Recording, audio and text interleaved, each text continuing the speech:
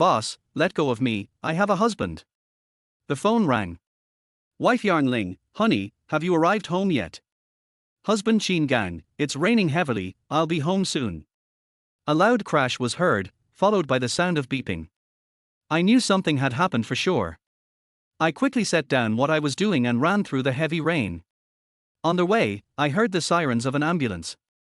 I suddenly stopped, and an ambulance passed by me. I knew for sure my husband was inside. I wanted to shout, but no words came out. That moment felt like a bolt of lightning striking, and everything around me went dark. When I woke up, I was lying in a hospital bed. I learned that I had fainted on the road and that some kind-hearted people had brought me to the hospital. I slowly regained consciousness, and then my phone rang. It was the hospital calling to find my family. Doctor, are you a relative of Qin Gang? Me, yes, he is my husband. Doctor, your husband is paralyzed from the waist down and may have lost his ability to father children. I put down the phone and thought to myself, as long as he is alive, that is all that matters. I don't expect too much, just living is hope. In a daze, I arrived at the hospital and saw my husband, who had lost both legs. I pretended to stay calm and comforted him, saying, "It's okay, as long as you're alive, that is our biggest hope. From now on, I'll be your legs. Wherever you go, I'll go with you." My husband, tears streaming down his face, said, "I'm sorry, how will we live from now on?" We met at a friend's gathering. I was 22, and he was 26. We had known each other for less than a year before getting married. He worked at a company, and right after marriage, I stayed at home without working. We hadn't even had a chance to have children yet. Half a month later, the doctor said he could be discharged. He just needed to rest at home. I took my husband home in a wheelchair. It's hard for a normal person to imagine how painful it is to lose both legs. Since he came home, my husband's mood had been very low. He didn't speak at all, just lay silently on the bed, sometimes crying. He even considered suicide. Days passed, and no matter what, life had to go on. My husband could no longer work, so I would have to go out to work and earn money to support our daily life. I had majored in accounting, and after graduation, I got married. I had little work experience, so it was hard to find a good job. I ended up doing some manual labor, like housework with a group of older women, cleaning, moving furniture, things like that. Although it was tiring, I kept going because I thought of my husband lying sick at home. A year passed, and I had gotten used to this kind of life. My husband slowly recovered a bit and was no longer as depressed about life. Sometimes, I would quietly think to myself, the future is really uncertain. How long can I hold up a family with no future? After all, I'm only 24 years old. Just thinking about it made me cry. Many friends advised me to give up on this hopeless marriage, saying I didn't have to sacrifice my whole life for a disabled person. Sometimes, I was really shaken, but then I thought, if I really leave, what would happen to my husband? Could he bear the blow? Lately, my friend's advice had disturbed my mind. When I came home, my husband could see I was troubled and asked if I had something I wanted to say to him. I said, "No, I've just been a bit tired these days." He said, Ling, even if you don't say it, I know what you're thinking. You're still young. I'm the one who is holding you back. Whatever choice you make, I will respect it. There is no future, no happiness if you stay with me." After saying this, he wheeled himself out of the room. I was filled with mixed emotions. The next day. Chapter 2, Looking for a Job, Falling into a Gentle Trap. The next morning, my husband handed me a divorce agreement. Without even looking at it, I tore it up and said, "I want to divorce you." He fell silent for a moment and then said, "Whenever you want to leave, I'll agree. I'll support you." I once firmly set foot on the path of job hunting. The noise and hustle of the city seemed to beckon me. With a hint of unease and full of expectation, I weaved through the skyscrapers. Finally, I found a job as a typist. The company wasn't too big, but the environment was clean, and my colleagues were friendly. However, not long after, my boss started to linger around me. He often found reasons related to work to talk to me privately, and his words carried an unusual meaning. One time, he invited me to stay late, saying there was an urgent document that needed to be processed. As I sat at the computer, he quietly walked behind me and gently placed his hand on the back of my chair, whispering, you work so hard, and my heart races every time I see you. I quickly said, "Thank you, Mr. Zhang. It's my duty." As time went by, I gradually adapted to the job. Mr. Zhang took good care of me, and I diligently completed my work. Balancing work while taking care of my husband made me more cheerful. When my husband saw me happy, he smiled too. One day, the atmosphere in the company was especially relaxed. Mr. Zhang invited everyone to the break area for coffee and a casual chat. The sunlight streamed through the windows and fell on the wooden coffee table, creating a warm and comfortable atmosphere. Mr. Zhang stirred his coffee lightly and suddenly turned to me, gently asking, "Xiao Ling, you've been working so hard, and I really admire your attitude. Could you share a little about your family situation?" I froze for a moment, almost dropping my coffee cup. The memories of my husband seemed like an invisible barrier, enveloping me tightly. After a brief hesitation, I took a deep breath, trying to suppress the heavy emotions. However, my voice still trembled uncontrollably as I said, My husband, he is a really good person, it's just that he has some difficulties." The boss seemed to sense I had some unspoken troubles and casually changed the topic. I never expected that my husband had become my shadow. I didn't have the courage to talk about him in public. I was afraid people would look at me differently or gossip behind my back, and it made me feel inferior. After that, Mr. Zhang never mentioned my family again. One Friday afternoon, the sunlight slanted into the office, adding a touch of warmth to the busy work atmosphere. I was seriously organizing some documents when suddenly, Mr. Zhang entered the office. He smiled and walked up to me, softly saying, "Xiao Ling, I've noticed your hard work. The company has decided to give you a raise and grant you a day off next week to relax." I looked up, and his sincere gaze filled me with warmth. He turned to leave but then looked back and said, "Remember, no matter how busy you are, take care of yourself. Life is not just about getting by, there are poems and distant places to look forward to." My heart was instantly touched. As a woman in her 20s, I was still fragile inside. When a man shows care and concern, it's easy to be moved. The next morning, the boss walked into my office with a warm smile. He gently knocked on the door and then sat in the chair across from me. I looked up, curious about what he had to discuss. "Xiao Ling, there is something I want to talk to you about," he said gently, looking at me with an expression of expectation. "Mr. Zhang, please go ahead." I put down my work and focused on him. "There is a business trip opportunity, and I'd like to send you.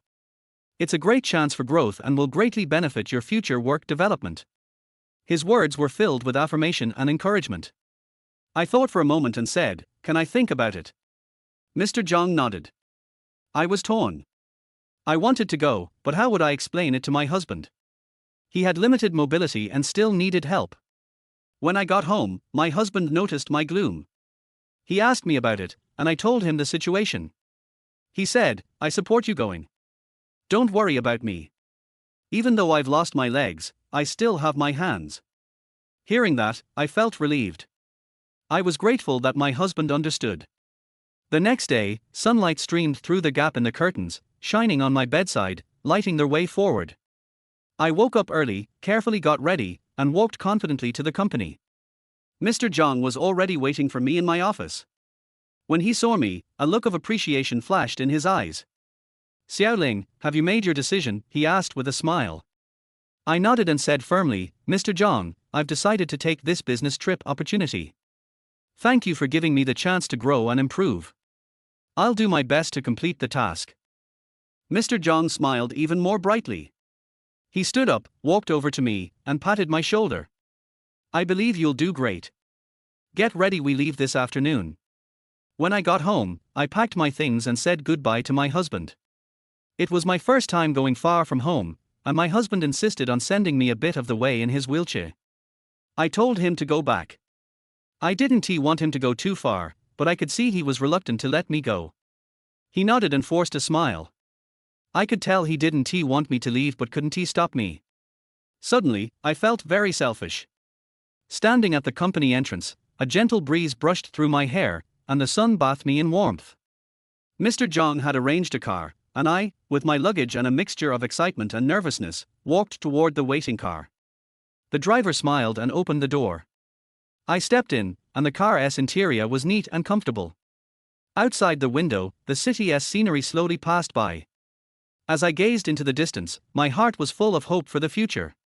The car drove smoothly towards the station, and the trees on either side of the street left green streaks on the window. The station was just ahead, and I took a deep breath, ready for the new challenge ahead. Mr. Zhang stood at the station entrance, smiling and waving at me. His support and encouragement became my driving force. I got out of the car, exchanged a few words with him, and then walked towards the ticket gate. As I entered the train, I glanced back one last time. Mr. Zhang's figure grew blurry in the crowd, but I knew his care and expectations would always accompany me. I had never felt so light-hearted. This was my first time going on a business trip without my husband. There was a hint of regret, but I still hoped I could step outside and see the world. I sat on the train with my boss, wondering what awaited me next. Chapter 3: The Days of the Business Trip with the Boss. With a nervous heart, I boarded the train to an unknown destination. Next to me sat a middle-aged man who seemed calm, his face etched with the marks of time, yet his eyes radiated a gentle light. I sat down anxiously, my hands unconsciously twisting together. The train slowly began to move, and the scenery outside the window blurred. At that moment, my boss smiled and nodded at me, softly asking, "Ling, is this your first time on a train? You seem a bit nervous." I nodded and responded somewhat awkwardly. Throughout the journey, he acted like a kind elder, occasionally asking if I needed any help, sharing some interesting stories from the trip that helped ease my nervousness. The train ran smoothly along the tracks, and a warm and peaceful atmosphere filled the carriage. At 6 p.m., the train arrived in Nanjing. As soon as I got off, I felt a different energy. There was a sense of freedom, like a caged bird being released. The moment we stepped out of the station, Nanjing greeted us with neon lights and bustling streets, like a painting unfolding before my eyes. My boss led me through the crowded streets and into a nearby restaurant.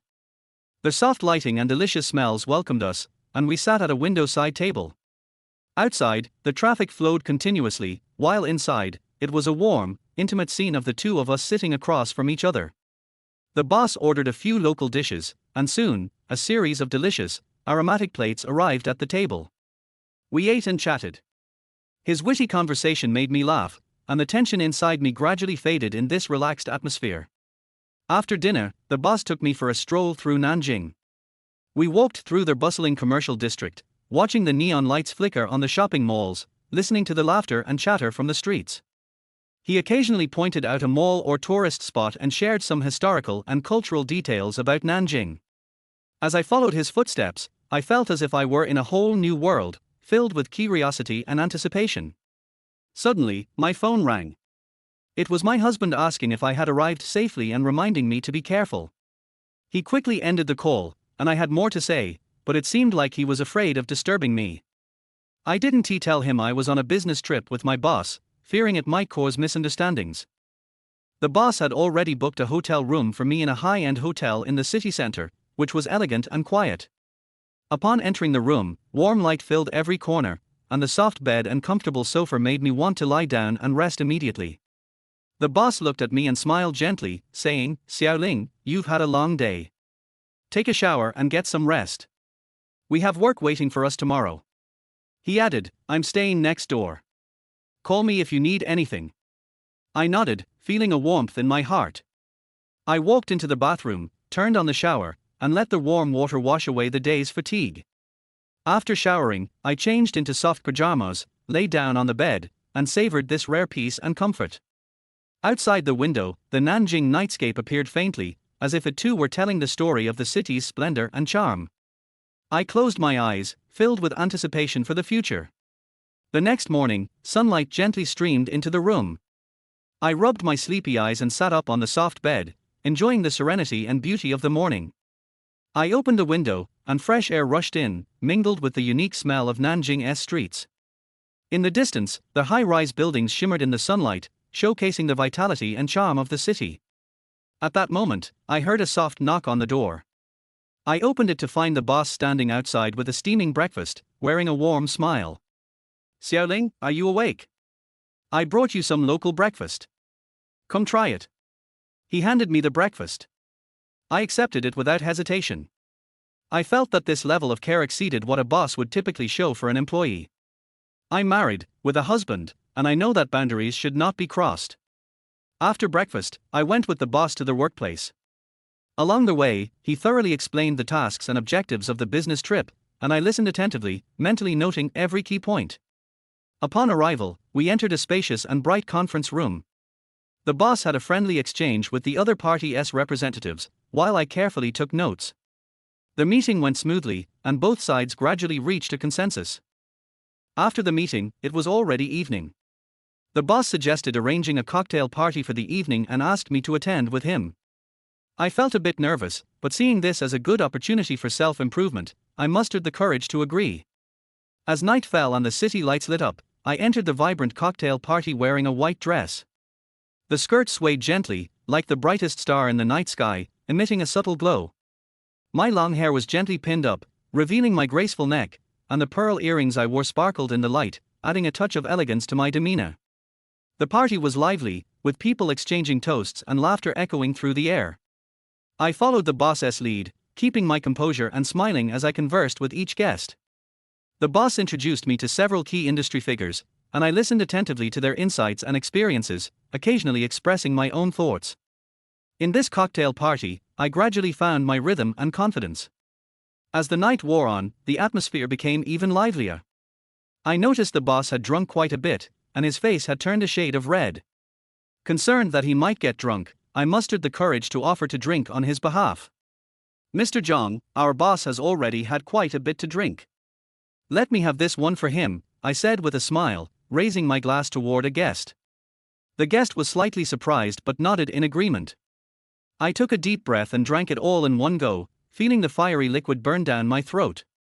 But I didn't hesitate, and continued to drink on behalf of the boss, cup after cup. As the party neared its end, the boss looked at me with a hint of approval in his eyes. "Ling, you did really well today. I'm glad I trusted you," he said softly. I wasn't sure how to respond. Perhaps he was just saying that because of the alcohol. After a few more drinks, I started to feel a bit dizzy.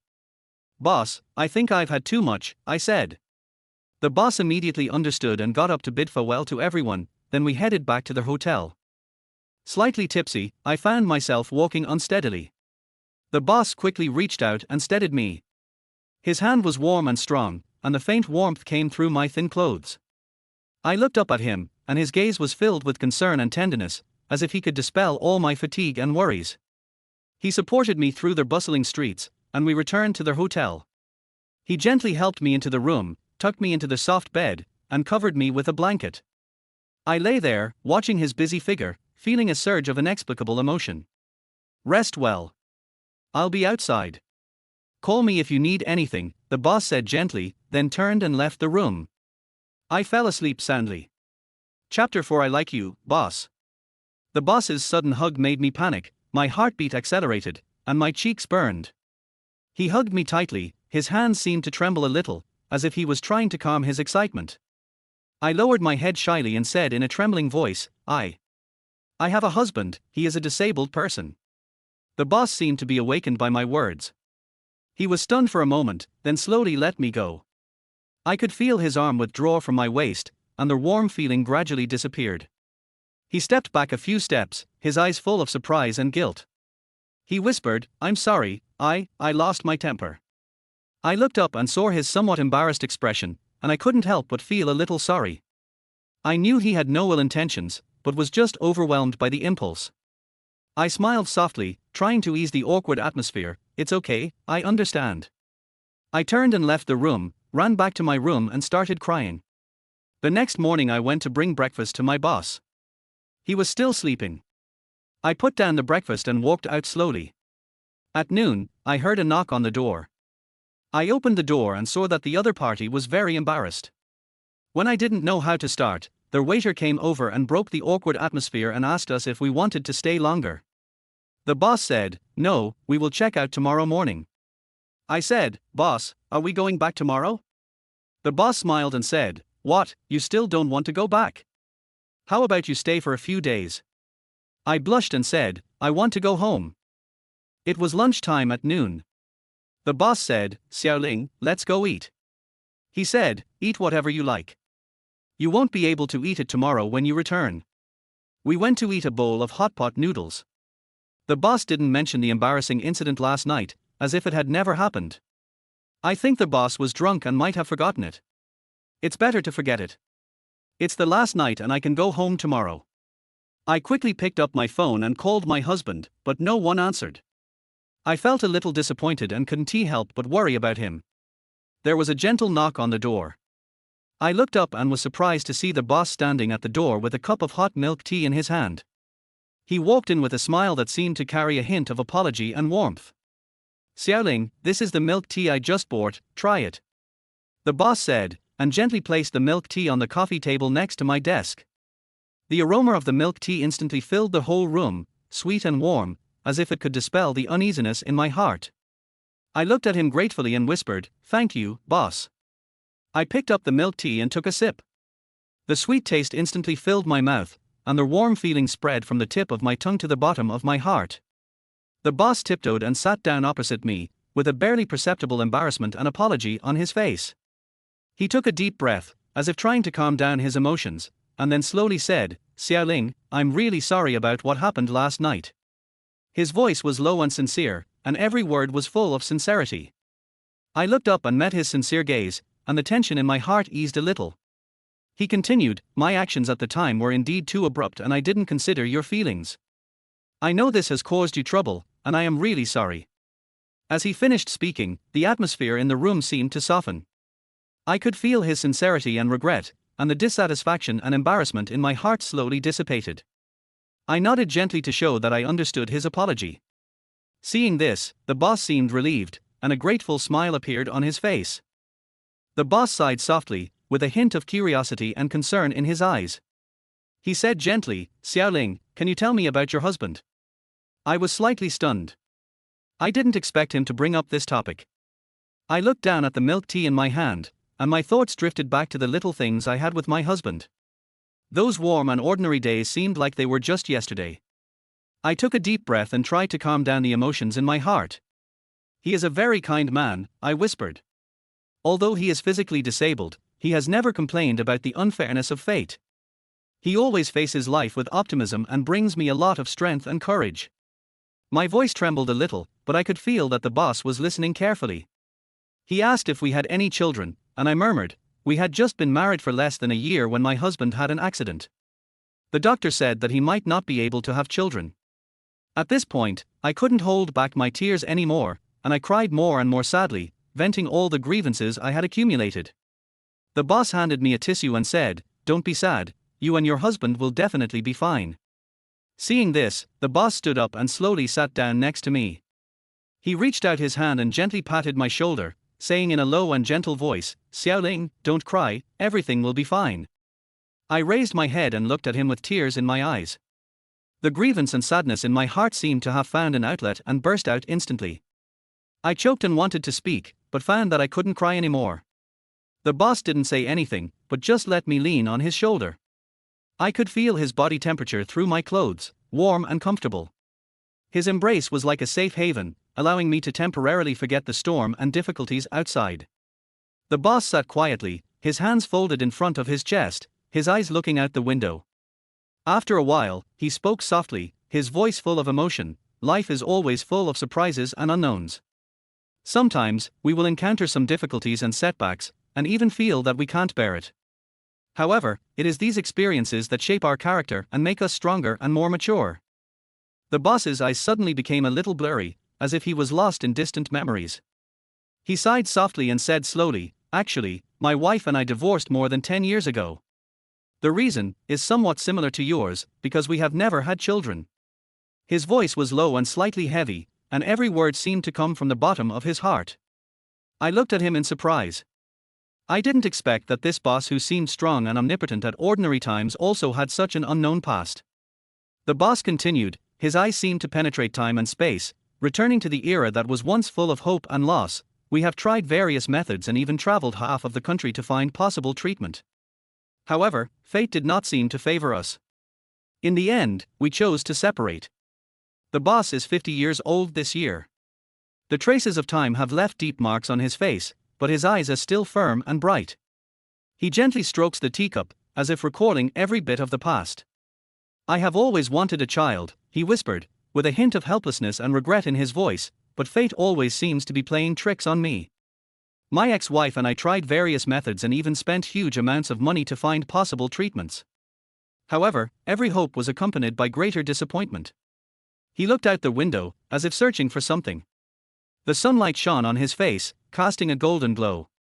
His fingers tapped lightly on the coffee table, as if he was keeping a beat, or as if he was expressing his inner pain. It was late at night, and the lights seemed particularly soft in the quiet night. My boss and I sat opposite each other, and the barriers in our hearts slowly collapsed as we talked. His eyes were deep and gentle, as if he could see through all my secrets and expectations. At that moment, we seemed to be pulled by an irresistible force, slowly approaching each other. An inexplicable urge surged in my heart, wanting to get closer to him and feel his warmth.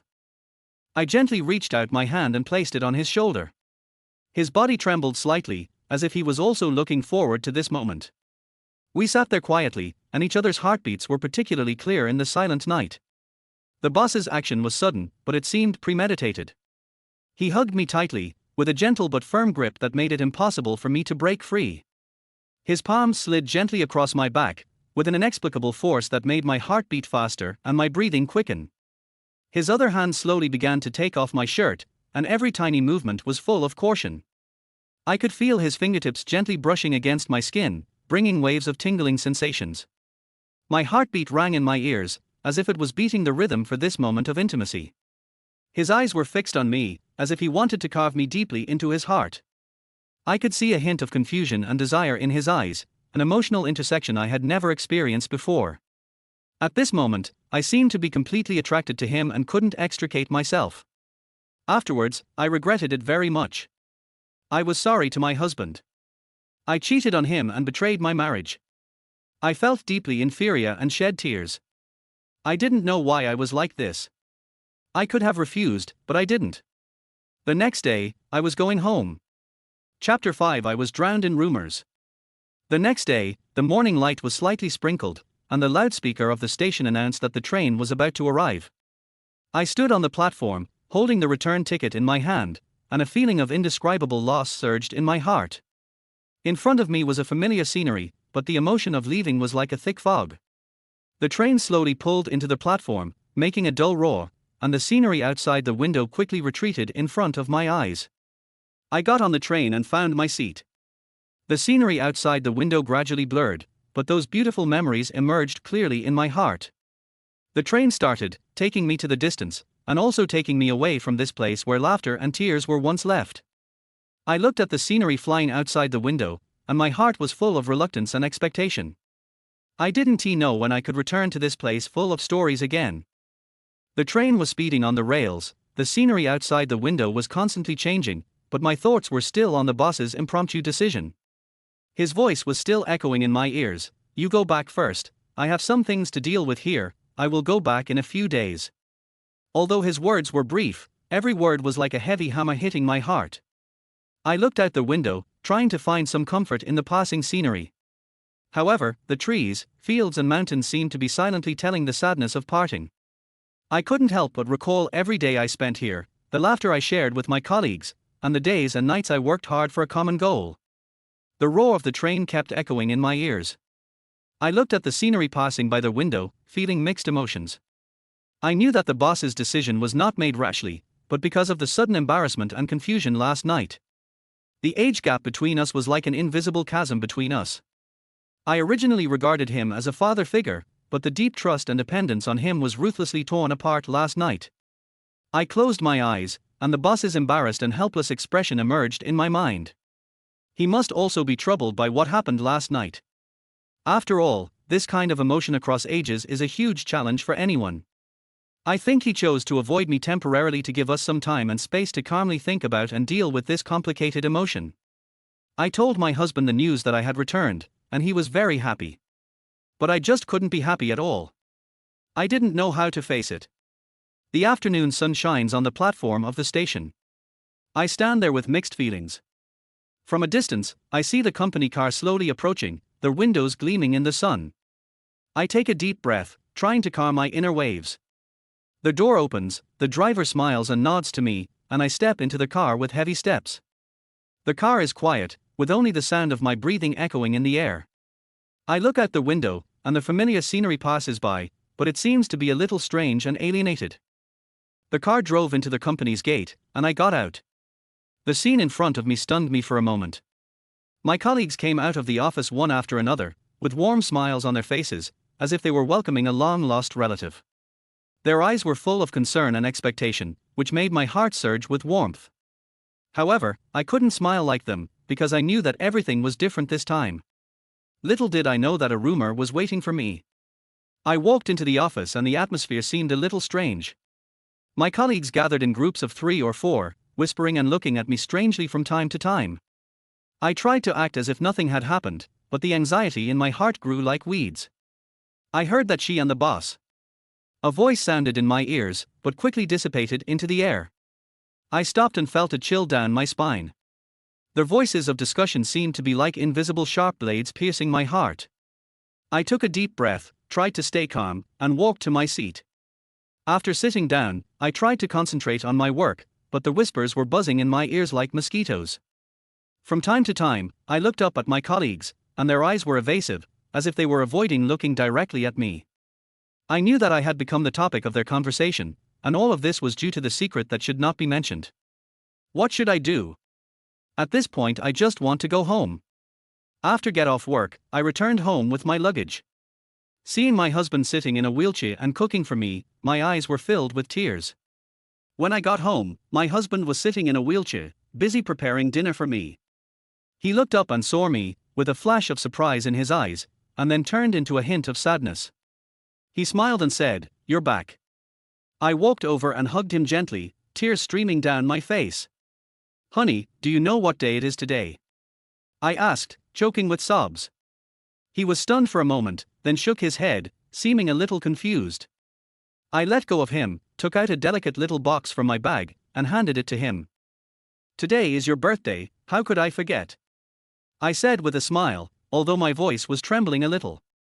He opened the box, and inside was a hand-woven scarf in his favorite dark blue color. His eyes were slightly red, and he looked up at me, his eyes full of emotion. My husband looked at me and asked with concern, "Is your business trip going well? You don't look well, are you tired from the journey?" I took a deep breath, tried to calm the waves in my heart, and smiled and replied, "Well, it's going well.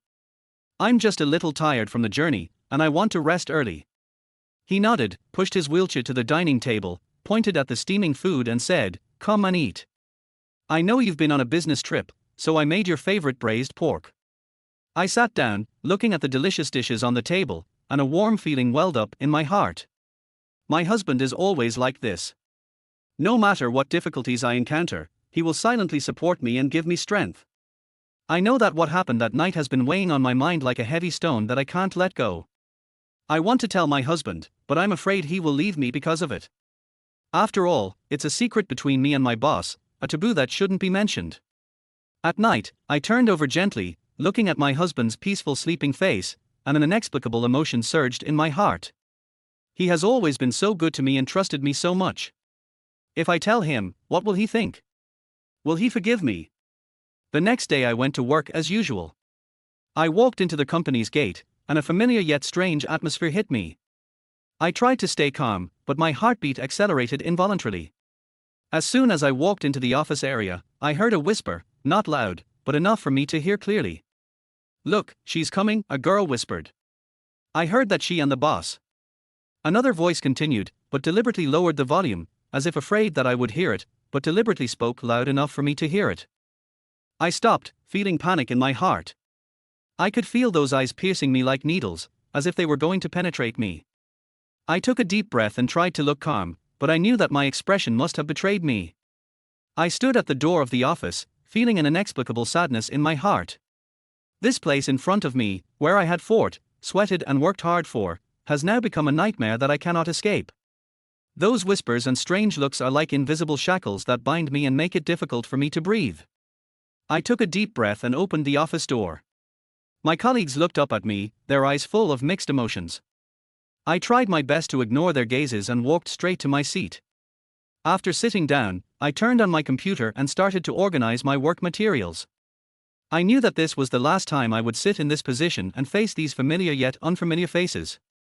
I tried to calm the waves in my heart, but my fingers trembled involuntarily.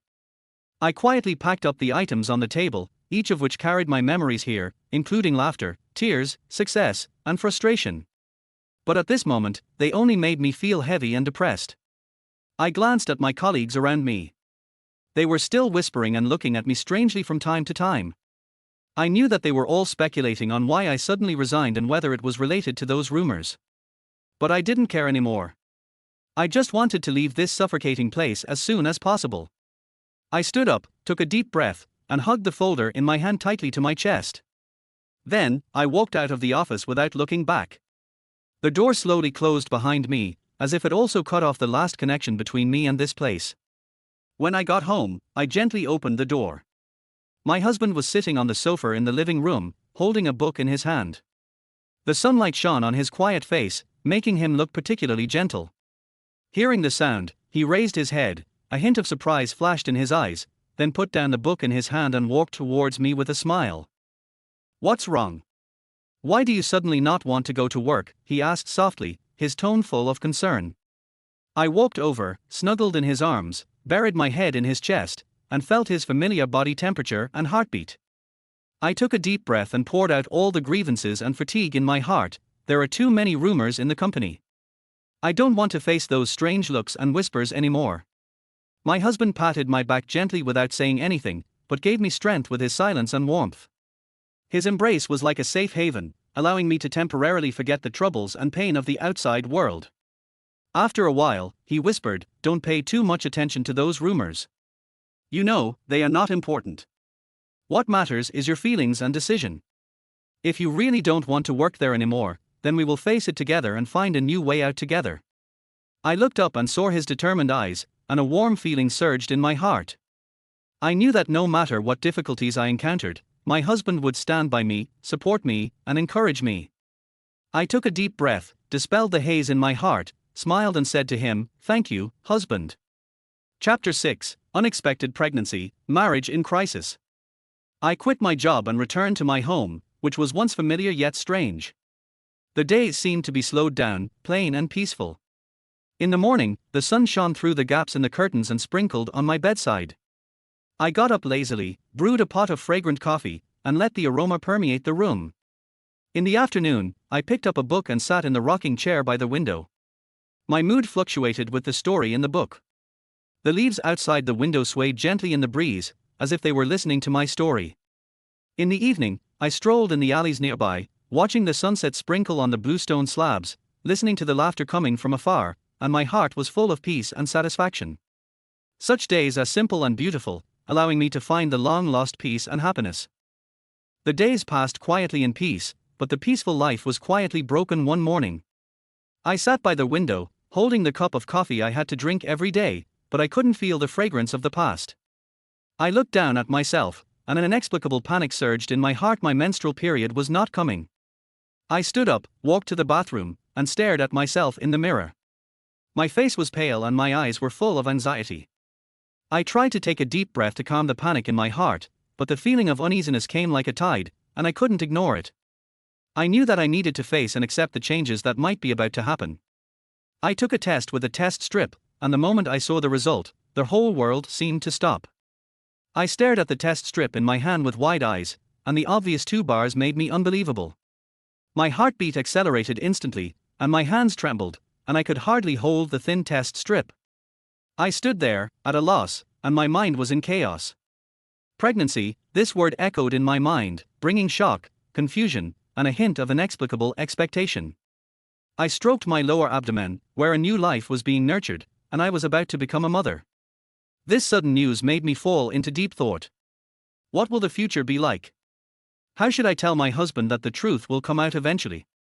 I sat alone on the bed in my bedroom. The sunlight outside the window shone on me, but it couldn't illuminate the haze in my heart. The test paper in my hand was still lying there. The 2 bars were like a ruthless judgment, announcing that I was about to enter a new stage of life.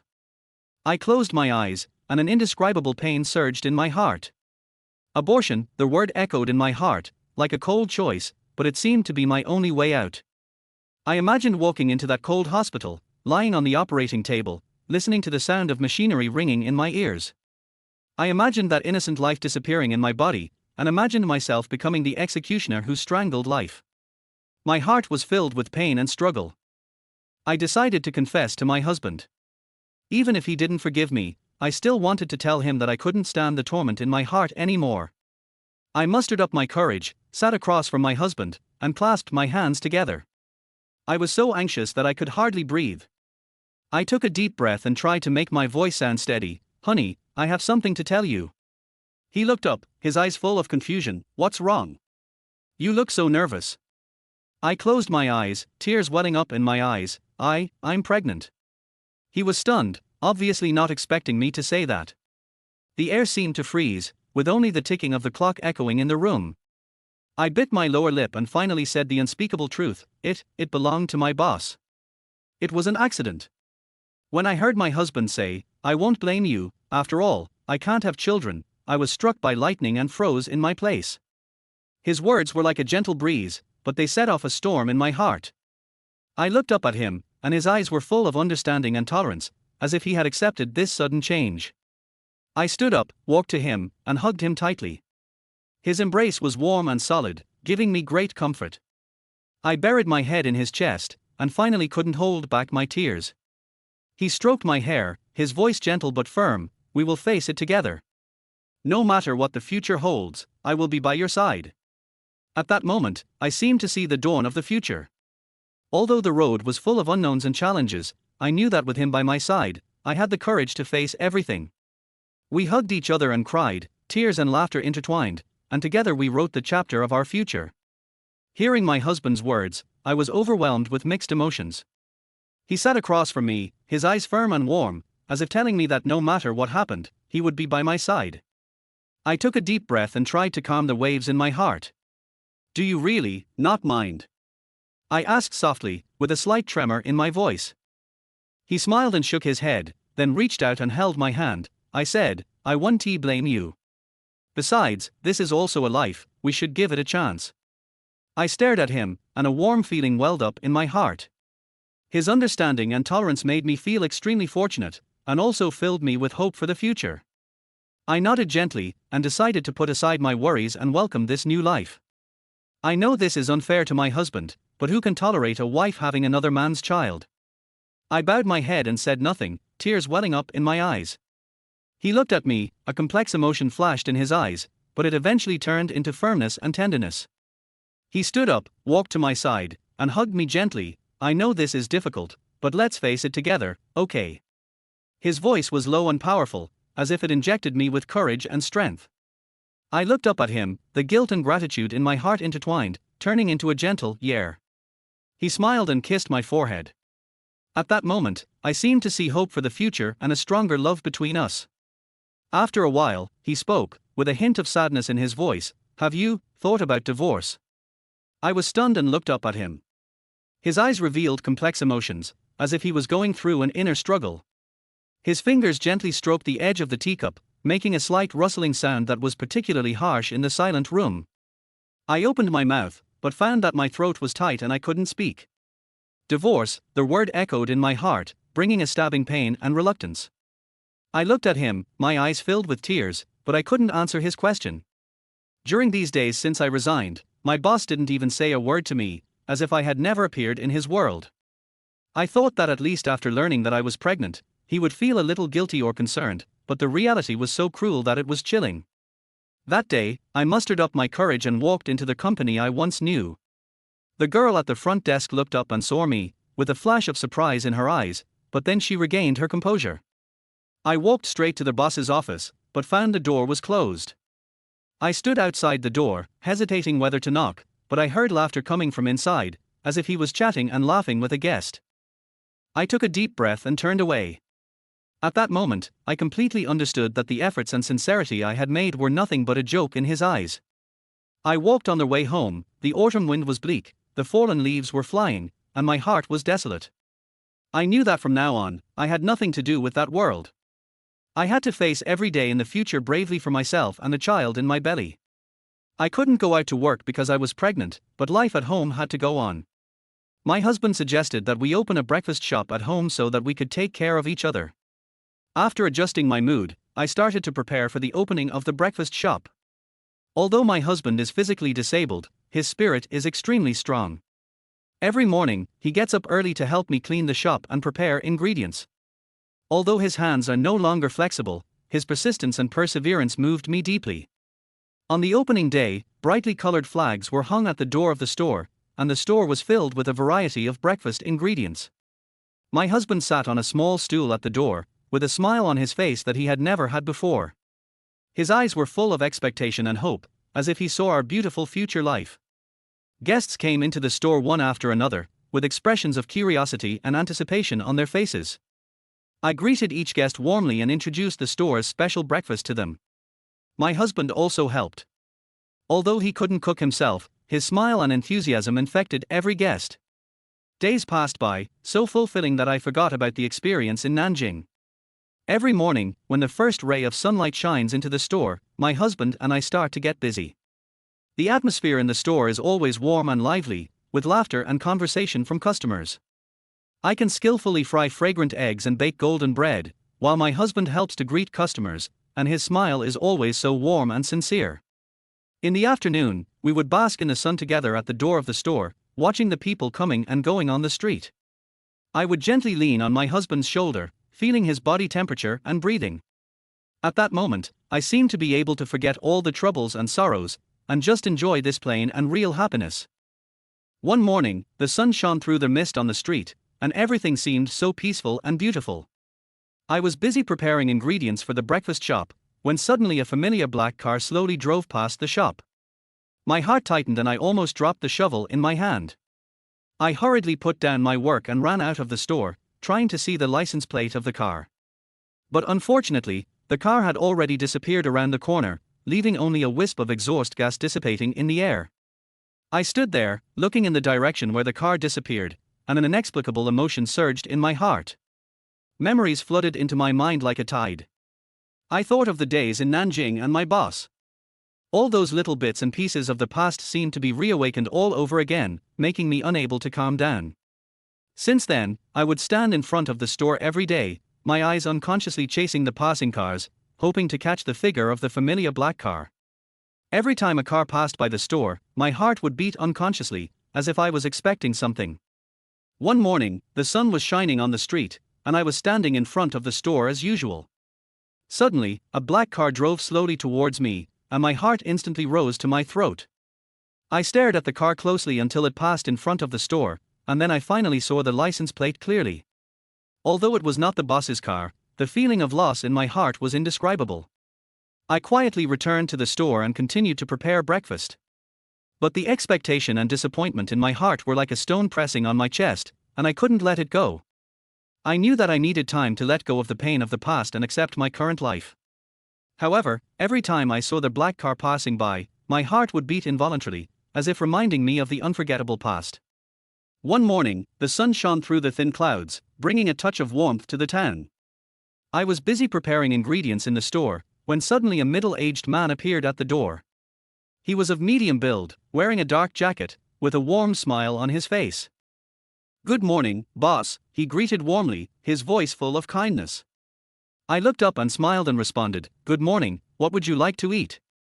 "I want to buy 30 breakfasts today." He took out an order from his pocket and handed it to me. I took the order and saw that it listed the types and quantities of various breakfasts in detail. I looked at him in surprise and said, "So many, are you going to hold an event?" He didn't say anything. When he left, he said that he needed 30 portions every day and asked me to prepare them. I was very happy. Next. Chapter 7: The Birth of a Child. In the following days, I worked harder. I am busy working in the breakfast shop every day. I look at the passing cars from time to time, and I also hope that the customer from yesterday can order 30 breakfasts from me every day. At 8 o'clock in the morning, the sun shines on the street, and the steam from the breakfast shop rises with the aroma of food. I am busy packing breakfast, but I am secretly looking forward to it. Suddenly, the door of the shop is pushed open, and the familiar middle-aged man walks in. He is wearing a neat suit and has a gentle smile on his face, like a ray of warm sunshine shining into the shop. "Boss, it's the same as usual, 30 breakfasts," he said softly, with a hint of kindness in his voice. I nodded hurriedly and started packing swiftly. Seeing his satisfied smile, my expectation turned into full joy. Those 30 breakfasts, like a small agreement between us, were carefully prepared and taken away at this time every day. He came every day, 30 breakfasts, on time. He always stopped at the door of the store, as if appreciating the busy but lively street scene. The sun cast a long shadow behind him, and his figure formed a wonderful harmony with the hustle and bustle of the city. He walked into the store, and the light aroma of coffee and freshly baked bread mixed together, making people feel warm. He quietly placed the order, and I was always able to quickly prepare the 30 breakfasts for him. Every time, he would take the steaming breakfast with a smile and then disappear in the bustling crowd. I watched him leave with a heart full of satisfaction and expectation. Those breakfasts were not just a piece of food, but also a silent understanding and warm connection between him and me. In this bustling city, we met because of breakfast, and we also felt the beauty of life because of breakfast. In my spare time, I occasionally fall into the vortex of memories, and the days when I worked in the company seemed to be right in front of me. At that time, I shuttled in the busy office every day, fighting side by side with my colleagues, and facing the challenges of work together. The boss figure was always so tall, and his every decision affected the fate of each of us. 9 months later, my belly has become round, as if it hides the whole world. Every day, I still insist on being busy in the breakfast shop, but the busyness is accompanied by more expectations and joy. In the early morning, the sun was shining softly on the store. I gently stroked my belly, feeling the little life beating. Suddenly, the door was pushed open, and the familiar middle-aged man walked in. In his eyes, in addition to the usual gentleness, there was a hint of surprise. "Boss, we need 31 breakfasts today," he joked with a smile. My face turned red and I responded with a smile, "Yeah, there's a little guy who wants to have breakfast today too." He looked at me with blessings in his eyes. The 31 breakfasts seemed to be a new agreement between us, witnessing that I was about to enter a new stage in my life. I quickly thanked him and said, "I want to charge you for today's breakfast." The middle-aged man asked, "Why?" I said, "My baby is about to be born, there is no one to take care of the store, and my husband is not in good health, so I will close the store temporarily. You should come to my store in the future. Thank you for your care for our business." The middle-aged man frowned and said, "Okay, but I will pay for today's breakfast." "I can't let you pay for it." I smiled and said, "It's okay. I won't pay for it." After paying the money, the man said goodbye and turned away. "Today is the last day of the store opening. We will close after today's work. I wonder when we will be able to open again." On the day of delivery, I was admitted to the hospital. The air was filled with the smell of disinfectant. Outside the window, sunlight shone through the gaps in the curtains, and mottled light and shadows danced on the wall. I lay on the bed, clenching my hands tightly, feeling both nervous and expectant. Suddenly, a sharp pain came over me. I gritted my teeth and tried to endure it. The doctors were busy shuttling around me. Their gentle but firm voices gave me strength and courage. After some effort, I finally heard the loud cry, and my heart was filled with joy and satisfaction. The nurse carefully held the baby in front of me, and I opened my tired eyes and saw the little life. The baby was born, a healthy and lovely boy. My husband was as happy as a child. He gently held the baby in his arms, his eyes full of tenderness and joy. He did not show any disdain, but was full of love and care for this little life. He sat by the bed, holding the child carefully and rocking him gently. The sunlight shone through the window onto them, creating a warm and beautiful picture. I looked at them, my heart filled with gratitude and happiness.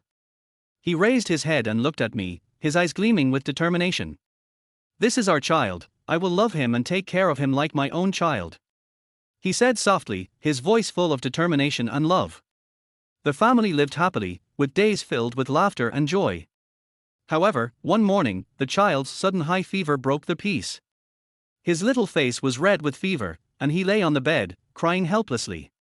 We rushed him to the hospital, and along the way, my heart felt like it was being pulled, and I couldn't breathe because of the pain. The child was lying on the bed, with tubes inserted all over his body, and his small body was shaking constantly. Doctors were busy coming in and out, their expressions were serious and solemn. I sat by the bed, holding the child's hand tightly, trying to give him courage and strength. His eyes were closed and his brows were furrowed, as if he was enduring great pain. My heart was broken and tears kept flowing. After a series of examinations, the doctor told us solemnly that the child had congenital heart disease and needed surgery urgently. The huge cost of the surgery was undoubtedly a double blow to our already poor family. I stood in the corridor of the hospital, looking at the gloomy sky outside the window, feeling helpless and confused. I held the bill tightly in my hand. The number on it was like a mountain, pressing me down so hard that I couldn't breathe. My husband sat on the bench next to me, his head buried deep in his hands. His shoulders were shaking slightly. I knew he was trying hard to suppress his emotions. People were coming and going in the corridor, everyone was in a hurry, as if they were all running for life. I looked at them, and an indescribable sadness welled up in my heart. We are also one of the countless people, but because of our child's illness, we were involved in this endless suffering. My husband made a decision that surprised me. He stammered, "Ling, I have a decision to make." I was stunned and asked, "Are you asking me to give up my child's treatment?" He said, "How is that possible? He is my son.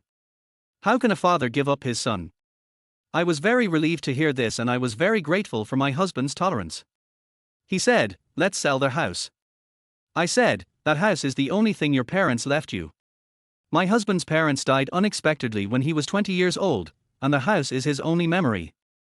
At the end of the hospital corridor, my husband and I sat side by side, the dim light cast a long shadow on us. He held my hand tightly, with a firm light in his eyes. "Ling, I've thought about it. We have to do something for the child," he whispered, with a hint of determination in his voice. I looked up at him, my eyes full of doubt and reluctance. "But, that's the house your parents left you, how can we sell it so easily?" I said softly, struggling in my heart. He patted my hand gently, smiled and shook his head. "No matter how important the house is, it is not as important as the lives of our children. That is the memory they left me, but now, I want to use this memory to save our children." So we sold the house. Although the house was sold, the high cost of the surgery was still like a mountain weighing on my heart, making me breathless. In front of the hospital payment window, my husband and I held the thin bill with heavy eyes. Outside the window, the night gradually fell and the lights came on, but our hearts were as if covered by dark clouds, gloomy. "How much is left?" my husband asked in a low voice, his voice full of fatigue and helplessness. I took a deep breath and tried to make my voice sound steady. "I still need 50,000.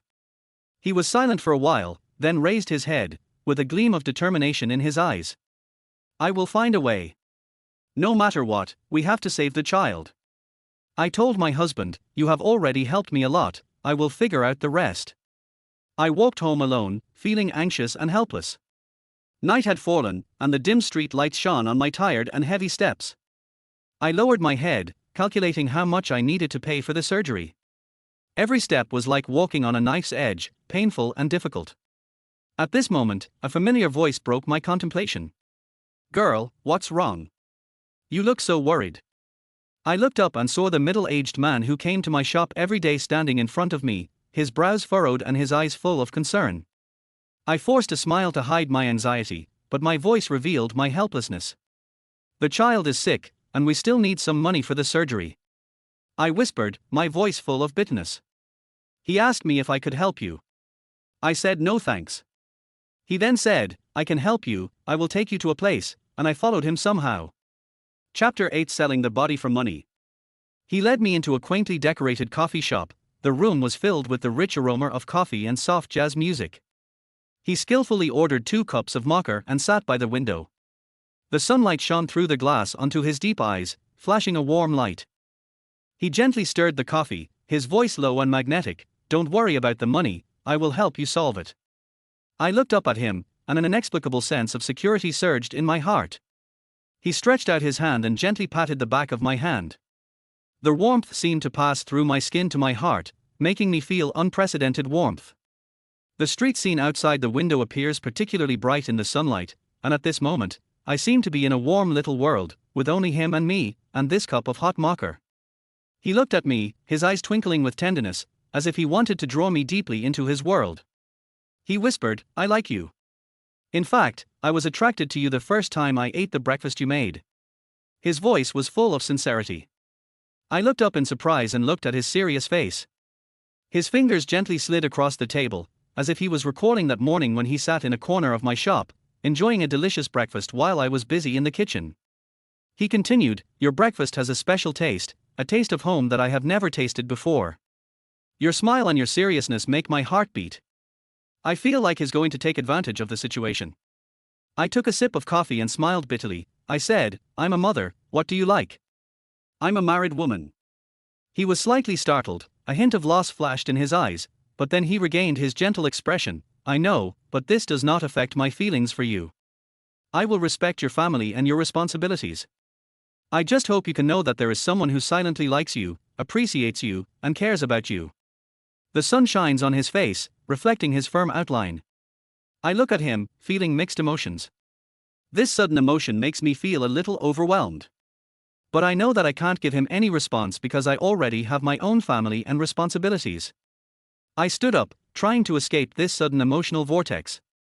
He reached out his hand and gently stopped me, his voice low and firm. "Wait, please accept this first."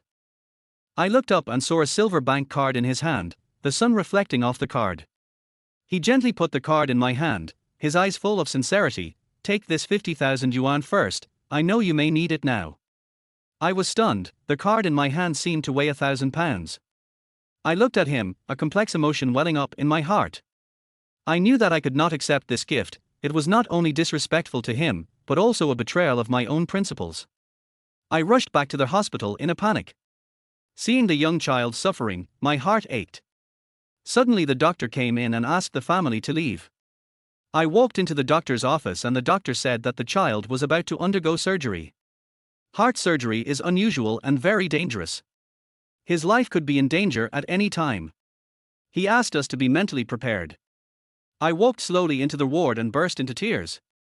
Fate was so unfair to me, but luckily my husband was always with me. At night I lay quietly in bed, thinking of my boss and what happened that night.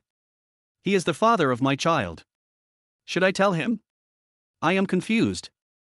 After I resigned, there was no news from my boss anymore, as if nothing had happened between us before. We became strangers. Thinking about it, I developed an unprecedented hatred towards my boss. Now, what am I going through? Doesn't he have any responsibility? There is no regret medicine in the world. If you do something wrong, you have to pay the price. I thought it through and decided to keep it a secret and never tell him that he has a child. I will have to bear the consequences alone. I had to do the surgery soon, and the hospital asked me to pay the remaining medical bills. My family didn't have much money, so I was at a loss as to what to do. The phone rang, and I looked and it was him. I answered the phone and he said, "I'm at room 301, Huacheng Hotel," and asked me to come over. I am very confused. Going, what does it mean? If I don't go, I won't have money to pay the hospital's medical bills. After much thought, I decided to go. When I arrived at Huacheng Hotel, my heart was beating like a drum. Standing in front of the door of room 301, I took a deep breath and tried to calm my anxiety. I knocked on the door a few times, as if I could hear the echo of my heartbeat. The door slowly opened, and he sat alone in the room. The neon lights outside the window shone through the translucent curtains, casting a soft halo around him. He looked up at me, his eyes flashing with a complex light, which contained both expectation and deep helplessness. The room was filled with a light aroma, completely different from the aroma of coffee in a cafe, but equally calming. I walked into the room and sat across from him. There seemed to be an invisible tension between the two of us. He stood up and walked to the bar, bringing 2 bottles of red wine and a plate of snacks. He poured the red wine into 2 goblets, the crystal clear wine sparkling with an alluring luster under the light. He handed me a glass and said with a smile, "Let's chat." I took the wine glass and took a sip. The mellowness and sourness of the red wine intertwined on the tip of my tongue, as if I could taste the accumulation of years. He sat opposite me, folded his hands on his chest, and looked at me deeply. The room was so quiet that only the sound of the wind outside the window and our breathing could be heard. At this moment, time seemed to stand still. He spoke softly, his voice low and gentle. "I know it's not easy for you now, but please believe that I will always be by your side to support you. This 50,000 yuan is a small thing I can do for you, I hope you can accept it." His eyes were full of sincerity and care, which made me unable to look directly at him. I stared at him with my eyes wide open in disbelief. He had a playful smile on his face, and his eyes revealed a complex emotion that I couldn't understand. I tightly grasped the wine glass in my hand, feeling the cold touch from my fingertips, as if it could pierce my heart. He slowly stood up, walked to my side, lowered his head, and said softly, "You know, I have always liked you. As long as you agree, this 50,000 yuan will be yours, and you can get more. You can use it to pay for the child's surgery and solve your current predicament." I could feel his presence close to me, with an inexplicable sense of oppression. I tried to break free from his restraints, but my body seemed to be nailed down and I couldn't move. I clenched my teeth and tried to stay calm, with a tremor in my voice. "Are you taking advantage of someone's misfortune?" He leaned forward slightly, got close to my ear, and said in a low but firm voice, "You can refuse, I won't force you. But you can still take the money. I just hope that you can live a better life and that your child can get the treatment he deserves." I looked up and looked into his deep eyes, which were filled with complex emotions. His fingers gently stroked the wine glass, making a subtle sound that was particularly clear in the quiet night. The neon lights outside the window shone through the curtains and sprinkled on his face, adding a bit of mystery to him. I took a deep breath and tried to calm my heart. I knew this was a difficult decision. But I also knew that I couldn't sacrifice my principles because of the predicament. I slowly stood up, kept a certain distance from him, and said in a firm and clear voice, "Thank you for your kindness, but I can't accept it. I will find a way to solve the problem myself, and I don't need your charity." I turned around and went back to the hospital. I had made a mistake once, and I couldn't make the same mistake again. At this time, the hospital notified me that I had to pay the fee. Surgery scheduled for tomorrow. I was at a loss when I received the sudden notification. I thought about it, called him and asked, "Are you still there?" He said, "In." I hung up the phone. I walked into the room, my heartbeat even more violent than last time. He sat on the sofa, looking at me with complicated eyes, without getting up or speaking. I stood at the door, holding the swaddle in my hand until it hurt, but I didn't know where to put it. There was a subtle atmosphere in the room, as if the air had frozen. I hesitated for a moment, then slowly walked towards him. Each step felt like walking on the edge of a knife. His eyes were always on me, making me feel like I had nowhere to escape. I started, but my voice was trembling. He nodded slightly, motioning me to continue. I took a deep breath and tried to look calmer. I've thought about it for a long time. I know my current situation is very bad, but I don't want to make any more mistakes. I mustered up my courage and whispered, "Can I have a drink?" He was silent for a moment, then slowly stood up and took a bottle of red wine and a clean glass from the bar. He skillfully poured the wine for me and handed it to me. I took the wine glass and felt the cold touch of the glass passing through my fingertips, conveying an inexplicable comfort. I looked up at him, and there seemed to be a hint of imperceptible tenderness in his eyes. I took a deep breath, closed my eyes, and drank the red wine in the glass. The richness and sweetness of the red wine spread in my mouth, as if it could dilute the bitterness and struggle in my heart. I opened my eyes and felt my heartbeat gradually calm down. He sat opposite me quietly, looking at me, without saying a word. He said, "I don't like to force you, unless you want to, there is no point." Chapter 9, For the Sake of the Child once again. He said, "You can take the money anytime." I said, "I won't force you.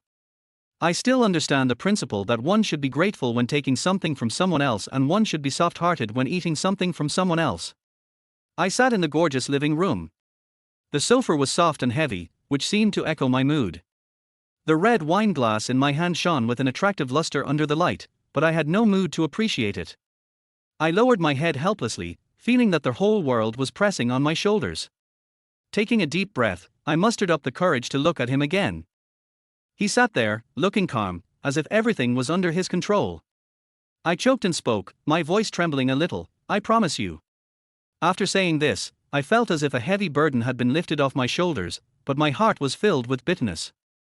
The red wine slid down my throat again, bringing with it an indescribable taste, just like my current mood, complicated and heavy. I walked quietly to the bathroom. Each step was as heavy as walking in a muddy swamp. The light in the bathroom was soft and dim, but it could not illuminate the darkness in my heart. I stood in front of the mirror, looking at my pale and haggard face, and tears fell silently again. I turned on the shower, letting the warm water wash over my body, and also wash away the pain and struggle in my heart. The water flowed down my skin, taking away the dust on my body, but it could not take away the heaviness in my heart. I closed my eyes, letting the tears and the water flow together, flowing silently. After taking a shower, I wrapped myself in a white towel and walked out of the bathroom. The towel was loosely wrapped around my body, revealing part of my wet skin and slender collarbone. I felt a little shy, but I had nowhere to escape. I took a deep breath, mustered up the courage to walk towards him, and prepared to face the unknown fate that was about to follow. He slowly turned off the light, and the room suddenly fell into a hazy darkness, with only the moonlight outside the window shining through the gauze curtains, casting mottled light and shadows. He walked to the bed, his movements gentle but firm, as if he was afraid of disturbing the quiet night. "I will feel sorry for you." His voice was low and gentle, like a breeze in the night, gently brushing my heartstrings. My face flushed, my heartbeat accelerated, as if I could hear it beating wildly in my chest. I tightly grasped a corner of the bath towel, feeling my hands trembling slightly. He reached out his hand, gently grasped my wrist, and led me to the bed. I followed his steps obediently, as if I was being led by him into an unknown territory. My heartbeat became stronger and stronger, as if it was about to jump out of my chest, but in this darkness, I felt an inexplicable sense of security. He gently pulled the towel away. I stood there helplessly, my hands clenched into fists, but I was powerless to resist. Under the moonlight, his eyes were deep and gentle, as if they could swallow all the darkness. His movements were gentle and skillful, like an experienced dancer, performing a silent dance in the dark. I closed my eyes and felt his every touch like an electric current running through my body. My heartbeat quickened and my breathing became rapid, as if I were in a violent storm.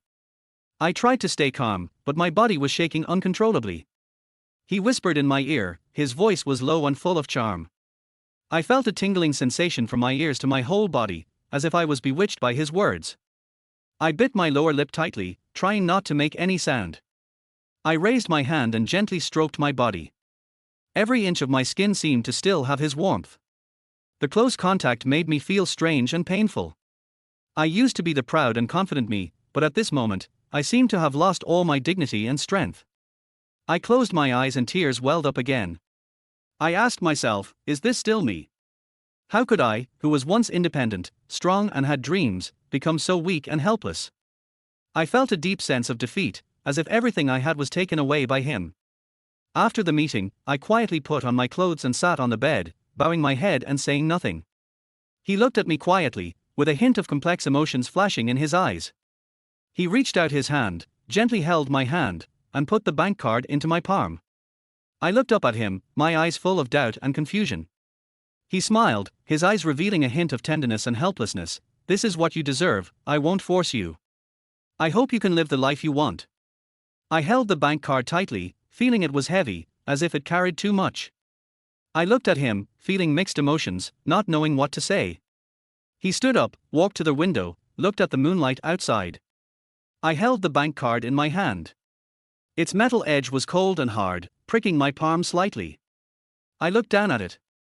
The bank logo and card number engraved on it flashed coldly in the dim light, as if silently mocking me. I closed my eyes, took a deep breath, and tried to calm the waves in my heart. This is what I paid for with my body. This thought echoed in my mind, like a sharp knife, piercing my self-esteem and pride.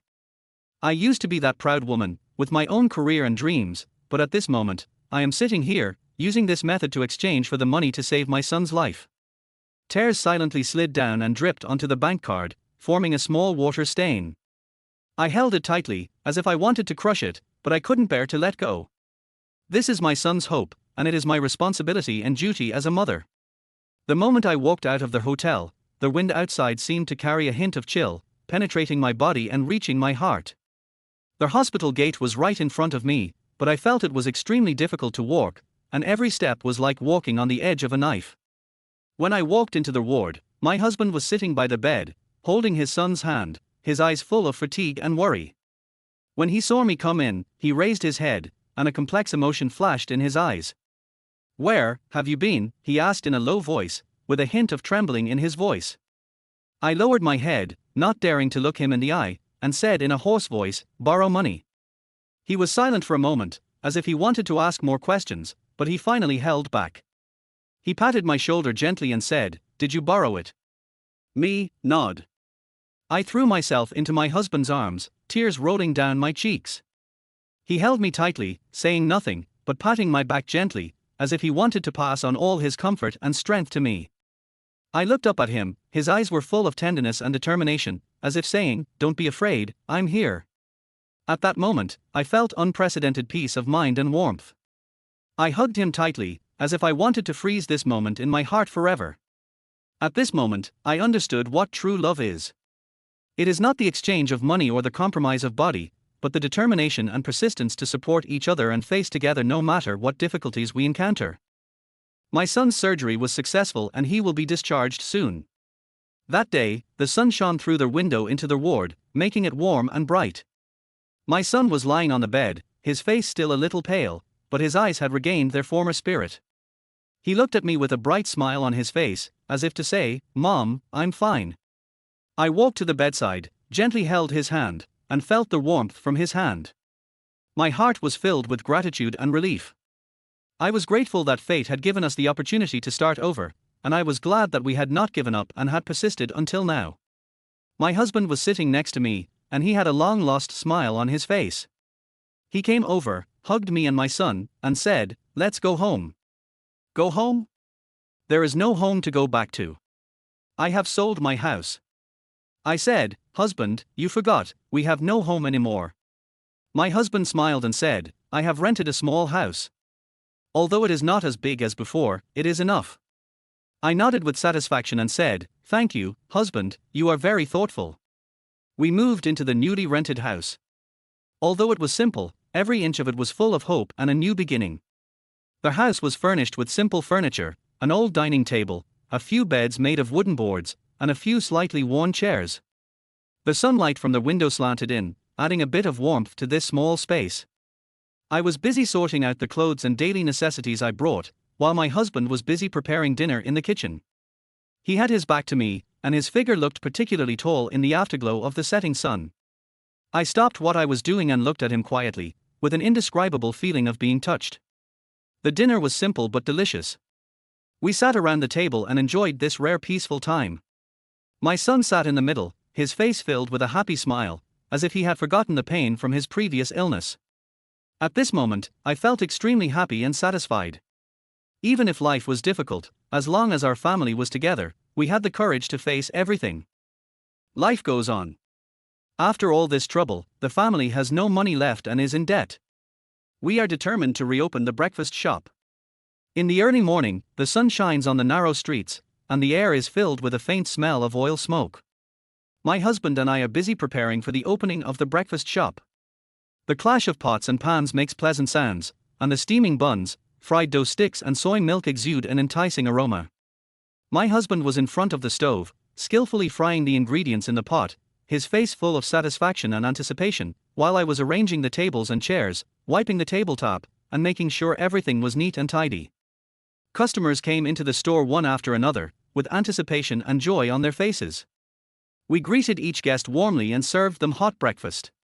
Watching them eat with satisfaction, our hearts were also filled with joy and a sense of accomplishment. Just then, the door of the store was pushed open and a middle-aged man walked in. His eyes swept around the store and finally fixed on me. I suddenly felt panic and the rag in my hand fell to the ground unconsciously. He looked at me, smiled, and said, "Give me 30 breakfasts, the same as before." I was stunned, but I quickly reacted and nodded in agreement. My husband also heard what he said and immediately quickened his movements. The store was busy all of a sudden, and my husband and I worked in harmony to prepare breakfast. I kept putting buns and fried dough sticks into the bag, while my husband was busy filling the soy milk. Soon, 30 breakfasts were ready. I carefully put them together and handed them to the middle-aged man. He took the breakfast, nodded to me, and turned away. His arrival was a mental torture to me, an indelible shadow that constantly reminded me. Chapter 10: Peaceful life is in turmoil again. Life is always like this. The things you least want to think about are always reminded by someone or something.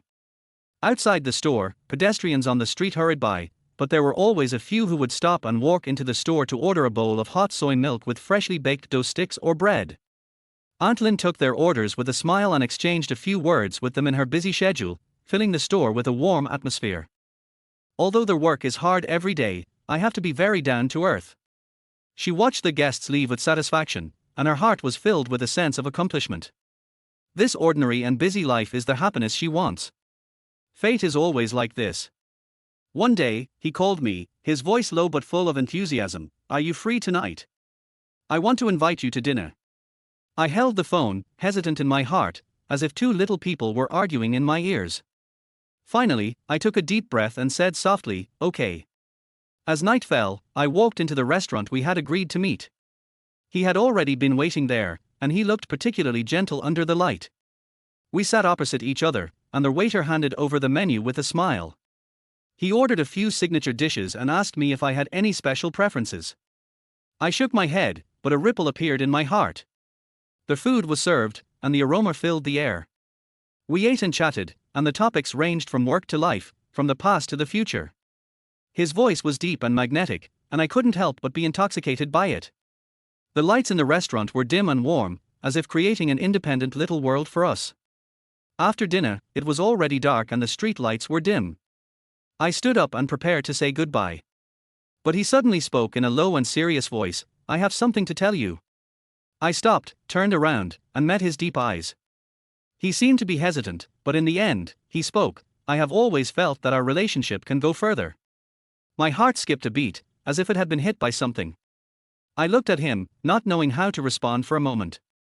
He reached out and gently held my hand, the warmth of his palm coming through my skin, making me feel a little dazed. I don't know how to answer.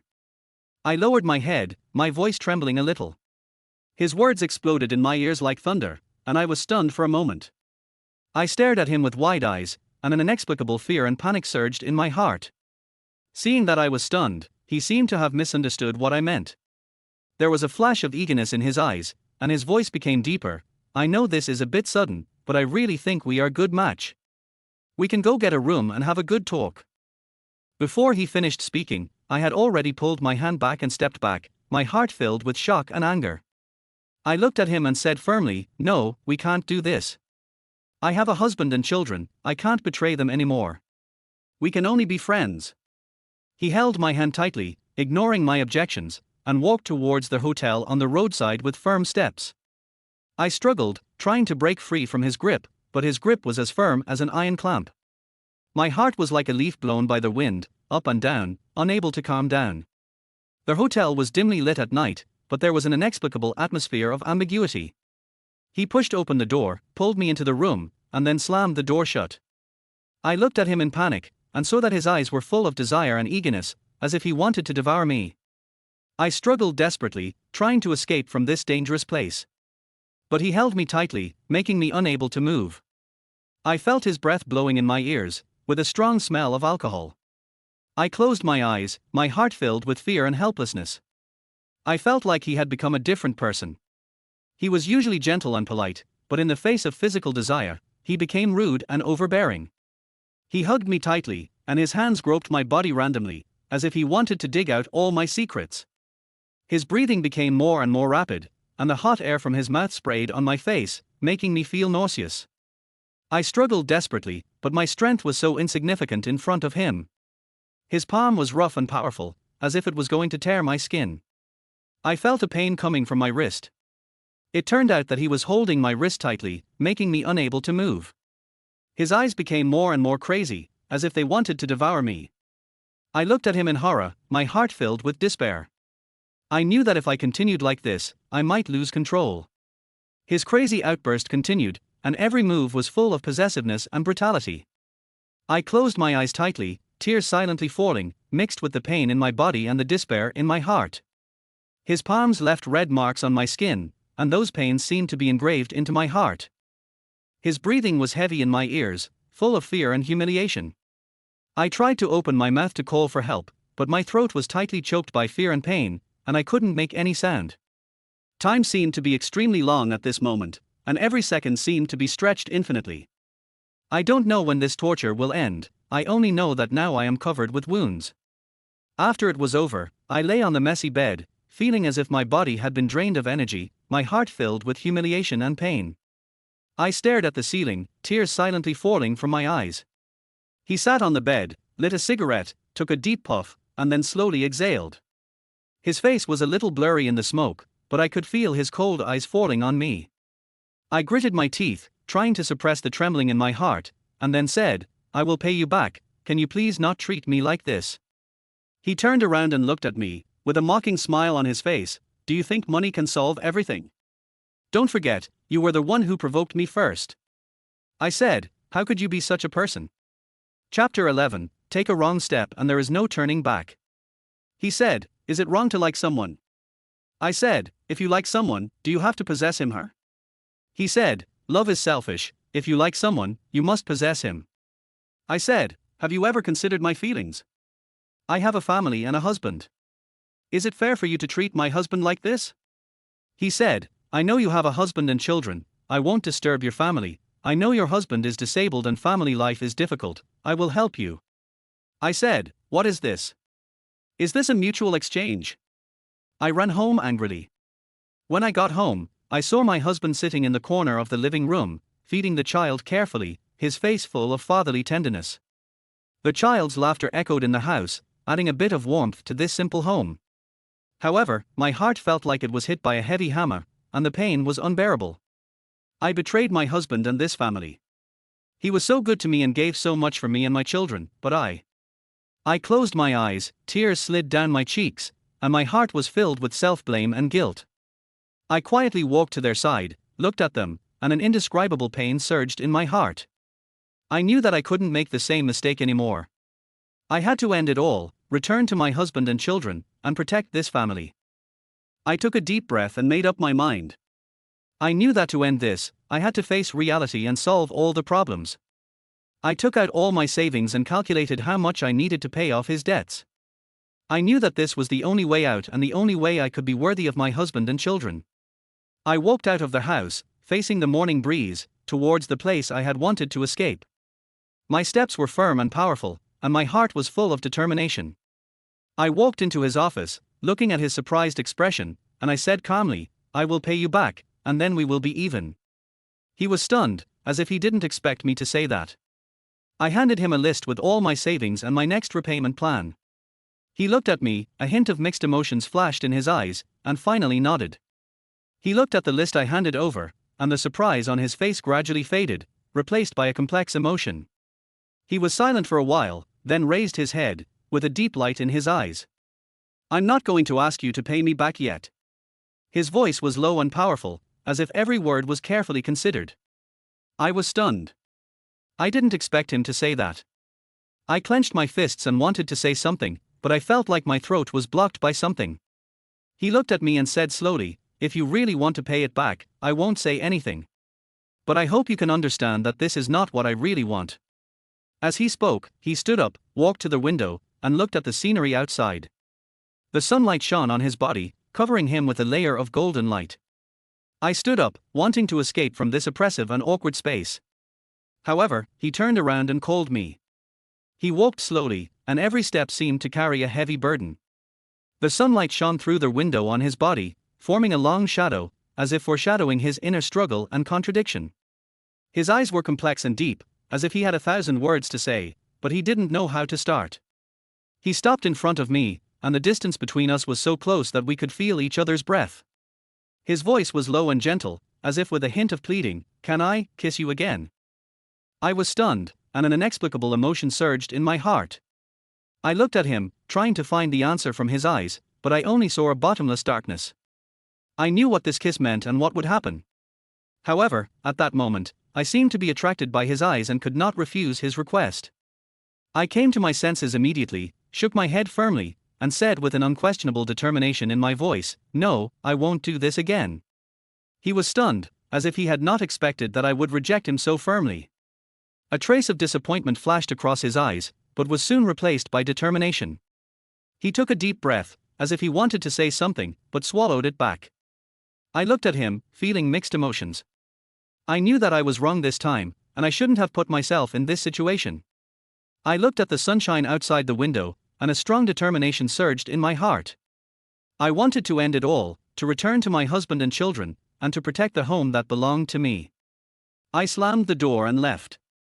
A gust of cold wind blew past, taking away the remaining warmth on my face, but not the confusion in my heart. I walked alone on the street, people coming and going, but it seemed like they had nothing to do with me. I walked aimlessly, and every step was heavy and powerless. Under the street lights, my shadow was elongated, looking lonely and desolate. I looked up at the night sky, which was dotted with stars, but could not illuminate the darkness in my heart. I stopped, leaned against the wall by the road, closed my eyes, took a deep breath, and tried to calm the waves in my heart. However, those scenes played back in my mind like a movie, his eyes, his voice, and those moments that shouldn't have happened. I clenched my fists, my nails dug deep into my palms, and the pain made me sober up a little. The next day, I arrived at the store early as usual and started a busy day. The lights in the store shone softly, illuminating my busy figure. I looked at the door from time to time, feeling uneasy, worried that the familiar figure would appear again. While I was busy tidying up the shelves, a gentle call broke the silence. "Hi, you're here." The familiar but slightly nervous voice sounded, and I looked up and saw that it was indeed him. He was standing at the door, and the sunlight shone through the glass on his body, covering him with a layer of golden light. His eyes revealed a hint of expectation and hesitation, as if he was waiting for my response. I looked at him, feeling mixed emotions. I didn't know how to face him, let alone how to respond to his greeting. I was silent for a moment, then took a deep breath and tried to look calm. He said, "What's wrong? You don't welcome me to your store." I said awkwardly, "No, I run a shop to do business. Anyone who comes into the shop is my customer and I welcome them." He seemed very disappointed with my answer, but he had no reason to regret it. He said, "Can I eat in the store today?" I said, "Yes." He said, "Give me a basket of buns, 2 fried dough sticks, and a cup of soy milk." I said, "Wait a minute, I will send it to you later." He sat by the window, the sun shone obliquely on him, outlining a golden outline for him. I walked to his table with the food, trying not to look into his eyes, for fear that his deep gaze would disturb my mind again. I carefully placed the food on the table, trying to keep my movements steady, fearing that the slightest tremor would betray my inner panic. He looked at me, his eyes flashing with complex light, as if he wanted to see through my inner thoughts. I avoided his gaze and turned to leave, but I heard him whisper, "Thank you." I stopped but didn't look back. I knew that this simple "thank you" could not erase the awkwardness and past mistakes between us. I took a deep breath and tried to sound calm. "You're welcome. This is what I should do." After he finished eating, he stood up. The sunlight shone through the glass window on him, casting a soft halo on him. He straightened his clothes, then walked in front of me and said in a low but firm voice, "Please prepare 30 servings of buns and fried dough sticks for me. I want to take them away." I was slightly startled, but then nodded in agreement. He turned and walked towards the door, his steps firm and powerful. I looked at his back, and an inexplicable emotion surged in my heart.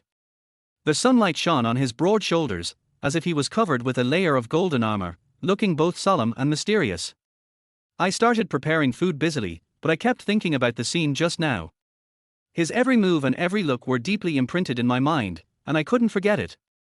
I knew that all this shouldn't have happened, but I couldn't control my thoughts.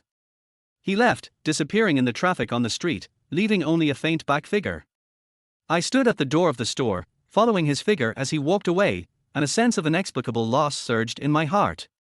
The streets were busy with cars and the noisy sounds came one after another, but it seemed to have nothing to do with me. My eyes passed through the crowd and fell on the car that was going away, until it completely disappeared from my sight. I looked away, feeling mixed emotions. I knew that all of this was my own choice, and I shouldn't expect anything anymore. I turned around and walked into the store, and resumed my busy work. However, whenever I had some free time, I would unconsciously look toward the door, as if expecting him to appear again. But I knew that was just an unrealistic fantasy. Chapter 12. The boss suddenly called. Time flies and a year has passed. The child is 1 year old now, and the store's business is as good as ever. The ringing of the phone suddenly broke the quietness of the afternoon. I picked up the phone and saw a number that was both familiar and unfamiliar. My heartbeat quickened slightly. I pressed the answer button and heard a low and slightly hoarse voice, "Hello, is that you?" The sound seemed to have traveled through a long-time tunnel, carrying an indescribable emotion. I was stunned for a moment, and many images flashed through my mind quickly, but I couldn't seem to grasp anything. It's me, I answered softly, trying to remain calm. There seemed to be silence on the other end of the phone, and then the voice sounded again. It's been a year, how are you doing? I looked out the window, the sun was shining on the windowsill, everything seemed so peaceful, but with a little disturbance. I took a deep breath and replied, fortunately, everything is going on. It turned out to be the boss. He said, I didn't contact you a year ago because of something. I'm sorry. Do you hate me very much? I said, yes, I hate you very much because you changed my life.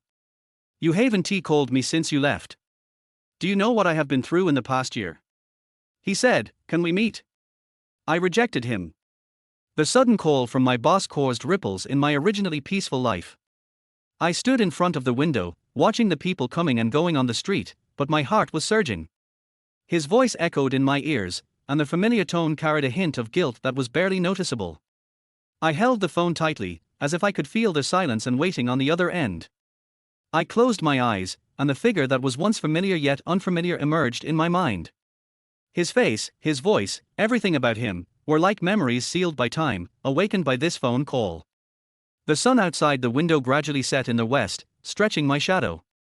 I took a deep breath and decided to face it all. I picked up my phone, walked out of the house, and walked towards the place that was once familiar. Every step seemed to be stepping on the fragments of memories, filling my heart with complex emotions. I didn't know what I was about to face, but I knew that all this was destined and there was no escape. I walked to the place where I used to work, and saw a strange sign hanging at the door, and the interior of the store was also brand new. I stopped and looked at the closed door, and an inexplicable sense of loss surged in my heart. The once familiar scene no longer existed, replaced by unfamiliar faces and a brand new environment. I gently pushed the door open, and the sound of wind chimes came from the store. I looked around, trying to find traces of the past, but everything had become strange and distant. I couldn't help but think of the past days, those busy and fulfilling times, as if they were just yesterday, but they were out of reach. Just as I was lost in thought, a young clerk came over and greeted me enthusiastically. Hello, welcome, how can I help you? I came to my senses, smiled, shook my head, turned around and left silently. I'm a bit lost. I took a deep breath, mustered up my courage, and dialed the familiar number again. There were a few rings on the other end of the line, followed by a gentle and unfamiliar female voice. Hello, who is this?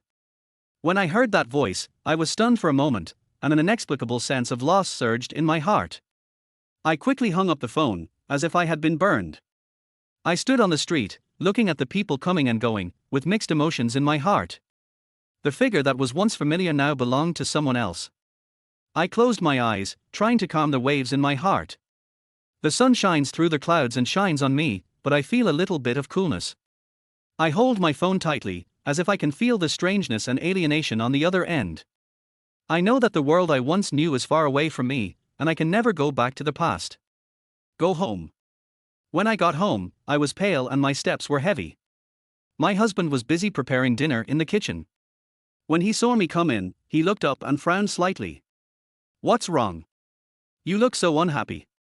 What happened? He asked with concern, without putting down the spatula in his hand. I forced a smile and shook my head. It's okay, I'm just a little tired. My husband came over and gently held my hand, his eyes full of worry. Are you really okay? Why are your hands so cold? I gently pulled his hand away, turned to the sofa, and sat down tiredly. It's really okay, don't worry. My husband looked at me, as if he wanted to say something, but he chose to remain silent. He turned back to the kitchen and continued to prepare dinner. At dinner time, the atmosphere at home was a little dull. At the table, my husband looked paler than usual. He gently put down his chopsticks, looked at me, and said in a slightly weak voice, Tomorrow, I want to go to the hospital for a checkup. I have been feeling a little uncomfortable recently. I was stunned for a moment, and the uneasiness in my heart spread instantly. I quickly put down the bowl in my hand, moved closer to him, and asked with concern, What's wrong? Where do you feel uncomfortable? Why didn't I hear you tell me before? My husband forced a smile and shook his head. It's okay, maybe I'm just too tired from work. I want to go for a checkup to put my mind at ease. I looked at him, but my heart was in turmoil. During this period, I really cared less about my husband and was immersed in my own emotions. I held his hand and stroked it gently. I'm sorry, I may not have taken good care of you these days. I will go to the hospital with you tomorrow. He said, no, you stay at home to take care of the kids, I can do it alone. The next morning, the sun shone through the gaps in the curtains onto the bedroom floor, creating mottled shadows. I gently woke my husband up. His face was still pale, but his eyes were shining with determination. He got up and sorted out his clothes, while I watched silently from the side, my heart filled with worry and reluctance. Don't worry, I'm fine. My husband held my hand and comforted me with a smile. I nodded and tried to force a smile. I'll wait for you to come back. He patted the back of my hand gently, turned around and walked out of the house. I stood at the door, watching his back gradually getting farther and farther away, and an inexplicable sadness surged in my heart. Back in the living room, the child was playing. I walked over and gently picked him up, praying in my heart that my husband would be safe. The sun outside the window shone on us, and I hugged the child tightly, as if I wanted to pass on this warmth and peace to him. At this moment, I deeply realized the importance of family, and also understood that no matter what difficulties we encounter, we must face them with strength and protect our home together. Chapter 13 Family Changes. I took care of my husband in the morning and took him to the hospital in a wheelchair. The afternoon sun shone obliquely on the windowsill. I looked out the door anxiously, expecting my husband's familiar figure to appear. Time passed by, and the anxiety in my heart snowballed. I picked up the phone and dialed my husband's number, but there was silence on the other end of the line. No one answered. I stood up, walked to the window, looked at the pedestrians coming and going on the street, and an inexplicable panic surged in my heart. All kinds of bad thoughts came to my mind. Did something happen on the way? Or was he not feeling well? I held the phone tightly and kept calling, but no one answered every time. Anxious, I decided to go to the hospital. I put on my coat and hurried out. The sun shone on my face, but I couldn't feel a trace of warmth. I had only one thought in my mind, which was to see my husband as soon as possible and make sure he was safe. I walked through the busy streets and arrived at the hospital gate. My heartbeat quickened and my steps quickened involuntarily. I pushed open the door of the hospital and the smell of disinfectant hit my nose, making me feel a little suffocated. I walked quickly to the ward where my husband was. Along the way, my heartbeat seemed to echo in my ears. Finally, I arrived at the door of the ward. Through the half-open door, I saw my husband lying quietly on the bed, his eyes closed and his face pale. My heart tightened. I pushed the door open and walked quickly to the bedside. I gently held his hand, feeling his slightly cool body temperature, and an indescribable fear surged in my heart. I called his name softly, hoping he would wake up and respond to my call. Suddenly the doctor came in and asked the family. The doctor called me into the office and said, "I have no idea how long your husband's condition has been present." I said, "My husband has no other problems except for the inconvenience in his legs, and I have never heard him say that he feels uncomfortable anywhere else." The doctor said, "Your husband's condition is very serious. He has kidney failure." I asked in confusion, "What does that mean?" The doctor said, "It's kidney failure, either dialysis or kidney transplant." I said, "Doctor, did the doctor make a mistake? My husband was fine before. How could he suddenly become so seriously ill?" "Doctor, everyone reacts differently to their disease. For some people, the disease is already serious when they discover it." The doctor continued, "I believe that our medical level and doctor technology will not make a wrong diagnosis." After hearing the doctor's words, I felt like I was hit by a heavy hammer and lost all my strength in an instant. I leaned against the wall helplessly, covering my face with my hands, tears silently falling. The doctor's words echoed in my mind: renal failure, dialysis, kidney transplant. These unfamiliar words pierced my heart like a sharp knife. I looked out the window and saw that the sky had become gloomy, as if it was also feeling sad for me. I closed my eyes and tried to calm the panic and fear in my heart. I knew that now was not the time to panic. I had to be strong and hold up the sky for my husband. I wiped my tears, straightened my back, and walked into the ward. Looking at my weak husband on the bed, I took a deep breath and told myself to be strong. I walked to the bedside, gently held his hand, and whispered, "Husband, you have to be strong. We will defeat the disease together." My husband said slowly, "It's okay, everyone will die sooner or later. I will be worried about you and the children after I leave." I cried and said, "Husband, no matter what, I will not let you die." My husband said that my illness would require a lot of money, but I would definitely get better if I spent the money. I said, "I will cure you no matter how much it costs." The doctor told me, dialysis can temporarily maintain life, and if there is a suitable kidney source, a kidney transplant may cure it. I held my husband's cold hand tightly, with a determined light in my eyes. I took a deep breath and decided to tell him my decision. "Honey, listen to me, I have an idea," I said softly, with a slight tremor in my voice, but more of determination. He opened his eyes slightly and looked at me, his eyes full of confusion and worry. "I want to give you my kidney." I plucked up my courage and said what was in my mind in one breath. My husband's eyes instantly turned into shock. He shook his head vigorously, his voice weak but firm. "No, no. How can I let you take such a risk for me?" I held his hand tightly, tears welling up in my eyes. "Husband, I can't watch you suffer. We are husband and wife, and we should face difficulties together. As long as there is a glimmer of hope, I will not give up." My husband said seriously, "This may be my life, but I can't take your kidney. Besides, if you fall ill, who will take care of the child?" I said, "I can't care about that anymore, I can't live without you anyway." The family was not well off to begin with, and now the situation is even worse. I sat alone on the bench outside the ward, looking at the gloomy sky outside the window, feeling helpless and confused. In the ward, my husband lay weakly on the bed, and every breath seemed so difficult. I looked at him with heartache, but I couldn't share his pain. I knew I had to make a decision, for him and for our family. But how could I raise the money for the high medical expenses?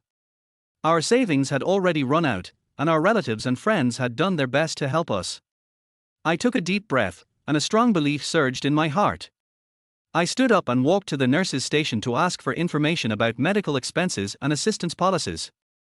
I had to understand all the options and get the best treatment for my husband. What do I do? Chapter 14, Can You Cheat Without Love? I picked up the phone, and the number keys on the screen flickered faintly under the light. I took a deep breath, my fingertips jumped on the keyboard, and dialed the familiar number. On the other end of the phone, his slightly hoarse voice came, as if with a hint of fatigue and confusion. "Hey, what's up?" he asked. "I have something to talk to you about." I hesitated for a moment and finally said it. "Well, go ahead. Can we meet? I'll wait for you at the tavern." I tried to make my voice sound calm, but my heartbeat quickened inadvertently. There was silence on the other end of the phone for a few seconds, and then his answer came, "Okay, I'll be there right away." I hung up the phone gently, stood up, and walked into the dim and story-filled pub. The bartender looked up and smiled at me, as if he had known about my arrival. I sat down in the corner and ordered a plate of colorful fruits and 2 bottles of red wine. The aroma of the fruits and the mellowness of the red wine intertwined, adding a touch of warmth to the quiet night. I waited quietly, looking out the door from time to time. The street lights shone through the window, dappled on the table, forming a patchwork of light and shadow. The music in the pub was low and melodious, as if telling an unknown story. Every sip of red wine seemed to carry the traces of time, sliding down my throat and warming my heart. He came and pushed open the heavy wooden door of the tavern, accompanied by a gust of cold wind. He was wearing a casual jacket, the color of which seemed a little dark under the dim light, but it could not hide his calmness and ease.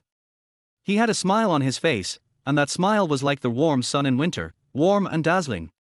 He walked straight towards me and sat opposite me. His eyes were full of determination and depth, as if they contained countless stories. We smiled at each other, and at that moment, all the waiting and anxiety turned into a silent understanding. He reached out and gently held my hand on the table. His hand was warm and strong, as if it could dispel all the coldness and anxiety in my heart. We just sat there quietly, letting time flow slowly at this moment, enjoying this rare tranquility and warmth. After a moment of embarrassment, he said that since this was the first time he took the initiative to call me to make an appointment, there must be something going on. "Tell me." I said, "It's nothing, I just want to have a drink with someone." He smiled and nodded, no doubt thinking I was lying. To break the awkward atmosphere, I said, "I called you so late to ask you out, your wife won't be jealous, right?" He said, "We have been separated for several years, and we don't interfere with each other's lives." I said, "What kind of words are these?" He said, "We only do it for the children, otherwise we would have divorced long ago. I say, do you men fall in love with every woman you see? Do you like other people's wives and despise your own wives? He smiled and said, doesn't everyone like beautiful things? I said, then you are also a scumbag. He then asked, how do you define a scumbag? I said, he has no sense of responsibility, is not good to his wife, and is looking for women everywhere. He said, if a woman has no sense of responsibility for the family, is not good to her husband, and is not faithful to her husband, then can she be considered a good wife? I was embarrassed and didn't know how to respond to him. The lights in the bar cast mottled shadows on the table, and the red wine swayed gently in the glass, flashing an alluring luster. His eyes were deep, as if he could see through my inner panic. I lowered my head, avoiding his sight, and tried to cover up my discomfort with the action of sipping the wine. In fact, everyone has their own choices and lifestyles, he said softly, with a hint of understanding in his voice. I raised my head and met his eyes. There was a soft light in his eyes, as if he was comforting me and telling me not to take it too seriously. I sighed softly, and the embarrassment in my heart eased a little. He seemed to see what I was thinking. I must be what he said, an unfaithful wife, an extramarital affair. I just said casually that your wife cheated on you. He said without hesitation, his wife fell in love with her classmate, but I didn't expose her. I said, why? He said coldly, it's not time yet. What will happen if it's exposed? The green hat has already been put on. I couldn't help but burst out laughing. He looked at me and said, you are so happy that I am cuckolded. I said, didn't you cheat on your partner too? I said again, you are taking revenge on her. He continued, saying, this is called giving back what you would have given to someone. I said, yes, yes, yes. I asked again, how many women have you cheated with? He said shyly, you are the only one. I told him with contempt. So you used me to take revenge on your wife. He took a deep breath, and his eyes became soft and deep, as if he was back in the breakfast shop that early morning. Do you remember the breakfast shop where we first met? He asked softly, with a hint of nostalgia in his voice. I nodded, and the warm breakfast shop scene emerged in my mind. The sun shone through the window onto his handsome face, and he walked towards me with a smile. At that moment, I seemed to see the arrival of spring. From that moment on, I was attracted to you. He continued, his eyes sparkling with sincerity, your smile, your temperament, all make me feel special. I know this kind of feeling shouldn't happen, but I really can't control myself. I said, don't you know that I have a husband? He took a deep breath, as if he was mustering up his courage, and then slowly said, I know you have a husband who is a disabled person. His voice was low and firm, and every word seemed to fall into my heart, causing ripples. I was stunned. I didn't expect him to mention this fact so directly. I looked at him, and his eyes were full of concern and seriousness, as if he wanted to see through my inner world. Are you really happy with him? He continued to ask, revealing an indescribable emotion in his tone. I was silent for a moment, with mixed emotions in my heart. I thought of every little bit of my life with my husband, all those sweet and bitter memories. But at this moment, facing his question, I didn't know how to answer. He also said that you can choose your life again. I immediately interrupted her and said firmly, my husband is a good man. He is physically disabled but mentally sound. I will not give up on him. The moment I said this, I seemed to see a picture. My husband was sitting in a wheelchair, smiling at me, his eyes full of tenderness and love. Although he was a little thin, he showed a kind of tenacity and perseverance. His disability did not make him lose his love for life, but made him cherish it and work harder. I looked at him across from me, his eyes showing determination and resolve. I knew that I couldn't give up the man who had always been by my side because of a moment of confusion and temptation. His love and support were my motivation to move forward. I said, okay, let us not talk about my husband anymore, let us change the subject. Chapter 15 Women also need the support of men. After half an hour of chatting, I felt much more relaxed. He picked up the red wine and said, let's have a drink. I said, yes. He poured me red wine gracefully. The wine swirled in the glass, gleaming with a deep luster. I gently lifted the glass, and the deep red liquid seemed to contain thousands of words. It was intoxicating. We clinked our glasses, and the crisp sound echoed in the night sky. I slowly raised the glass to my lips. I took a sip. The bitterness of the red wine spreads on the tip of the tongue. That feeling, like all the disappointments in life, makes people feel emotional. However, in this bitterness, there seems to be an indescribable sweetness, as if telling us that although life is bitter, it also has its beauty, which requires us to feel and taste it with our heart. I said, the taste of this red wine is very much like life, it tastes bitter in your mouth but bitter in your heart. He said, you usually like to drink red wine. I said, I don't drink often. He said, you seem to have something on your mind, tell me, maybe I can help you. I said, it's okay. But I swallowed the words back. I really didn't know how to start. Because I haven't paid back the money I borrowed for medical treatment last time. He said, are you short of money again? I was stunned for a moment and said, no, I haven't paid back the money I borrowed from you. Even if I am short of money, I can't do this to John. Come on, let's continue drinking. After a few glasses of red wine, I gradually felt dizzy and the world in front of me began to blur. I lay on the table, my cheek pressed against the cold surface, listening to my heartbeat echoing in my ears. The bitterness and sweetness of the red wine intertwined on the tip of my tongue, just like the ups and downs of life rushing into my heart. I felt as if I was in a fog, unable to see the road ahead, and didn't know how to get out of this fog. He looked at me, with a hint of worry in his eyes. He patted my back gently and said, you've had too much to drink. Let me take you home. I looked up, looked at his blurry face, and nodded. He helped me up, and I stood up shakily, feeling like I was walking on cotton. He helped me out of the restaurant, and the night breeze brushed my face, bringing a hint of coolness. When I got home, I staggered, as if I was fighting gravity with every step. The scene in front of me became blurry due to the alcohol. I rushed to the bathroom, closed the door, squatted down, and a strong wave of nausea came over me. I covered my mouth, but I couldn't suppress the surging force. The food and red wine in my stomach gushed out like an uncontrolled flood. After vomiting, I felt like I was completely exhausted. I staggered to my feet and fumbled for tissues in my bag. My fingers touched something hard. I took it out and saw that it was a thick stack of banknotes, a total of 30,000 yuan. Looking at the money, I was stunned. They lay there quietly, as if carrying some kind of power, stirring up complex emotions in my heart. I stood there, letting the impact of alcohol and reality stir in my heart. I stood in the bathroom, holding the thick stack of banknotes tightly in my hands, 30,000 yuan, a full 30,000 yuan. They lay quietly in my palms, as if carrying his body temperature, warm and heavy. I looked up at the mirror, and my face in the mirror was pale, but my eyes were flashing with complex emotions. A warm feeling welled up in my heart. It turned out that he had already noticed my predicament, but I didn't say anything, so he chose to help silently. This care and understanding made my eyes warm instantly. I walked out of the bathroom and saw him sitting on the sofa in the living room, holding a cup of hangover tea. He saw me and smiled, full of tenderness and care. I looked at him in astonishment. He was sitting on the sofa, his face calm, the sobering tea in his hand still steaming. I walked up to him and looked at the stack of banknotes lying quietly on the coffee table, like a silent guardian. Why haven't you left yet? My voice trembled a little, and the emotion in my heart surged like a tide. He raised his head, looked at me gently, and nodded gently, the money is for you, you can use it first, don't worry.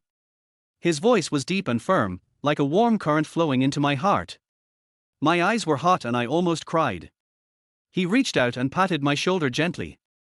His silent support and concern made me feel at ease instantly. He looked at me quietly, his eyes revealing an indescribable concern. He reached out and picked up the medical record on the coffee table. The thin paper looked particularly dazzling under the light. I saw the medical records you dropped on the ground. He said softly, with a hint of heaviness in his tone. I was stunned, and a sense of inexplicable panic surged in my heart. That medical record recorded my husband's condition and also carried a heavy burden on our family.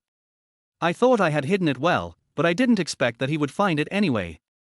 He gently flipped open the medical records and read through them page by page. I clutched the corner of my clothes nervously, fearing that he would say something that I couldn't bear. He took the medical records and analyzed them for me. His words were like cold raindrops, dripping into my heart bit by bit. The medical records in his hand seemed to become a heavy stone, weighing me down and making me breathless. Given your husband's situation, if we are considering a kidney transplant, we first need to find a suitable kidney donor. He spoke slowly, and every word seemed carefully chosen, with deep concern and helplessness. I bit my lower lip tightly, trying to hold back the tears. I knew that every word he said was true, a reality I could not escape. A kidney transplant is not just an operation, but also a huge financial burden. He continued to analyze, his voice low and firm, as if he was telling me a cruel story that I had to face. As I listened, an indescribable feeling welled up in my heart. That feeling was a mixture of fear for the future and helplessness in the face of reality. I sat on the sofa exhausted, my eyes so heavy that I could hardly lift them. The medical records in my hands seemed to be a heavy burden, weighing me down so much that I couldn't breathe. He sat opposite me, his eyes revealing deep concern and worry. "I'm tired and I want to sleep," I said softly, with an unconcealable fatigue in my voice. He nodded, stood up, and walked to me. He patted my shoulder gently, and said in a low and gentle voice, "Okay, you should rest early. Don't worry, I will help you find a way." I looked up and looked into his deep eyes, and a warm feeling welled up in my heart. I knew that he really cared about me and was willing to share this burden with me. I nodded gratefully and watched him walk out of the room. I lay quietly, the moonlight outside the window spilled into the room, reflecting on the wall. The air in the room seemed to be filled with his breath, faint but reassuring. I closed my eyes, but his figure involuntarily emerged in my mind, his deep eyes, gentle smile, and his caring words. I know that such feelings are wrong and dangerous. He is a passerby in my life, my temporary support, but not the destination of my emotions. However, my heart seems to be pulled by something and I can't control myself to get closer to him. I turned over and buried my face in the pillow, trying to suppress my inner feelings in this way. However, his figure seemed to be engraved in my heart and could not be erased no matter what. I know that I need time to sort out my feelings and sort out this sudden love. However, now I can only let this feeling grow quietly in my heart, unable to extricate myself. Chapter 1. The boss called and I was confused. When I woke up, the sunlight shone through the gaps in the curtains onto the bed, creating mottled light and shadows. I rubbed my sleepy eyes, and remembered that I had to take my children to the hospital to visit my husband today, and I immediately perked up. I gently woke up the sleeping child. The little guy rubbed his eyes and looked at me in confusion. I smiled and picked him up, put on his clothes, packed everything, and set off for the hospital. Walking into the hospital gate, the smell of disinfectant hit my nose and made me hold my breath. I held my child's hand tightly. I walked through the bustling crowd towards my husband's ward. Every step was filled with anticipation and nervousness. I hope to see my husband's familiar and warm smile. I hope it can bring him some strength and comfort. Today my husband suddenly told me that he wants to give up. I pushed open the door of the ward and saw my husband lying on the bed, his face pale but with a determined light in his eyes. When he saw me coming in, he slightly raised the corners of his mouth and tried his best to show a smile. I walked to the bed, gently held his hand, and felt the coolness of his palm. "Honey, what's wrong with you?" I asked softly, feeling uneasy. He looked at me, took a deep breath, and then slowly said, "Wife, I want to give up. I don't want to suffer this torture anymore, and I don't want to drag you and the child down anymore." I listened to his words, and my heart was broken. I looked at him and said firmly, "Husband, what are you talking about? We are family and we have to face difficulties together. Whether it can be cured or not, I will try my best. You can't give up, and neither can we." The phone suddenly rang in the quiet ward, sharp and piercing. I was startled and subconsciously looked at the phone in my hand. The word "boss" was displayed on the screen. I hesitated for a moment, turned my head to look at my weak husband on the bed and the child who was looking at me curiously, and my heart was full of struggle. The atmosphere in the ward suddenly became tense. My husband's eyes flashed with worry. The child seemed to sense my uneasiness and held the corner of my clothes tightly with his little hands. I took a deep breath, tried to calm myself down, and pressed the answer button. "Hey, boss, what's up?" The boss said, "Ling, how are you now?" I said angrily, "What does it have to do with you?" The boss said, "Ling, don't be angry, I know I owe you." The boss said, "I'll give you an address, please come here, you must come." Listening to the boss's dull voice on the other end of the phone, I felt an inexplicable feeling in my heart. He seemed to be going through something, and his tone revealed fatigue and powerlessness. I hesitated for a moment, turned to look at my weak husband on the hospital bed and the child looking at them curiously, my heart full of struggle. The sunlight from the window sprinkled into the ward, creating mottled light and shadows, but it was unable to dispel the haze in my heart. I held my husband's cold hand tightly, trying to draw some strength from him. The child seemed to feel the tense atmosphere. He grasped the corner of my clothes tightly with his little hands, and his eyes revealed anxiety.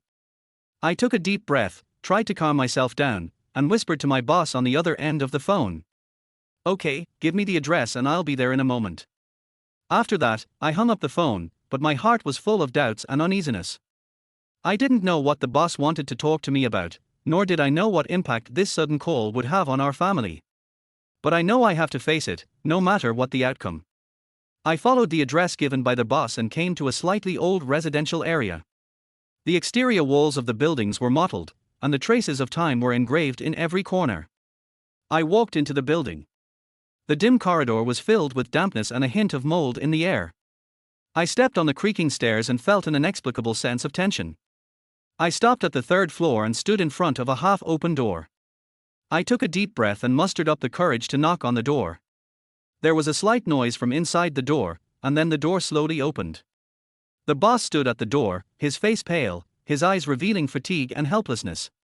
He looked at me, forced a bitter smile, and then stepped aside to let me in. I walked into the house and my eyes were immediately brightened. Although the environment outside the house is old, the inside of the house is a different world. The whole room is themed in ancient style. There are several antique paintings and calligraphy hanging on the wall, revealing a peaceful and profound atmosphere. The furniture in the house is also of ancient style, with exquisite carvings, which looks elegant and solemn. The most eye-catching thing is that the house is filled with a variety of books, ranging from classical masterpieces to modern literature. There is also an old-fashioned desk next to the bookshelf, on which are scattered a few open books and some notes. In a corner of the room, there is an old-fashioned photo wall with some yellowed old photos hanging on it.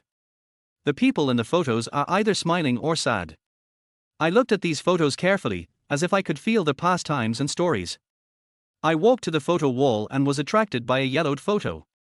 In the photo, I was young and full of energy, standing with my boss, both of us smiling brightly. It was a business trip many years ago, and we went to a beautiful ancient town together, and this photo was taken there. I looked at myself in the photo carefully. I had long flowing hair and my eyes were full of longing and expectation for the future. The boss looked calm, but the upturned corner of his mouth revealed his inner joy. Memories flooded my mind, and I seemed to be back in that ancient town, smelling the familiar atmosphere and hearing the ancient bells echoing in my ears. At that time, we were busy with work, but we also established a deep friendship in the process. After looking around, the boss motioned for me to sit down and poured me a glass of water. I saw that the boss's face was even paler than before, and his eye sockets were sunken, as if he had aged 10 years overnight. He leaned weakly on the sofa, holding an empty medicine bottle in his hand, and staring blankly ahead. I looked around and found various medicines and medical records scattered on the desk. Some of the records had my boss's name and some medical terms that I couldn't understand written on them. My heart tightened, and I walked up to him and asked softly, "Boss, are you sick? Why do you look so haggard?" The boss slowly raised his head, looked at me, and then shook his head weakly. His voice was hoarse and low, as if it came from deep in his throat. "Yes, I am sick. I have been taking medicine recently, but my condition has not improved." Talking. He pointed to the medicines and medical records on the table and said, "These are my medicines and medical records. The doctor said my condition is very serious and requires long-term treatment." I frowned, feeling uneasy. The boss seemed to see my worry. He struggled to sit up, picked up a medical record from the table and handed it to me. I took the medical record and opened it. It was filled with medical terms and test results. I tried hard to decipher the words, trying to find clues about my boss's condition. Suddenly, my eyes were fixed on a line of words: late-stage gastric cancer. I instantly felt as if my heart was hit by a heavy hammer, and a chill ran up from the soles of my feet to my heart. I looked up at the boss, and saw a hint of helplessness and bitterness in his eyes. He patted the back of my hand gently and said in a low voice, "The doctor said that I don't have much time left." My boss' words shocked me. I couldn't imagine that my boss, who was always energetic and capable, would face such a serious illness. I was stunned and felt a mixture of grief, powerlessness, and confusion. At this moment, the boss changed the subject. He looked at me with a hint of concern in his eyes. How about you? How have you been these past 2 years? Is your work going well? I came back to my senses, forced a smile, and replied, fortunately, everything is going well. Boss, don't worry about me, I will work hard. The boss smiled and nodded, seeming satisfied with my answer. He reached out his hand and patted my shoulder, with a hint of relief in his tone. That's good, that's good. I know you have been working hard. I asked cautiously, boss, I heard that the company has changed people now, what's going on? The boss's expression became complicated. He sighed and said slowly, yes, after I got sick, the company was handed over to someone else to take care of. I am in this state now, and I am really unable to do it. I looked at the boss's haggard face, and my heart ached. The boss, who was once high-spirited and capable of commanding the country, now had no choice but to hand over his hard work to others. He pointed out the window, his voice carrying a hint of desolation. Look, that building was once the pride of our company. But now, it no longer belongs to me. I said that I went to the company a few days ago and found that there were all new faces and I couldn't recognize who was who. The boss smiled bitterly and looked out the window, as if recalling the glory of the past. He sighed softly and said, yes, it is inevitable that people will become unpopular when they leave. The company needs new blood and new strength to drive its continued development. Although I am unwilling to accept this, I can only accept this reality. I followed the boss's gaze and saw the building outside the window glittering in the sun, but in my eyes, it seemed to have lost its former vitality and vigor. I couldn't help but feel an inexplicable emotion in my heart, as if I saw the ruthlessness of time and the vicissitudes of years. Suddenly the boss asked, how is your husband? I don't know what to say. Tears immediately flowed down, and the boss asked in confusion. What's wrong? I told my boss the whole story about my husband. I confided my anguish to my boss, all the details about my husband and me, the sweetness we once had and the helplessness we now have. The boss listened quietly, his face became even paler, but a deep light flashed in his eyes. The sun shone through their window into their house, and mottled light and shadows danced on the boss's face. He leaned back on the sofa, his hands folded in front of his chest, as if trying to digest every word I said. His brows were furrowed, and his mouth was slightly pursed, as if he felt heartbroken from my experience. After a while, the boss slowly spoke, his voice low and powerful. Fate plays tricks on people. Sometimes life is like this, full of variables. You and your husband used to love each other so much, but you didn't expect it to come to this.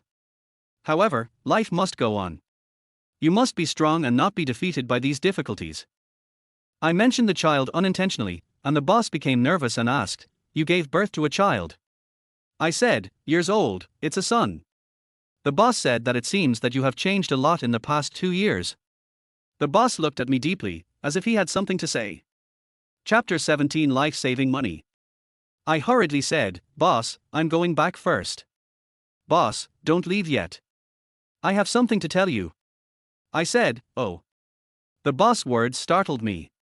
I looked up at him and saw him take out a bank card from the drawer and gently put it on the table. He looked at me with a deep look in his eyes. I know you need money urgently now, so take this 100,000 yuan for emergency use. I was stunned, looking at the bank card, feeling mixed emotions. I shook my head and wanted to refuse. Boss, I can't take this money. The boss interrupted me, stood up, walked up to me, and patted my shoulder. Here, this is my trust in you and my investment in you. I believe in you, and you will be able to get through this difficult time. I looked at the boss's determined eyes, and a warm current surged in my heart. I took a deep breath, nodded, picked up the bank card, and held it tightly in my hand. I was thinking, what's wrong with me?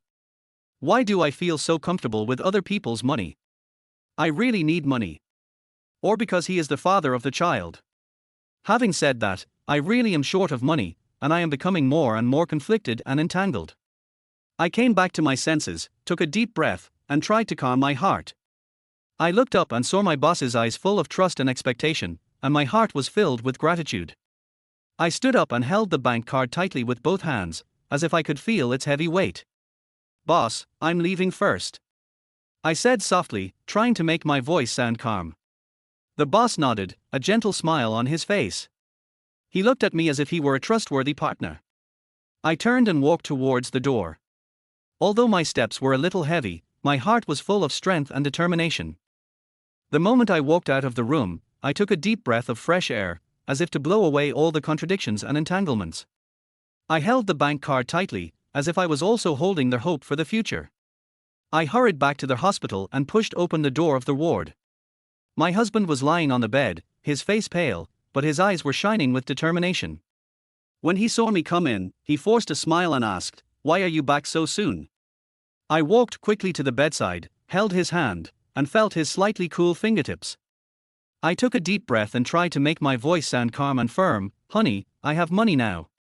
Your disease can be cured." My husband's eyes lit up instantly, as if he saw the dawn of hope. He held my hand tightly, his voice trembling. "Really? Where did you get the money?" I patted the back of his hand gently and said with a smile, "My boss lent it to me. He believes that I can get through this difficult time. So, we must work together to defeat the disease and restart our lives." My husband's face suddenly darkened, his brows knitted, and his eyes flashed with complicated emotions. He held my hand tightly, and said in a low and urgent voice, "You went to ask the boss for money. Then did you tell him about the child?" My heart tightened and I felt his fingers trembling slightly. I lowered my eyes, not daring to look him in the eye, and whispered, I have no choice. I really want to save you." But the boss didn't ask too many questions. He just believed in me and was willing to help me. My husband was silent for a while, a trace of guilt and pain flashed across his face. He took a deep breath and then slowly exhaled, as if to release all the emotions in his heart. He looked at me with a firm light in his eyes. "No matter what, we have to face it together." My husband suddenly sat up and held my hand tightly, with complex emotions flashing in his eyes. He took a deep breath and said in a low but firm voice, "Why don't you tell him that the child is his own?" I was stunned, as if struck by lightning. I looked at him, and an inexplicable panic surged in my heart. My husband's face was pale, but his eyes were firm. He looked at me, as if waiting for my response.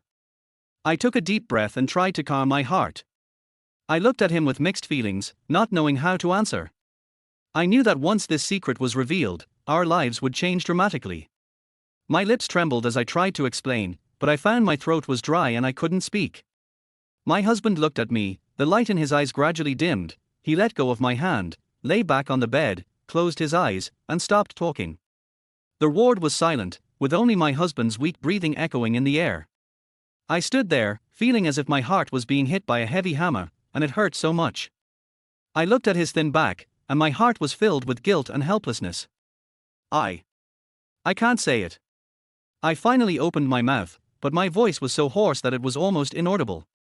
I walked to the bedside and gently held his hand. "The boss is also sick, with stomach cancer. His body is already very weak. If I tell him about the child, he may not be able to bear it." After hearing what I said, my husband suddenly opened his eyes full of shock and worry. He struggled to sit up, held my wrist tightly with both hands, and said anxiously, "He is sick.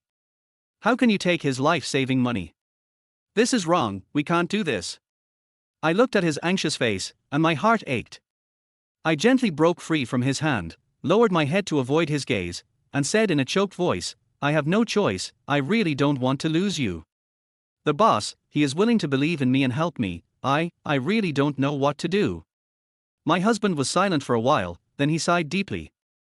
He lay back on the bed, closed his eyes, and stopped talking. The ward fell silent again, with only the wind outside the window gently blowing the curtains, making a slight sound. My husband's voice sounded particularly firm in the silent ward. He looked at me with an unquestionable light in his eyes. He struggled to sit up, clenching his hands into fists, as if gathering all his strength.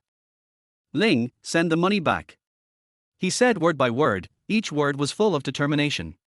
His eyes revealed deep determination and trust, as if telling me that no matter what difficulties we encounter, we must stick to our bottom line. I looked at him, and a warm feeling welled up in my heart. I nodded, silently took out the heavy bank card from my bag, and held it tightly in my hand. I stood up and slowly walked out of the ward. I stood in the long corridor of the hospital, and the bank card in my hand seemed to have become a hot potato. The lights in the corridor were dim and cold, shining on my tangled and confused face. The smell of disinfectant and the whispers of patients and their families filled the air, forming a heavy and depressing picture. I closed my eyes and tried to calm my inner confusion. Every breath I took was accompanied by an inner struggle. I didn't know what to do. If I sent the money back, what would happen to my husband's medical expenses? If I didn't send it back, how could I face my conscience and my husband's trust? A glimmer of light came through the window at the end of the corridor. I looked up and saw the stars in the night sky, as if telling the endless secrets of the universe. I took a deep breath and felt the cool air echoing in my chest. I knew that no matter what choice I made, I had to face it and bear it. Chapter 18. Love in the Heart. Just then, a classmate of mine, Zhang Na, called me and said he wanted to meet and chat with me. He was a classmate of mine in college. We rarely contact each other. We occasionally chat on the phone. I agreed and said, I'll get ready and come over in a while. I came to their hospital, told my husband, and then left. I arrived at the place Zhang Na mentioned, a coffee shop, and she was already there. We talked about the good times when we were in school. We also talked about the hard life now. As they were chatting, Zhang Na started crying. Zhang Na's eyes were glistening with tears, and her voice was trembling. She lowered her head, her fingers unconsciously stirring the spoon in the coffee cup, and the bitter aroma of coffee filled the air, as if echoing her mood. She took a deep breath, mustered up her courage, and said the heavy word, I'm divorced. I looked at her in astonishment, unable to believe my ears. Zhang Na was once the happiest couple in our class. Her husband was gentle and considerate, and the two were always inseparable. However, reality was so cruel that her marriage came to an end. He cheated on me and ran away with someone else. Zhang Na's voice became lower and lower, almost drowned out by the noise of the cafe. Her shoulders trembled slightly, as if she was in great pain. I reached out and gently held her hand, wanting to give her some comfort. We just sat there quietly, letting time flow slowly, and letting each other's sadness be temporarily released at this moment. Zhang Na's voice suddenly became cold and resolute, and her eyes flashed with anger, as if she wanted to pour out all her dissatisfaction and anger. She held the coffee cup tightly, her fingertips turned white due to the force, and a few drops of coffee splashed out and fell on the table, forming a dark stain. He also took away all the money in the house. Zhang Na gritted her teeth and said every word. Her body was shaking slightly with anger, like an enraged beast, ready to pounce on the enemy at any time. I imagined that once warm home, now in shambles, with all the property swept away by the betrayer. Zhang Na stood in the empty room, facing this cruel reality, and the despair and anger in her heart were imaginable. I felt a pang of heartache and felt sorry for this once happy woman. I said, although I have never met your husband, I always hear classmates mention him and they all say that you two are very happy. How could he? Zhang Na sneered and interrupted me. There was a cold light in her eyes, as if she wanted to freeze all the sweet memories. She gently stirred the coffee in the cup, and the bitter taste spread in the air, which matched her mood. Happiness? That's just an appearance. She said lightly, her voice full of sarcasm and self-mockery. She raised her head and looked out the window at the busy streets, as if she was recalling every detail of the past. He seemed gentle and considerate to me on the surface, but he was flirting with other women behind my back. Until one day, I found out that he had transferred all the family savings away. Then I finally understood that he had been lying to me. Zhang Na said, her eyes red again, but she held back the tears and did not let them fall. I sighed softly, shook my head helplessly, and said, why are all men nowadays like this? They eat from the bowl and look at the pot. Zhang Na, don't be too sad. Such a man is not worth your sadness. Zhang Na heard this, smiled bitterly, and looked out the window. Her eyes were full of loss and confusion, as if she was looking for the innocence and happiness she once had. The sunlight outside the window shone through the glass onto her face, but it could not dispel the haze in her heart. We sat in a corner of the cafe, people around us were laughing or talking, but it seemed like it had nothing to do with us. We were just immersed in our own world, reminiscing about the past and feeling sad about the present. At that moment, time seemed to freeze, leaving only the two of us and the bitterness and helplessness on the table. I also told Zhang Na about my current situation, and he said that I was too stupid. After listening to my confession, Zhang Na was stunned, and a complex emotion flashed in her eyes. She put down the coffee cup in her hand, clasped her hands together, and seemed to be thinking about something. She took a deep breath and then spoke slowly. Ling, I really think you are too stupid. I know you are a kind person, but your kindness cannot be a reason for others to take advantage of you. You have paid so much for him, it's really not worth it. Zhang Na's words were like a sharp knife, piercing my heart deeply. I lowered my head, tears began to well up in my eyes. I knew what she said was true, but I didn't want to face it. Zhang Na looked at me, her eyes full of concern and worry. She patted my hand gently and continued, Ling, you have to think about yourself. Do you really want to live like this forever? I took a deep breath, trying to calm the waves in my heart, and slowly said, Zhang Na, I know I am stupid, but although my husband is disabled, he is really a good person. As I spoke, I thought of his gentleness and attentiveness. Those subtle cares were like the warm sun in winter, warm and precious. Zhang Na looked at me, with a complex emotion in her eyes. She seemed to want to say something, but she chose silence in the end. We fell into silence again, and the lights of the cafe shone on us, casting long shadows. I looked out the window, and pedestrians hurried by under the street lights, and each person's face was filled with different stories. I gently stirred the coffee in the cup, feeling its bitterness spreading on the tip of my tongue. I know that the story between Zhang Na and I is just an episode in this world, and everyone has their own choices and destiny. But no matter what, I will cherish what I have now, even if it is not perfect. I looked at Zhang Na, and a complex emotion surged in my heart. In fact, I only told half of my story. Zhang Na would not understand. The betrayal and loss of money she experienced were different from my inner struggle and perseverance. Although my husband was ill, his kindness and sincerity were the emotional bond that I could not give up. I recall the time when we first met and fell in love. Those sweet moments seemed to be just yesterday. Although he could not give me material abundance, he filled the emptiness in my heart with his love and care. Whenever he gently held my hand, I could feel the deep warmth and security. I took a deep breath and decided not to reveal more to Zhang Na. Everyone has their own story and choices, and I can't make her fully understand my feelings. But I know that no matter what the future holds, I will stick to my choice and cherish the relationship between us. Chapter 19, Days in the Hospital. When Zhang Na suggested going to the hospital to visit my husband, I was a little hesitant, but finally nodded. We walked through the long corridor of the hospital. The smell of disinfectant filled the air, intertwined with the faint smell of medicine, making people feel a little depressed. When I walked into the ward, I saw my husband lying quietly on the bed, his face pale, but still trying hard to force a smile. I walked to the bedside with heartache and gently held his hand, feeling his fingers were cold and weak. Zhang Na asked about his condition in a low voice, her voice full of concern. The window of the ward was half open. The breeze gently blows the curtains, bringing a hint of coolness. My husband's eyes flashed with surprise, and then turned into a hint of embarrassment. He tried to sit up, but because of his weak body, he was unable to do so and could only lean against the head of the bed. His eyes moved between the two of us, as if he wanted to say something but felt it was inappropriate. I noticed his discomfort and gently patted the back of his hand, signaling him not to force it. Then, I winked at Zhang Na and asked her to sit on the other side of the bed. Zhang Na understood and gently asked about my husband's condition, trying to make the atmosphere seem more relaxed. Despite this, the atmosphere in the ward still seemed a bit solemn. I noticed that my husband always had a forced smile on his face, as if he didn't want us to worry too much. At this moment, I felt distressed and helpless, and could only stay with him silently. Zhang Na's visit ended, and she gently closed the door of the ward, and the sound of her footsteps gradually faded away. The ward returned to silence, and only my husband and I were left.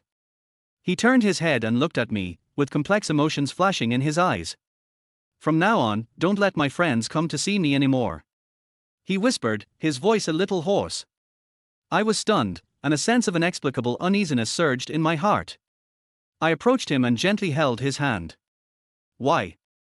I asked softly. He was silent for a while and said, I don't want your friends to know that your husband is a disabled person. You will lose face and feel inferior.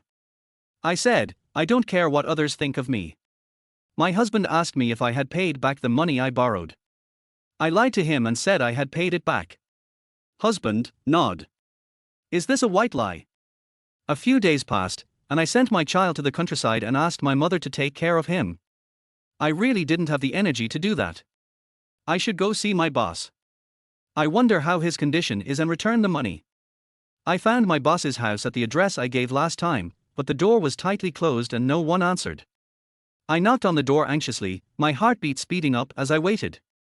It was quiet all around, with only the breeze blowing gently, causing the leaves to rustle. I looked around and saw clothes drying on the neighbor's balcony, but no one was around. I tried to ring the doorbell again, but still no one answered. I felt more and more uneasy. I began to worry that something had happened to my boss. I stood at the door, wondering whether to leave. But I also feel that giving up like this is too irresponsible. Just then, a neighbor lady came over and looked at me curiously. "Who are you looking for?" I hurriedly asked her about the whereabouts of the boss. The aunt thought for a moment and said, "Oh, you mean that family. They seem to have gone to the hospital. I saw them rushing out a few days ago." I stood at my boss's door, the phone tightly held in my hand, the phone number on the screen ticking at my fingertips. I took a deep breath and pressed the dial button. The beeping sound of waiting rang in my ears. Every sound was like a knock on my heart. However, no one answered the phone, only a cold, mechanical female voice repeatedly reminded, "I'm sorry. The number you dialed is currently unanswered, please try again later." The air around me seemed to freeze, and the sunlight shone on me through the gaps in the leaves. But it didn't bring any warmth. I looked at the closed door, and a sense of loss welled up in my heart. Did something happen to the boss? Should I go to the hospital to look for it? But where should I go? I returned to the hospital, feeling anxious and uneasy. When I walked into the ward, I saw my husband lying quietly on the bed, with a trace of fatigue in his eyes. I walked to the bedside, sat down gently, held his hand, and told him everything about my experience today. My husband listened with a frown on his face, as if he was thinking about something. I noticed that his fingers were trembling slightly in my palm, which was a reflection of his inner restlessness. The window of the ward was open, and a breeze blew in with a hint of coolness, blowing our hair and the corners of our clothes. After I finished my story, my husband was silent for a moment, then slowly said, "Maybe this is fate." His voice was a little low, with a hint of helplessness. My husband said that you should tell him about the child, so that he can know that he still has a son in this world, and it will comfort him. My husband asked me, "What are we going to tell the child when he grows up?" I didn't answer my husband's question, and I didn't know what to say, because it was my fault. I walked out of the ward with a heavy heart. People were coming and going in the hospital corridor, but it seemed to have nothing to do with me. I stopped, leaned against the wall, closed my eyes, and my husband's words echoed in my mind. The sunlight shines through the window onto the floor of the corridor, creating mottled light and shadows. I opened my eyes and watched the light and shadows swaying gently in the breeze, as if telling the helplessness of fate. I took a deep breath and tried to calm the waves in my heart. I knew that I could not escape and had to face it all. I raised my head and looked into the distance. There was a road I had to take and people I had to face. I took a step forward, moving forward firmly. Every step seemed to carry a heavy responsibility, but I knew I couldn't back down. I had to face the unknown future for my children, my husband, and myself. I walked slowly in the hospital corridor, each step seemed to carry a heavy burden. Suddenly, I turned around and saw a familiar figure. The man was standing in front of a distant window, with his back to me, looking at the scenery outside the window. The sunlight slanted on his body, outlining a slightly lonely silhouette. My heart was moved. That figure was so familiar, as if it had touched a deep memory. I stopped and stared at him quietly, trying to identify the man from his back. An inexplicable emotion surged in my heart, with both doubt and expectation. I approached him gently, taking every step carefully, for fear of disturbing his thoughts. Finally, I stood behind him and spoke softly, "Boss." The boss slowly turned his head, the sun shone on his face, and the wrinkles seemed to hide the traces of time. His eyes were a little confused, but when he saw me, suddenly it became clear. The corners of his mouth trembled slightly, as if he wanted to say something, but couldn't. We just stared at each other. It was as if time had stopped at this moment. There was an indescribable emotion in the air, a mixture of joy at reunion and nostalgia for the past. I felt my heartbeat quicken and my eyes begin to warm up. The boss's eyes revealed a complex emotion, both surprised and touched.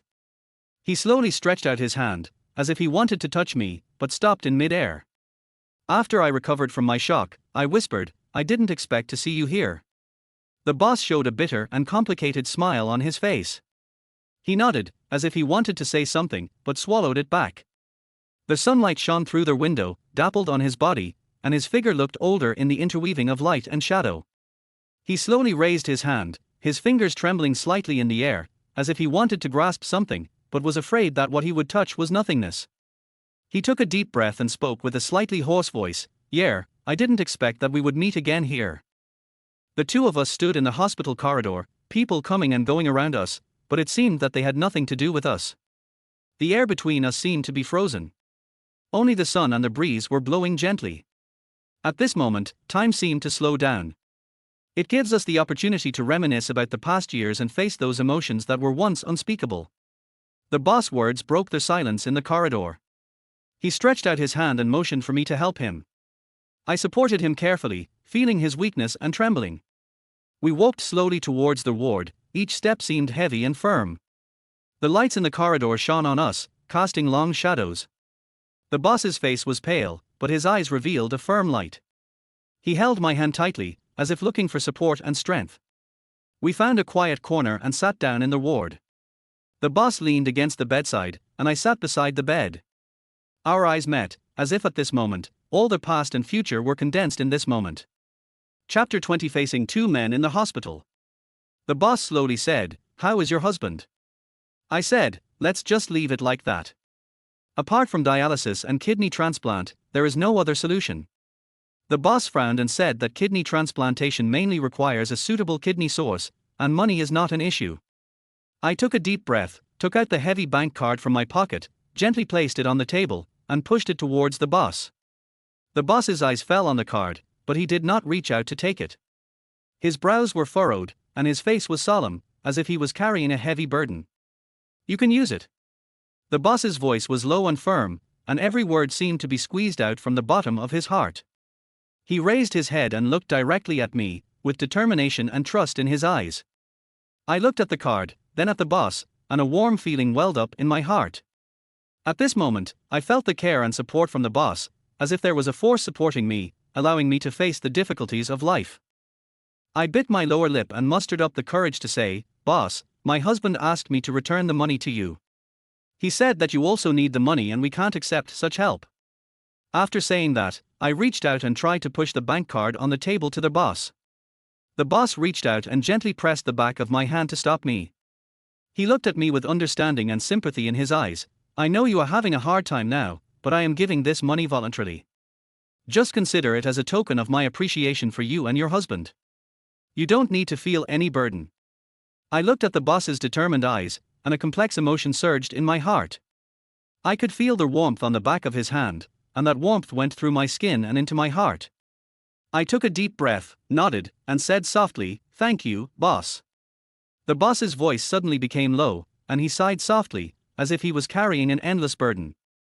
His eyes dimmed as he looked out the window into the distance, where the sky was gloomy, just like his mood at the moment. "The doctor said he can only live for 3 months." The boss' voice was trembling, and he turned around to face me, tears flashing in his eyes. He covered his face with his hands, as if trying to hide the sadness, but tears still slipped through his fingers. I stared at him blankly, feeling an indescribable sadness in my heart. My boss has always been strong, and I have never seen him so vulnerable. I walked over to him silently, wanting to comfort him, but I didn't know how to start. I stood beside my boss, watching his trembling back, feeling mixed emotions. I took a deep breath, mustered up my courage, and wanted to tell him the secret. My hands tightly grasped the corners of my clothes, my fingertips slightly white, as if I could feel the rhythm of my heartbeat.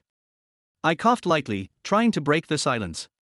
The boss slowly put down his hand and turned around, with a hint of doubt in his eyes. I looked at him, my lips moved slightly, but I felt as if my throat was blocked by something and I couldn't speak. I closed my eyes, took a few deep breaths, and tried to calm myself down. Then, I opened my eyes, looked into my boss's eyes, and said word by word, "Boss, actually. Child." The boss said, "What's wrong with the child? What child?"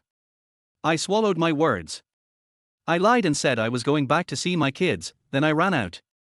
I really don't know whether I should tell my boss at this time, and I don't know how to start. I have demonstrated many aspects in my mind. If I tell my boss, will he believe it? How will he react? Just as I was hesitating, a woman in her 40s slowly walked into the hospital corridor.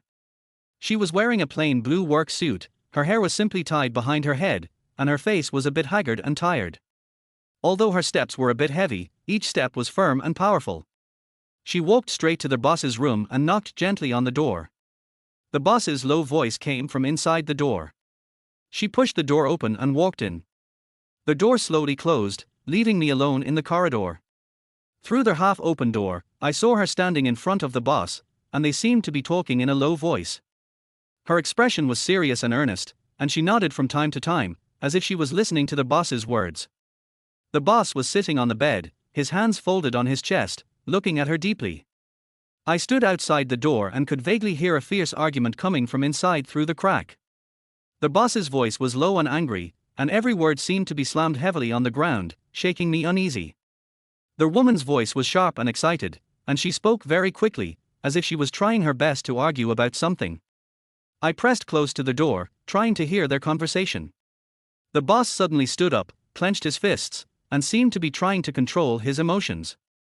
His face was livid, and his eyes were flashing with anger. The woman was not to be outdone.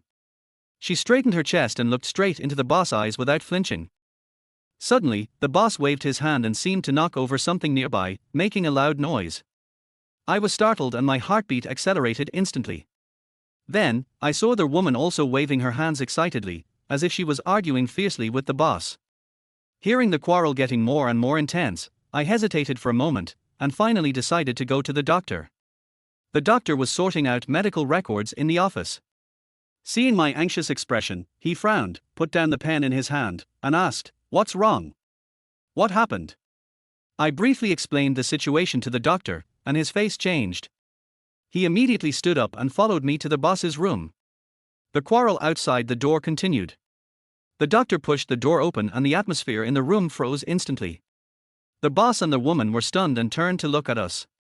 The doctor walked between the two and stretched out his arm, motioning them to calm down. His tone was serious and calm. "This is a hospital, and we need to keep quiet. Your quarreling will not only affect you, but also other patients." The woman stormed out of the hospital, her steps hurried and heavy, as if every step was filled with anger and disappointment. Her face was full of displeasure and determination, and her eyes were flashing with anger, as if she wanted to burn the whole world to ashes. She walked through the hospital corridor, and patients and their families cast curious glances at her along the way, but she didn't care at all, just walking on her own, as if the whole world had nothing to do with her. When she reached the hospital gate, she suddenly stopped. She turned around and stared at the hospital gate fiercely, as if she wanted to see through it. Then, she shook her head violently and left the hospital in big strides. The boss's face flushed with anger and disappointment. He panted angrily and clenched his fists, as if he wanted to vent his anger. Suddenly, he felt a severe headache, as if countless needles were piercing his brain nerves. He covered his head in pain and his body began to tremble. Seeing this, the doctor immediately rushed forward and supported the boss's shaky body. He quickly took out his stethoscope and put it on the boss's chest, his face becoming serious. He turned to the nurse next to him and shouted, "Quick, prepare emergency medicine, the patient's blood pressure is high." The nurses immediately took action, some went to get medicine, some prepared emergency equipment. The doctor kept comforting the boss, trying to keep him calm. However, the boss seemed to be completely unable to listen, his eyes were closed, his face showed a painful expression, and his body kept shaking. After the doctor's efforts to rescue him, the boss finally calmed down. He lay on the bed with his eyes closed, and his breathing gradually became stable. The doctor sat beside the bed, observing his condition, with a relieved smile on his face. The nurses around were also talking quietly, their expressions changed from tense to relaxed. The atmosphere in the ward gradually returned to tranquility. The sunlight from outside the window shone into the ward through the gaps in the curtains, bringing a touch of warmth and vitality to the space. The boss's face also seemed to have a little redness, and his brows were no longer furrowed, but slightly relaxed. Seeing my boss calm down, I breathed a sigh of relief and carefully left the tense ward. I walked through the corridor, taking every step carefully, for fear of disturbing other patients. There were some warm paintings hanging on the walls of the corridor, adding a bit of life to this originally deserted space. I stopped in front of my husband's ward and looked through the small window on the door to see him lying quietly on the bed. Although his face was pale, he no longer had the painful expression he had before. My worries were slightly relieved. I pushed the door open and walked in quietly, but at this moment, it made me feel an inexplicable sense of security. I walked to my husband's side, gently held his hand, and felt his weak pulse beating. I told my husband everything that had just happened. My husband asked, "Is he okay?" I said, "I feel much better now." My husband nodded and said, "It's noon.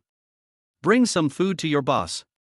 I said, "No, someone should take care of it." My husband said, "Others are others, you are you." I nodded. I asked my husband an awkward question. I said to my husband, "I'm going to ask you a question, you might be angry." My husband said, "What's the matter?" "I'm not angry anymore." I said timidly, "Do you hate my boss?" My husband said calmly, "You want to hear the truth? It's still a lie." I said, "Of course it's true." My husband said that it would be a lie if he didn't hate her. How could a man tolerate his wife giving birth to someone else's child? I smiled awkwardly. The youngest said, "I am a disabled person now and cannot live a normal life. You are still young, and that woman doesn't want to have a child, so I compromised. But I didn't expect that the child was your boss's." I didn't know how to respond to my husband, and the atmosphere suddenly became awkward. In order to break the awkward situation, I picked up an apple and handed it to my husband. He looked at me and shook his head. I didn't know what to do, so I had to be shameless and said coquettishly, "Are you angry?" My husband said, "I am not angry." I said, "Then smile." My husband forced a smile. Chapter 21, Hard Times. It's time for lunch at noon. I carried 2 boxes of hot meals and walked carefully in the hospital corridor. The sunlight shone through the window onto the ground, creating mottled shadows. The door of the ward was half open, and through the crack I saw my boss sitting on the bed. There was a bowl of instant noodles in front of him. His brows were furrowed, as if he was suffering from pain. I felt a pang of sadness in my heart. The boss is always so busy that he can only eat instant noodles when he is sick. I gently opened the door, walked in, and put the food in my hand on the bedside table. He said softly, "Boss, please eat this, it is good for your health." The boss looked up and saw me, with a flash of surprise in his eyes, followed by a grateful smile. He nodded and took the chopsticks from my hand. I looked around and saw that there was no one in the ward except the boss. I couldn't help but ask, "Boss, why are you here alone? No one brought you food." The boss put down his chopsticks, sighed softly, and his eyes revealed a little disappointment. "No one is here, they are all busy." I looked at the boss's haggard face and could not help but sigh. The boss was usually so strong and could handle any difficulties calmly, but at this moment, he seemed so fragile and needed someone to take care of him. The boss slowly looked out the window. The sunlight cast a faint shadow on his face, but it could not hide the deep loneliness and desolation.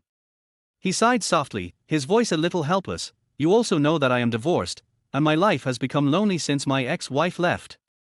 I have no children in my life, and now that I am sick, I can only take care of myself. Sometimes, I really feel lonely, as if I am destined to die alone."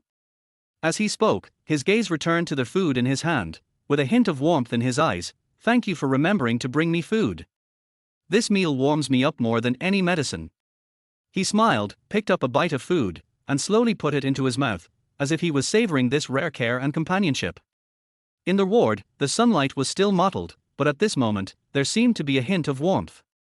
I hesitated for a moment, and finally mustered up the courage to ask, "Boss, who was that woman who quarreled with you in the ward today?" The boss paused slightly, the dish on the chopsticks hanging in the air, as if he was lost in memories. He looked up to the window, a complex emotion flashed in his eyes.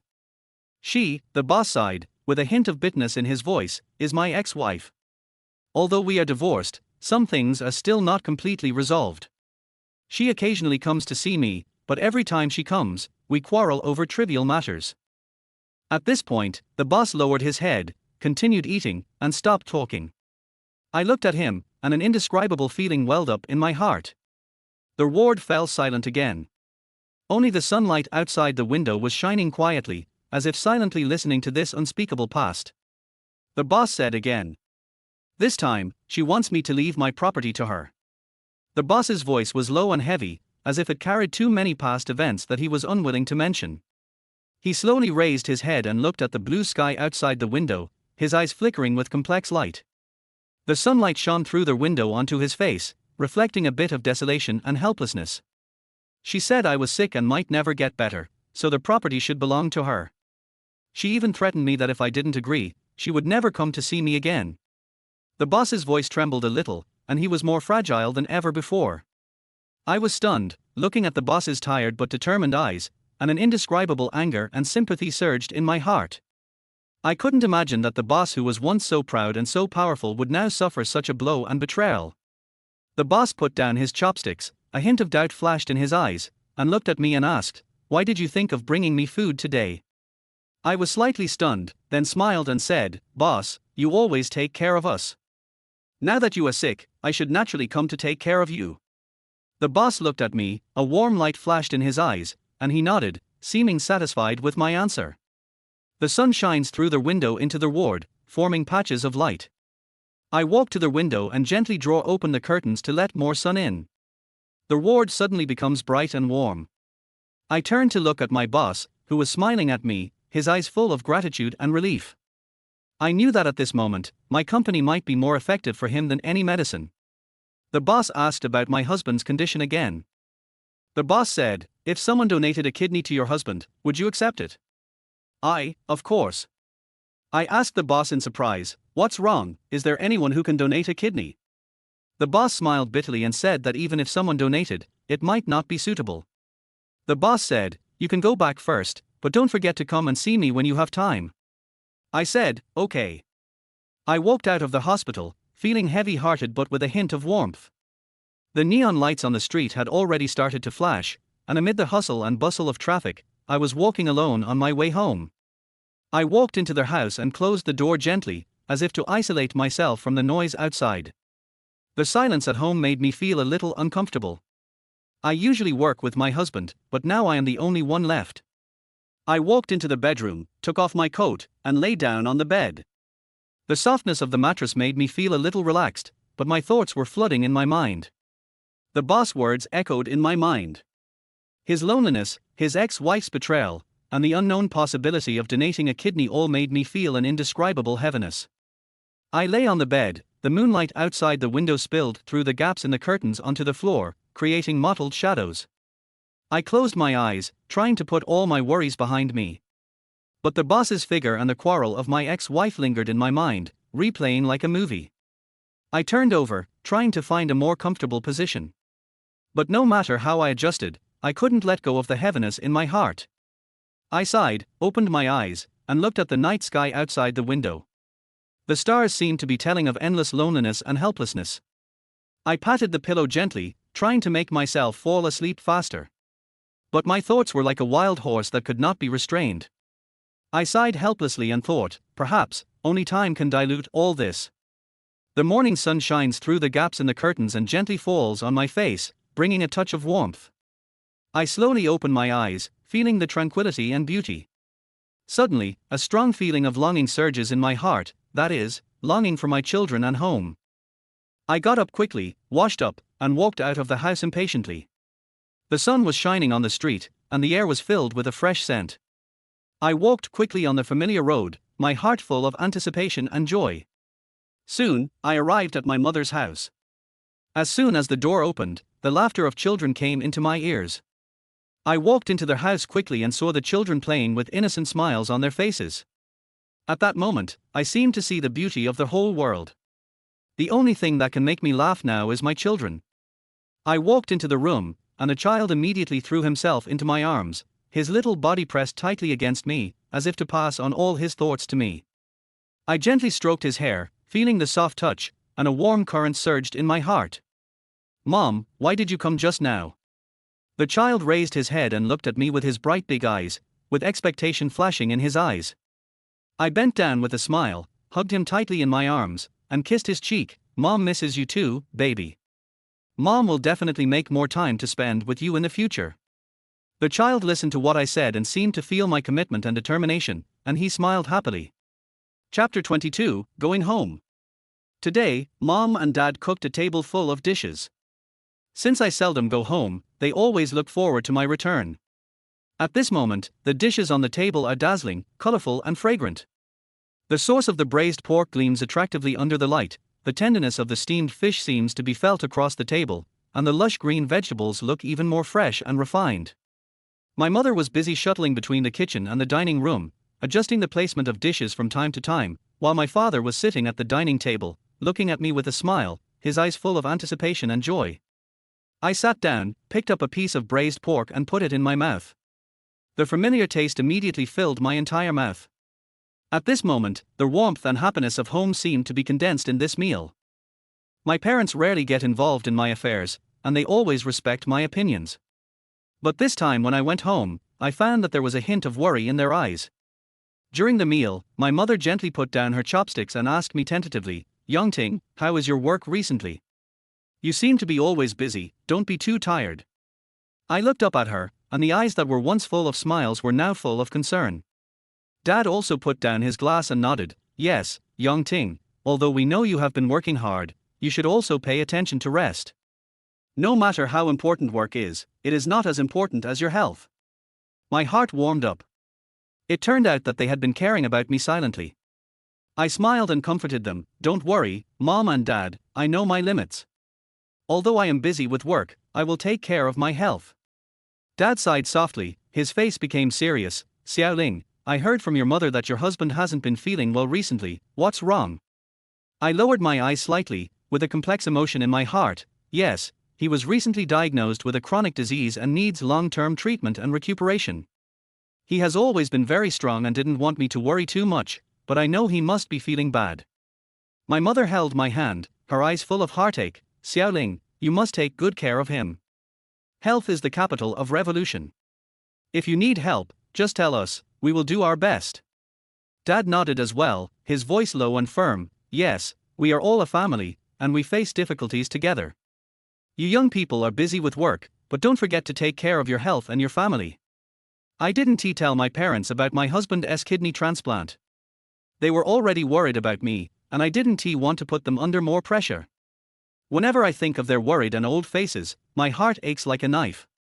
At the dinner table, the light shone softly on us, but I seemed to feel an invisible heaviness. I tried to keep smiling, not wanting them to see my worry. However, my father seemed to notice something. He put down his chopsticks and gently patted the back of my hand. "Xiaoling, don't keep anything in your heart. We are family and should face it together." His voice was gentle but firm, and his eyes were full of care. I suddenly missed my childhood, when I was still the sweet and caring little cotton-padded jacket of my parents. Every time I came home from school, my mother would prepare a table of sumptuous meals for me, and my father would play with me and teach me to ride a bicycle. At that time, I was carefree and only knew how to grow up happily in the love of my parents. At this moment, sitting at the dining table, I seemed to have traveled through time and returned to that warm childhood. My mother's busy figure, my father's concerned eyes, everything is so familiar and kind. I suddenly realized that no matter where I go, no matter how independent I become, I will always be my parents' child, and they will always be my strongest support. I raised my head and looked at my parents' faces full of love and care, and a warm feeling surged in my heart.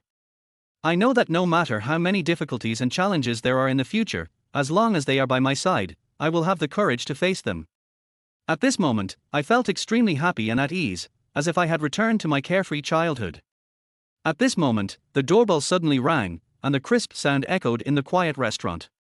I stood up and walked towards the door in confusion. My parents also stopped what they were doing and looked up at the door. I opened the door and saw my cousin standing at the door, dressed in casual clothes with a familiar smile on his face. When he saw me, he opened his arms and walked towards me. "Xiaoling, long time no see." I greeted him with a smile and gave him a hug. "Yes, cousin, why are you here suddenly?" My cousin let me go and looked into the house. He saw my parents sitting at the dining table. He walked over and greeted them warmly. "Uncle and aunt, long time no see. Are you all right?" My parents said, Okay. I just want you young people to be happy, and we will be happy too." My cousin smiled and nodded. He turned to look at me, with a trace of concern in his eyes. "Xiaoling, I heard that you have been busy recently. How are you?" I smiled and was about to answer, but I felt a warm current flowing in my heart. My cousin's words reminded me of my parents' previous instructions. They were both concerned about me and worried about me. My cousin is a doctor. His eyes are always so sharp, as if he can see through people's hearts. He walked over to me and gently patted my shoulder. No matter how busy you are at work, you must take care of your health. If you feel uncomfortable, remember to tell me as soon as possible. I nodded. I said, cousin, it's time for dinner, let's have dinner together. My cousin smiled and nodded. He walked to the dining table, pulled a chair and sat down. My mother quickly stood up and added a set of bowls and chopsticks for him. The restaurant was filled with laughter again, as if the previous heaviness was dispelled by this warm atmosphere. My cousin picked up a piece of meat, put it in his mouth and chewed it carefully, then nodded and praised, Auntie's cooking skills are getting better and better, this dish is delicious. After hearing this, my mother smiled happily and said, as long as you like it, eat more. Dad also raised his glass and said to my cousin, come on, Xiaojie, let's have a drink. Suddenly, my cousin put down his chopsticks, looked at me and asked, Xiaoling, why didn't your husband come? I haven't seen him for a long time. When I heard my cousin's question, my chopsticks paused for a moment, then returned to normal. My parents also stopped what they were doing and looked at me. For a moment, the restaurant fell into a brief silence. I took a deep breath and tried to make my voice sound calm. He hasn't been feeling well recently, so he didn't come. My cousin frowned, obviously not satisfied with my answer. Not feeling well. What's the matter? Is it serious? I shook my head gently. Don't worry, it's just some chronic illness that requires long-term care. He is resting at home and doesn't want to go out. My cousin looked at me with a trace of concern in his eyes. He put down his chopsticks and gently patted the back of my hand. Xiaoling, you know, as a doctor, what I hate most is family members hiding their illness. If your husband is really unwell, you should tell me earlier so I can help you. His voice was gentle but firm, full of responsibility and duty as a doctor. I looked up at him, my eyes slightly warm, and nodded, I know, cousin. He actually has kidney problems and needs a kidney transplant. We are waiting for a suitable kidney source and he will get better. My cousin frowned when he heard this, but he didn't say anything else. He just patted my shoulder gently and said, don't worry, Xiaoling. I will help keep an eye out, and I will let you know as soon as I find a suitable kidney source. You should also take good care of yourself and don't let yourself collapse. I accidentally let the cat out of the bag, and my parents immediately put down their bowls and chopsticks and looked at me in surprise. My mother's voice was trembling. Xiaoling, you said a kidney transplant. What's going on? Why didn't you tell us? I looked at their worried eyes and felt guilty. I lowered my head and said in a choked voice, I'm sorry. Mom and Dad, I didn't want to worry you. His kidney function has not been very good, and the doctor recommended a kidney transplant. We are waiting for a suitable kidney source.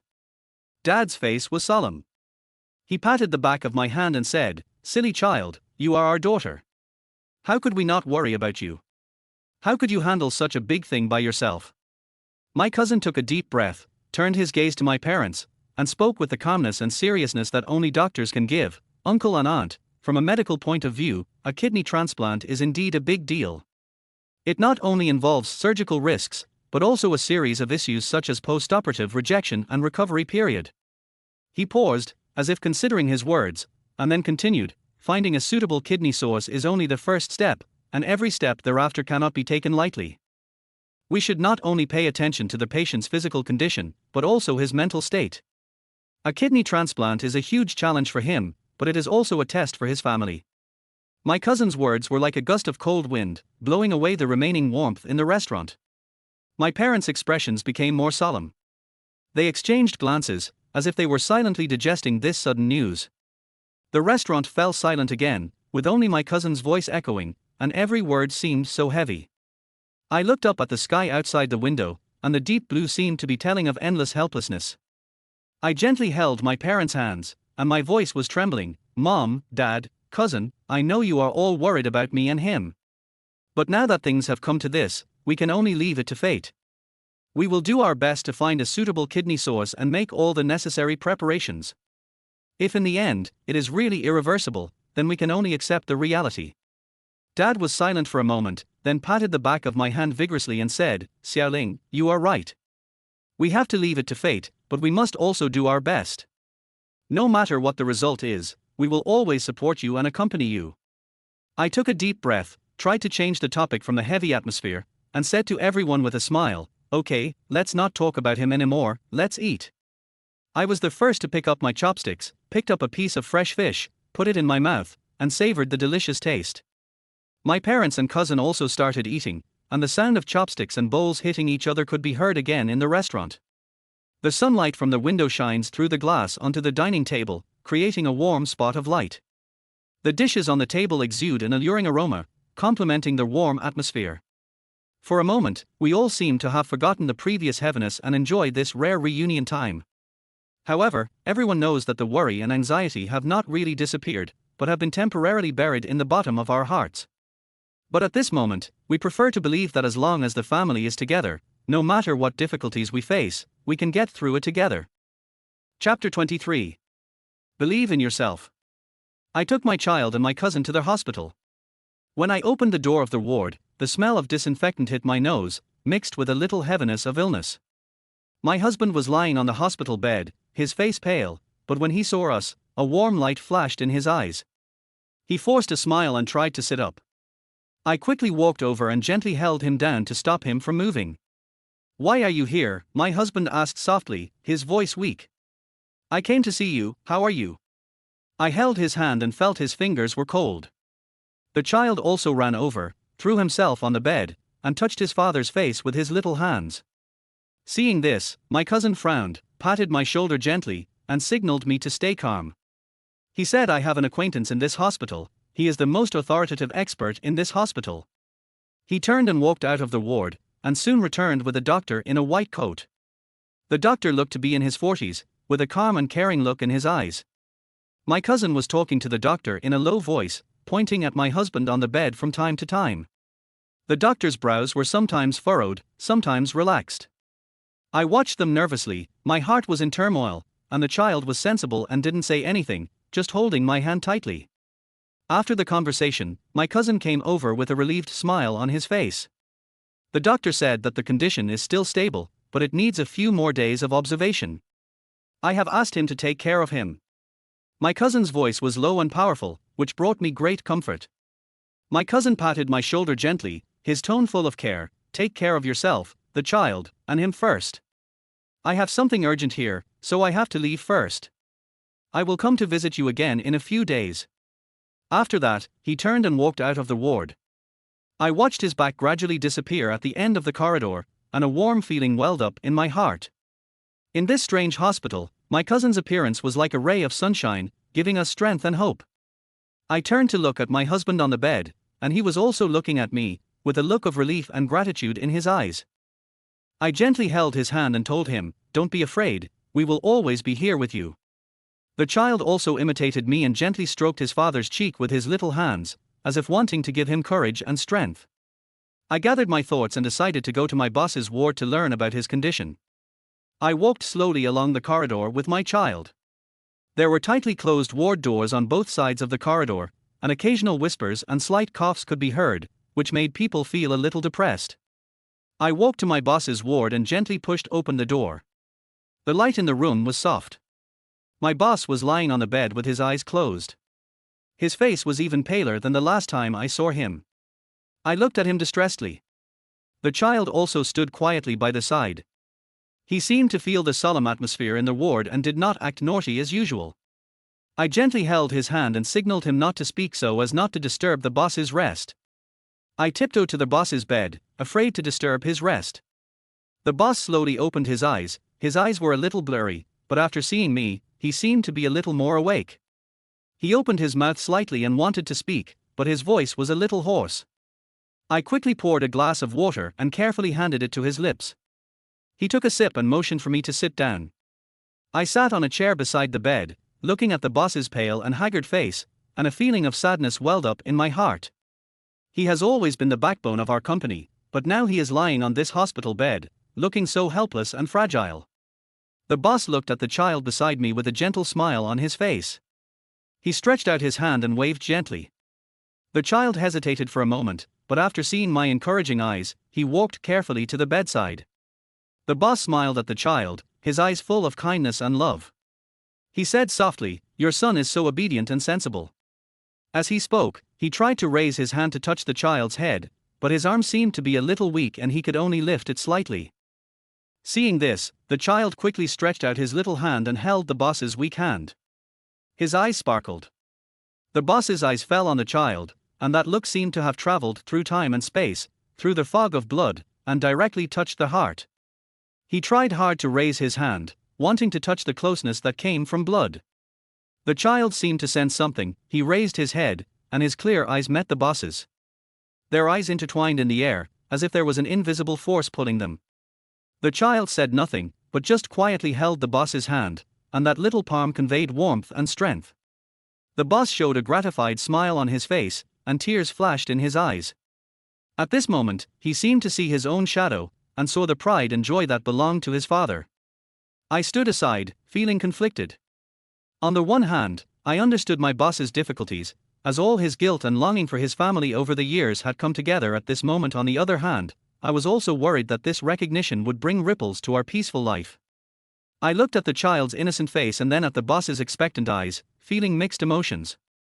The window of the ward was half open, and a breeze blew through, causing the curtains to flutter gently.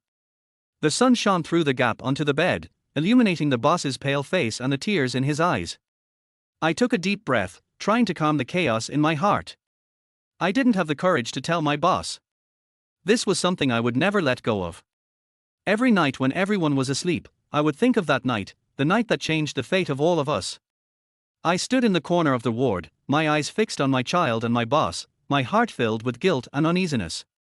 The boss's eyes became brighter and brighter, as if he saw some hope in the child, a long-lost warmth and joy. But I dare not imagine how that expectation and joy would turn into disappointment and anger when he learned the truth. Suddenly, the child raised his head and smiled brightly at me. At that moment, I seemed to see the sun shining through the dark clouds and illuminating the darkness in my heart. I took a deep breath and made up my mind. No matter what, I must protect this family and the child's smile. Even if the truth will bring pain and suffering, I will face it bravely, because I know that only in this way can I truly let go and move towards a bright future. I was in a good mood today and called Jong Na. "Hello, Jong Na, it's me. The weather is so nice today. Do you want to go out for a walk?" I asked with a smile. Jong Na's excited voice came from the other end of the phone. "Of course I want to. Where to go?" "Let's go to the park, take a walk, look at the flowers and chat," I suggested. "Good idea. I'll go out now, see you later," Jong Na said and hung up the phone. I put down my phone, sorted myself out, and prepared to go out. A little while later, Jong Na and I met at the park entrance. We walked hand in hand along the path in the park, surrounded by lush green trees, blooming flowers, and a light fragrance of flowers in the air. Jong Na suddenly stopped, a mischievous light flashed in her eyes. She looked at me with a slight smile on her lips. "By the way, I'm a little lonely recently. Can you introduce me to a boyfriend?" I couldn't help laughing when I heard that. I reached out and scratched her nose. "Are you still in need of men? Aren't you always surrounded by a bunch of suitors at every party?" Jong Na pouted and pushed my hand away in pretend anger. "Oh, that's just a show. I want to find someone who really understands me and can share life with me."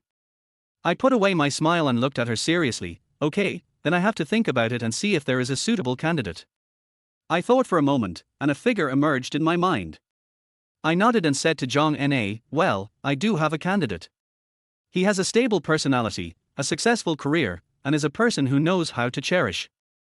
Jong Na's eyes lit up and she asked anxiously, "Tell me quickly, who is it?"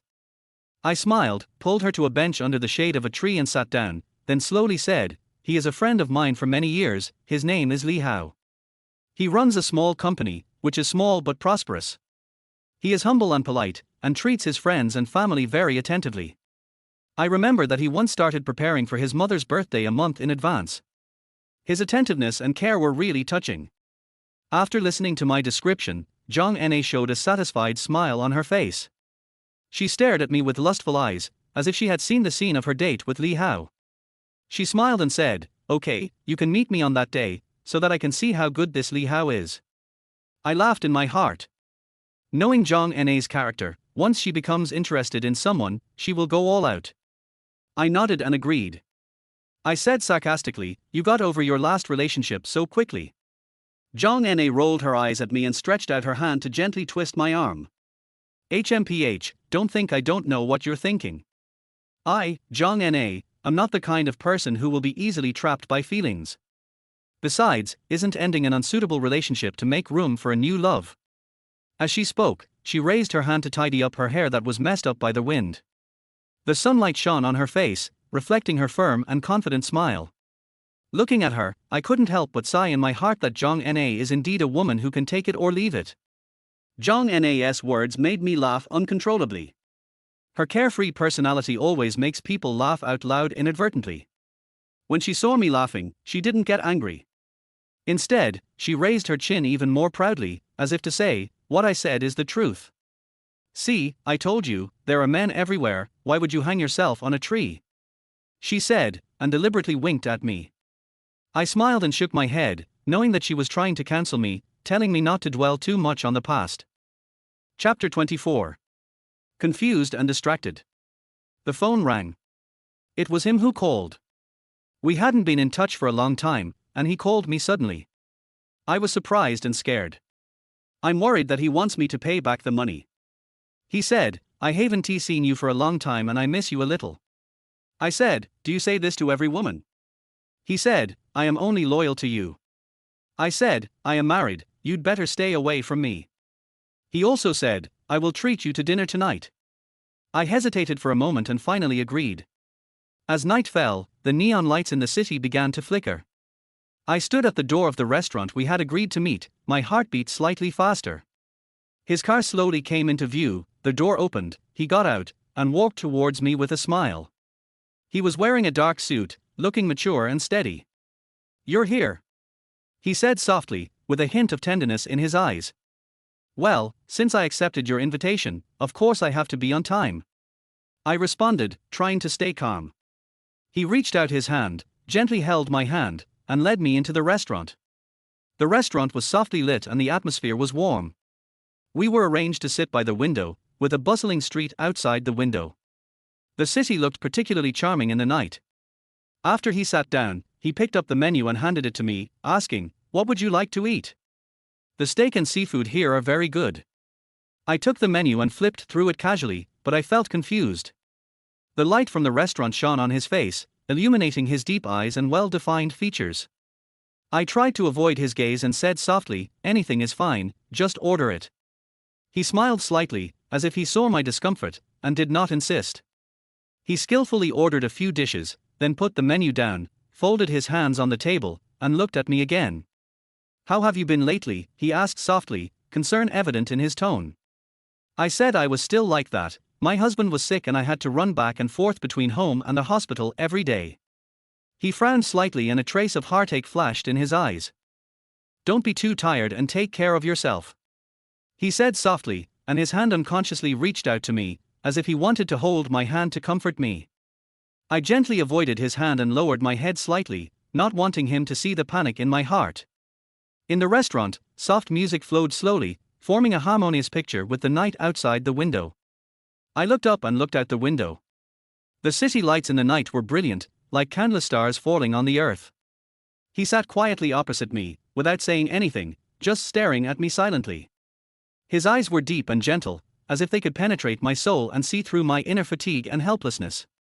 He was silent for a moment, then suddenly spoke in a low and firm voice, "Have you ever thought about divorce?"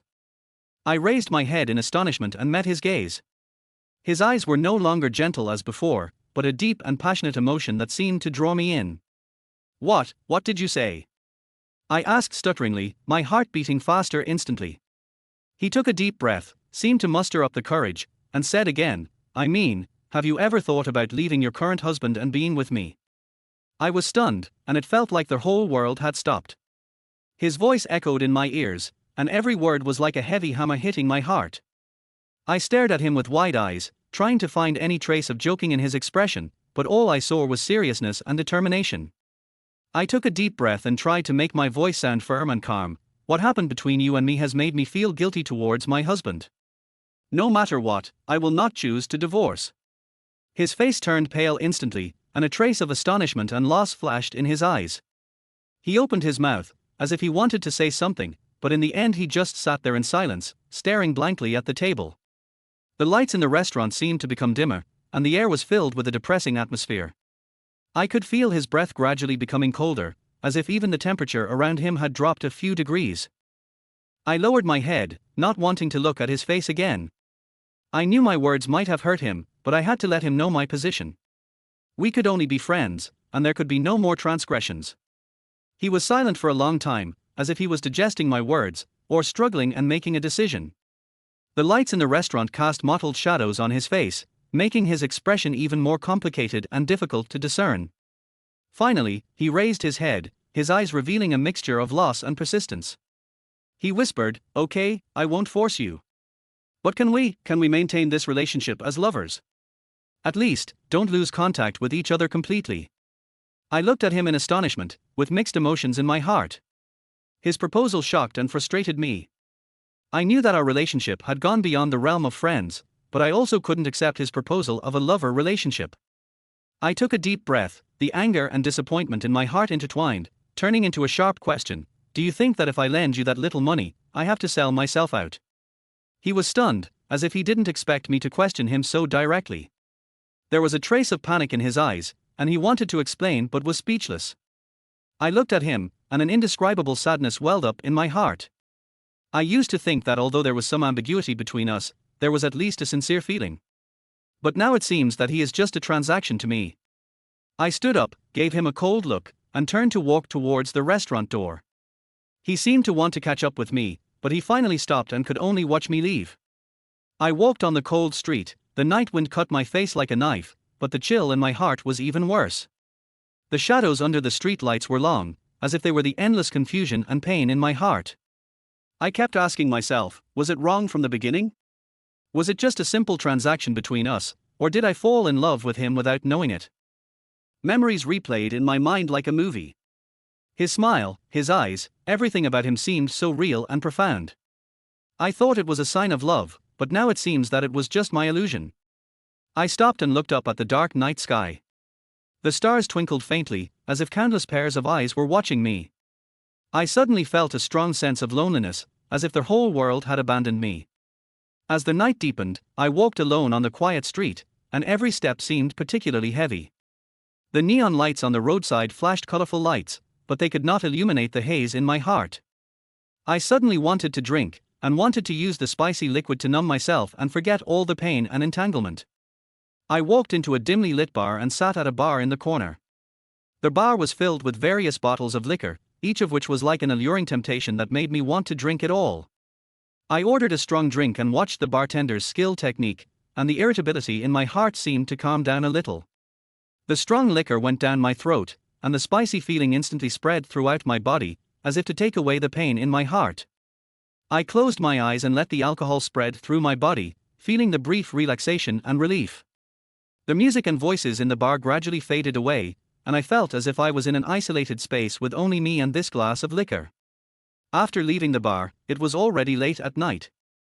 I staggered down the street, the alcohol made me dizzy, and the world in front of me seemed to be spinning. Suddenly, I felt dizzy, my body went limp, and I fell to the side of the road.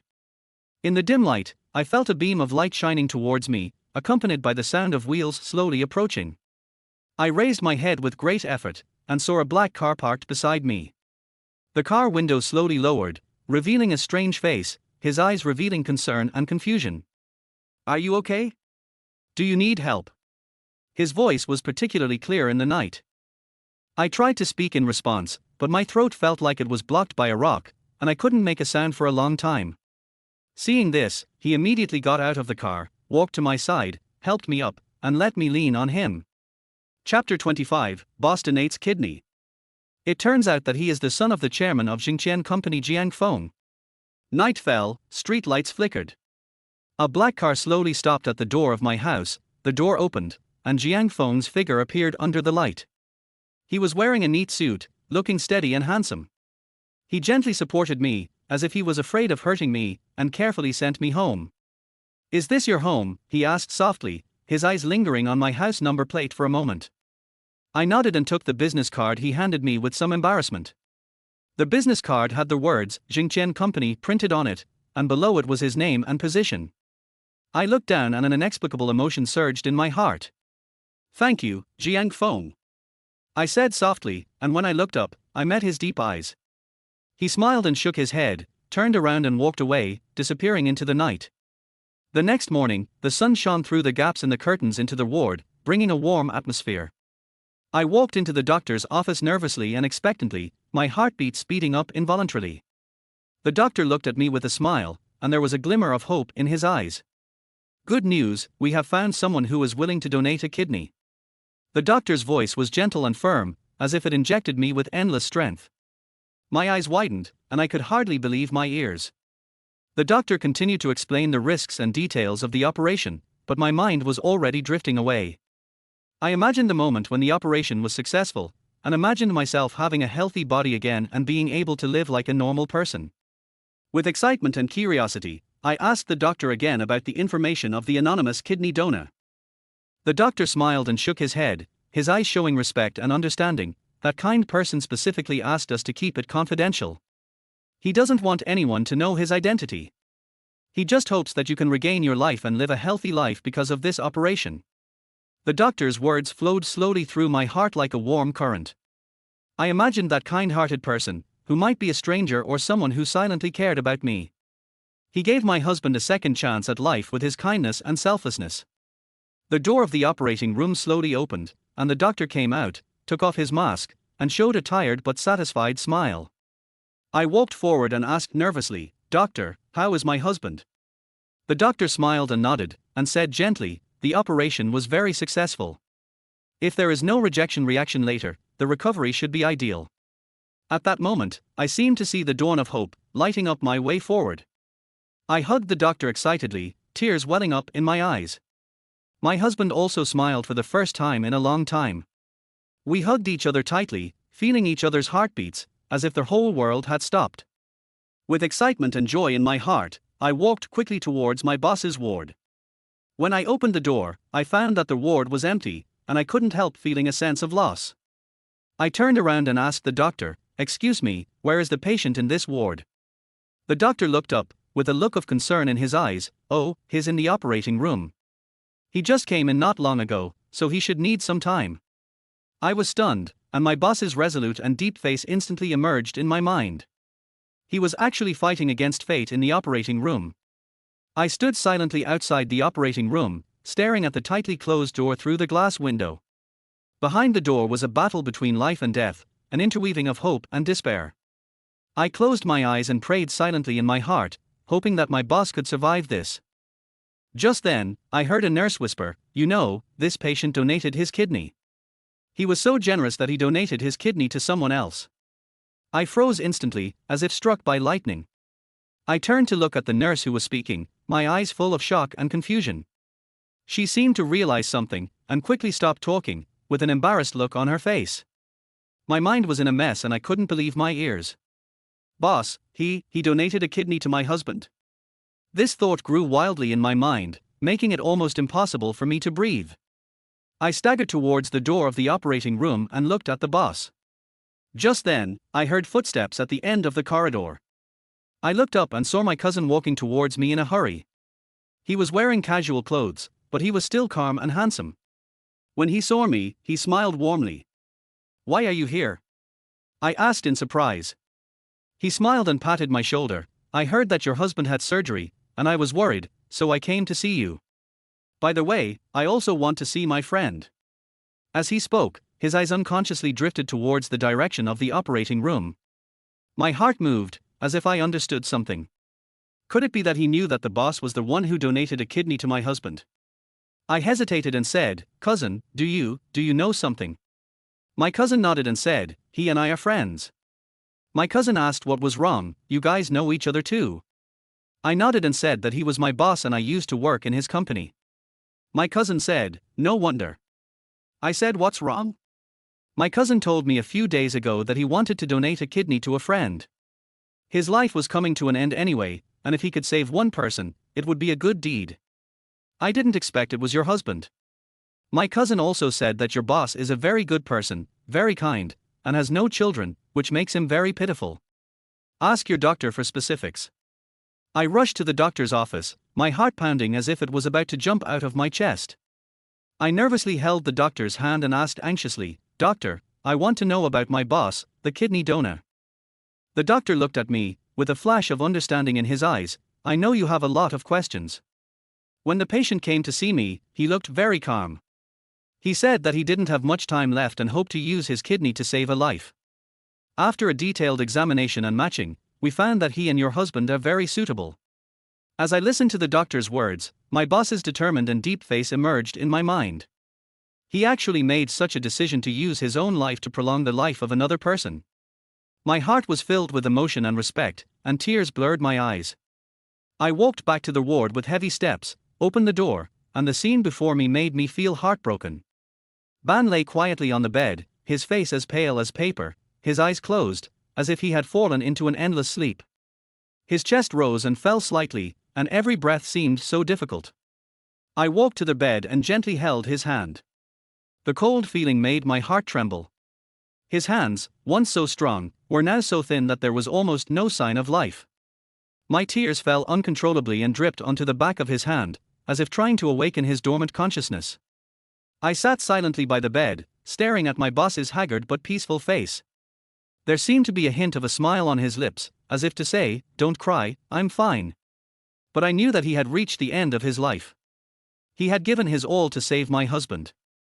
I stared at the boss's face, which was once majestic but now looked unusually pale, and an indescribable sadness surged in my heart.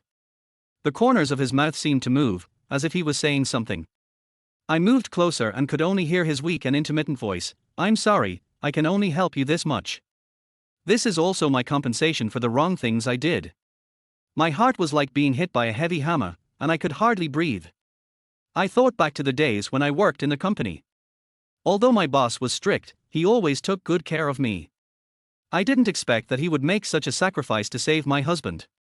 Tears blurred my vision. I held his hand tightly and choked up, "Boss, please don't say anything. You have done enough. I will always remember your kindness. Thank you." Chapter 26. The boss is gone.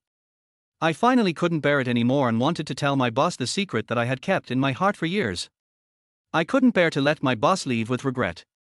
I took a deep breath, adjusted my mood, and slowly walked to the boss's bed. He was pale, his eyes were closed, and he seemed to be sleeping. I gently held his hand and said in a trembling voice, "Boss, do you know that you have a son?" The boss's hand moved slightly in my palm, as if responding to my words. I said, "Do you remember the year we went on a business trip together?" The boss nodded slightly. "That night." "Boss, look at me with your eyes wide open." I said, "After that time, I became pregnant, and the child is yours." The boss shed tears, but could not speak. I said, "You have seen the child too. I brought him to you that day. He is your son." At this point, my eyes were moist. The boss seemed to sense something, frowning slightly, as if trying to listen to every word I said. I held his hand tightly, hoping that he could feel my determination and sincerity, and also hoping that he could hear this secret that he had never known. When the boss heard the news, he was so shocked that it seemed as if time had stopped at that moment. His eyes were filled with complex emotions, including surprise, joy, regret, and a subtle sense of relief. He closed his eyes, as if wanting to imprint all of this deeply in his heart. The sunlight outside the window shines through the gaps in the curtains and falls on his pale face, creating mottled light and shadows. I could feel the muscles in his hands trembling slightly, which reflected their ups and downs in his heart. He lay quietly on the bed, like a sculpture, freezing the shock and emotion of that moment. I looked at him, feeling both relieved and reluctant. The long-standing secret was finally revealed. I knew it was a huge shock to the boss, but I hoped that he could know the existence of this thing he had never known before he died. At this moment, the gap between us seems to have disappeared, leaving only the deep affection and concern. I turned around and walked out of the ward quickly, my heart full of anxiety and expectation. The image of the child emerged in my mind, that is the continuation of the boss's bloodline, a part of his life. I walked into another room, gently woke up the sleeping child, and told him, "Child, your father is waiting for you." He wants to see you one last time. There was a hint of confusion in the child's eyes, but more of curiosity and courage. He held my hand tightly, and we walked into the boss's ward together. The boss heard the footsteps and slowly opened his eyes. When he saw me and the child standing in front of the bed, tears flashed in his eyes. I gently pushed the child to the bed so that he could see his father's last appearance. The boss slowly stretched out his hand and tremblingly touched the child's hand. His fingers gently stroked the back of the child's delicate hand, as if confirming this blood-related family relationship. The child's eyes were fixed on the boss, and his clear and innocent eyes reflected his father's old and tired face. The boss's eyes lingered on the child's face, his eyes were filled with deep attachment and reluctance. His throat rolled as if he wanted to say something, but in the end it just turned into a sigh. A crystal teardrop slid down the corner of his eye, which was the endless regret and unwillingness in his heart. His hands suddenly lost their strength and slowly slid back to the bed. His eyes slowly closed, as if he was looking for the child he had never been with in his dream. A relieved smile appeared on his face, as if telling the child that he had found the missing family affection. Just like that, the boss left this world. I stood in front of the window of the ward, looking at the gradually darkening sky outside the window, feeling an indescribable sense of emptiness in my heart. It was as if something had been taken away from my heart, leaving behind only endless melancholy and sadness. I turned around and my eyes fell on the peaceful and tranquil face of my boss. His eyes were closed tightly, the corners of his mouth slightly raised, as if he had found the tranquility and satisfaction he had been pursuing in his dream.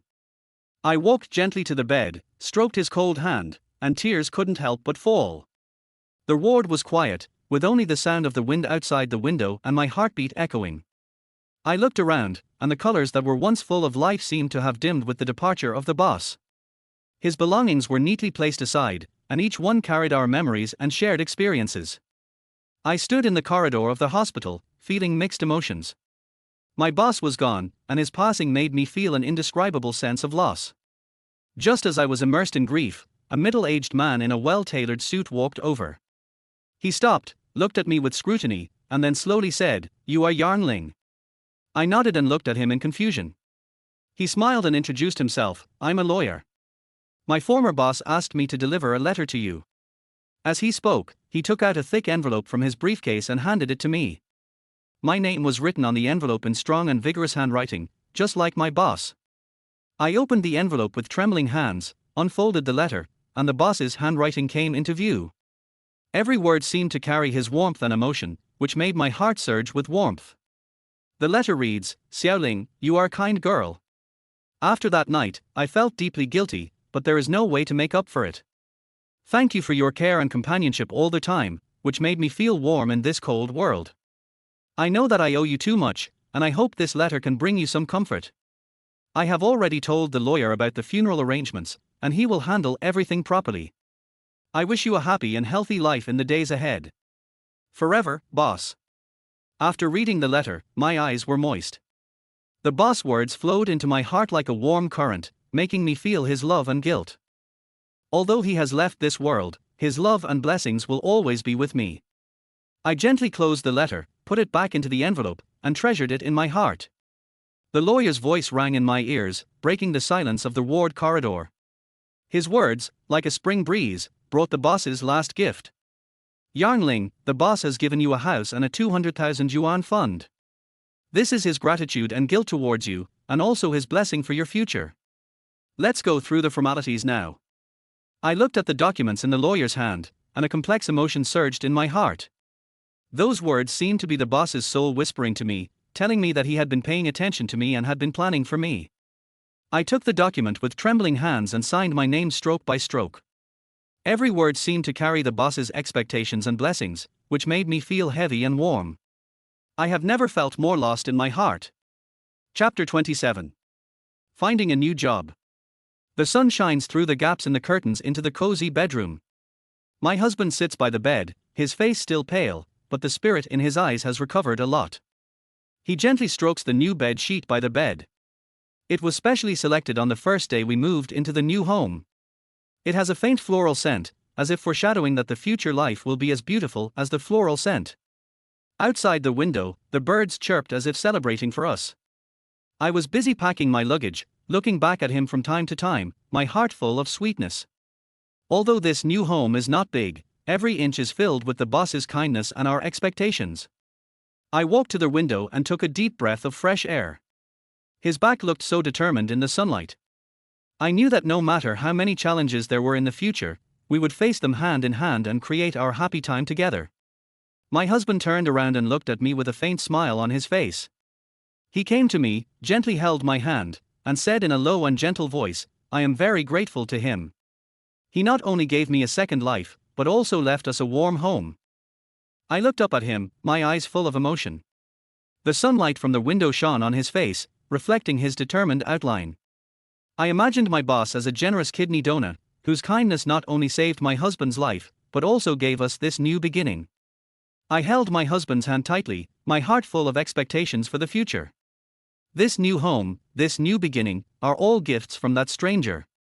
We will cherish this hard-earned happiness and spend every beautiful moment together.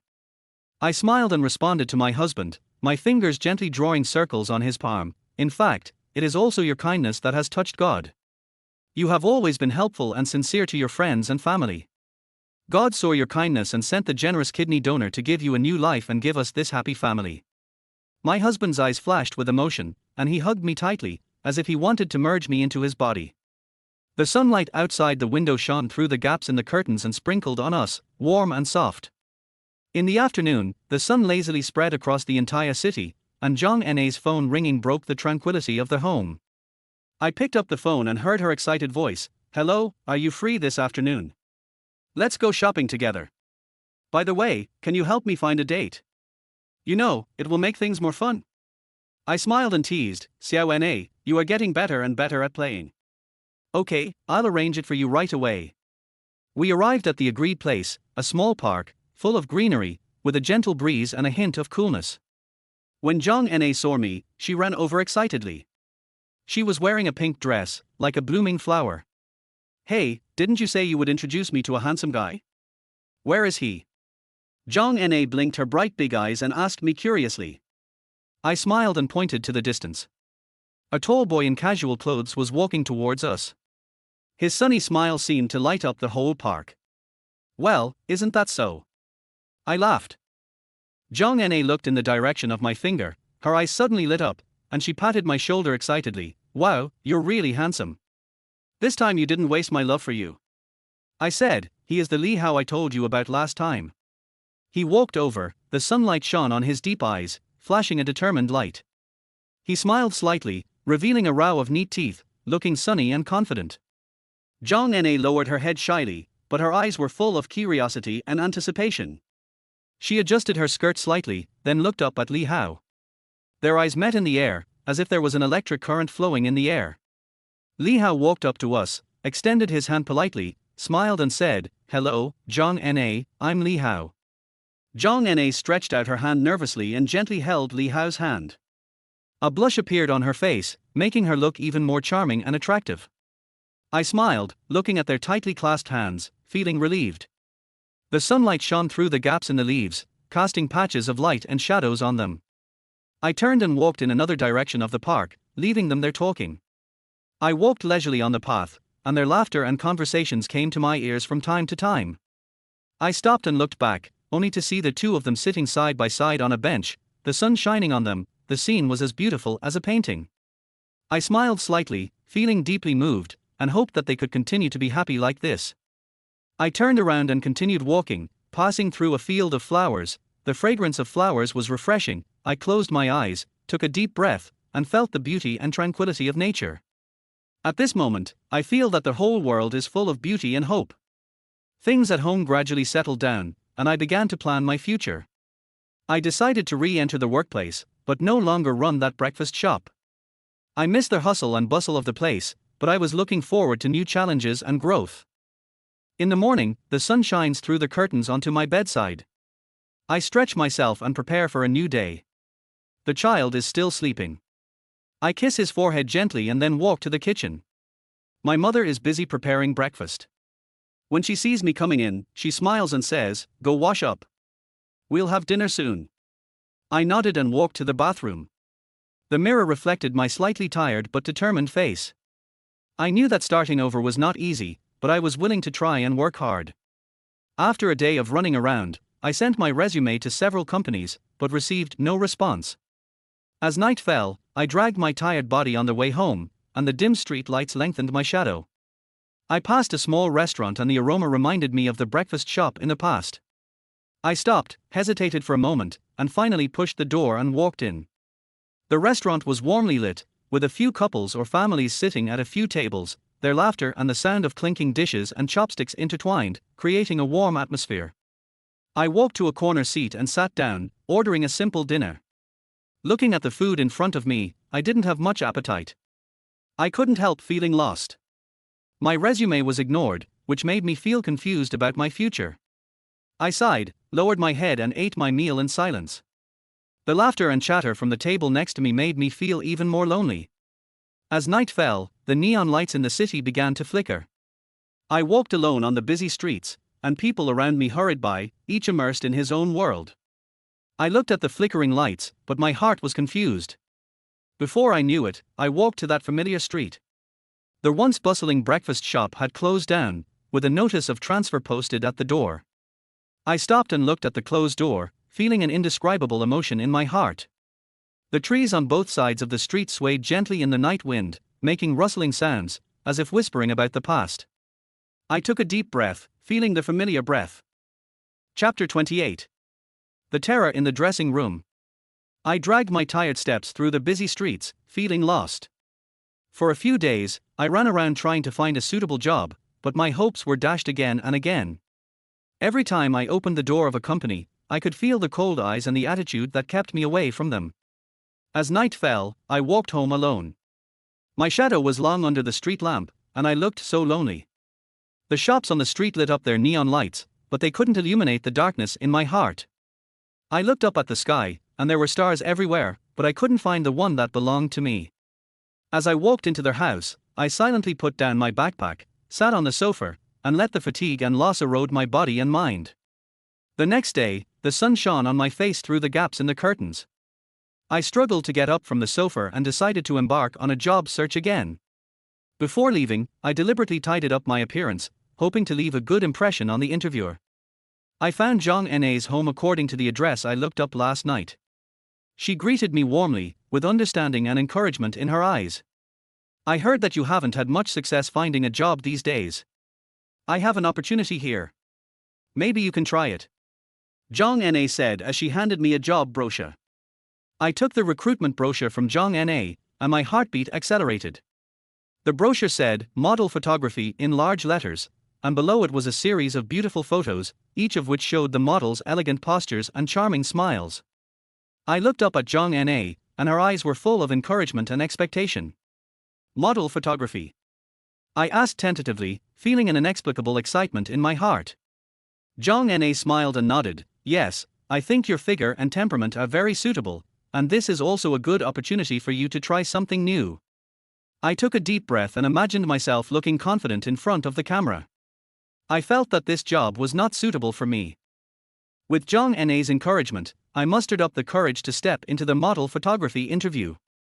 The interior is decorated like an art gallery, with soft lights illuminating every corner, and lenses and flashes seemed to be waiting for my arrival. I changed into an exquisite outfit and stood in front of the camera, feeling unprecedented tension and anticipation. The photographer patiently guided me to pose in various ways, his eyes full of appreciation and affirmation.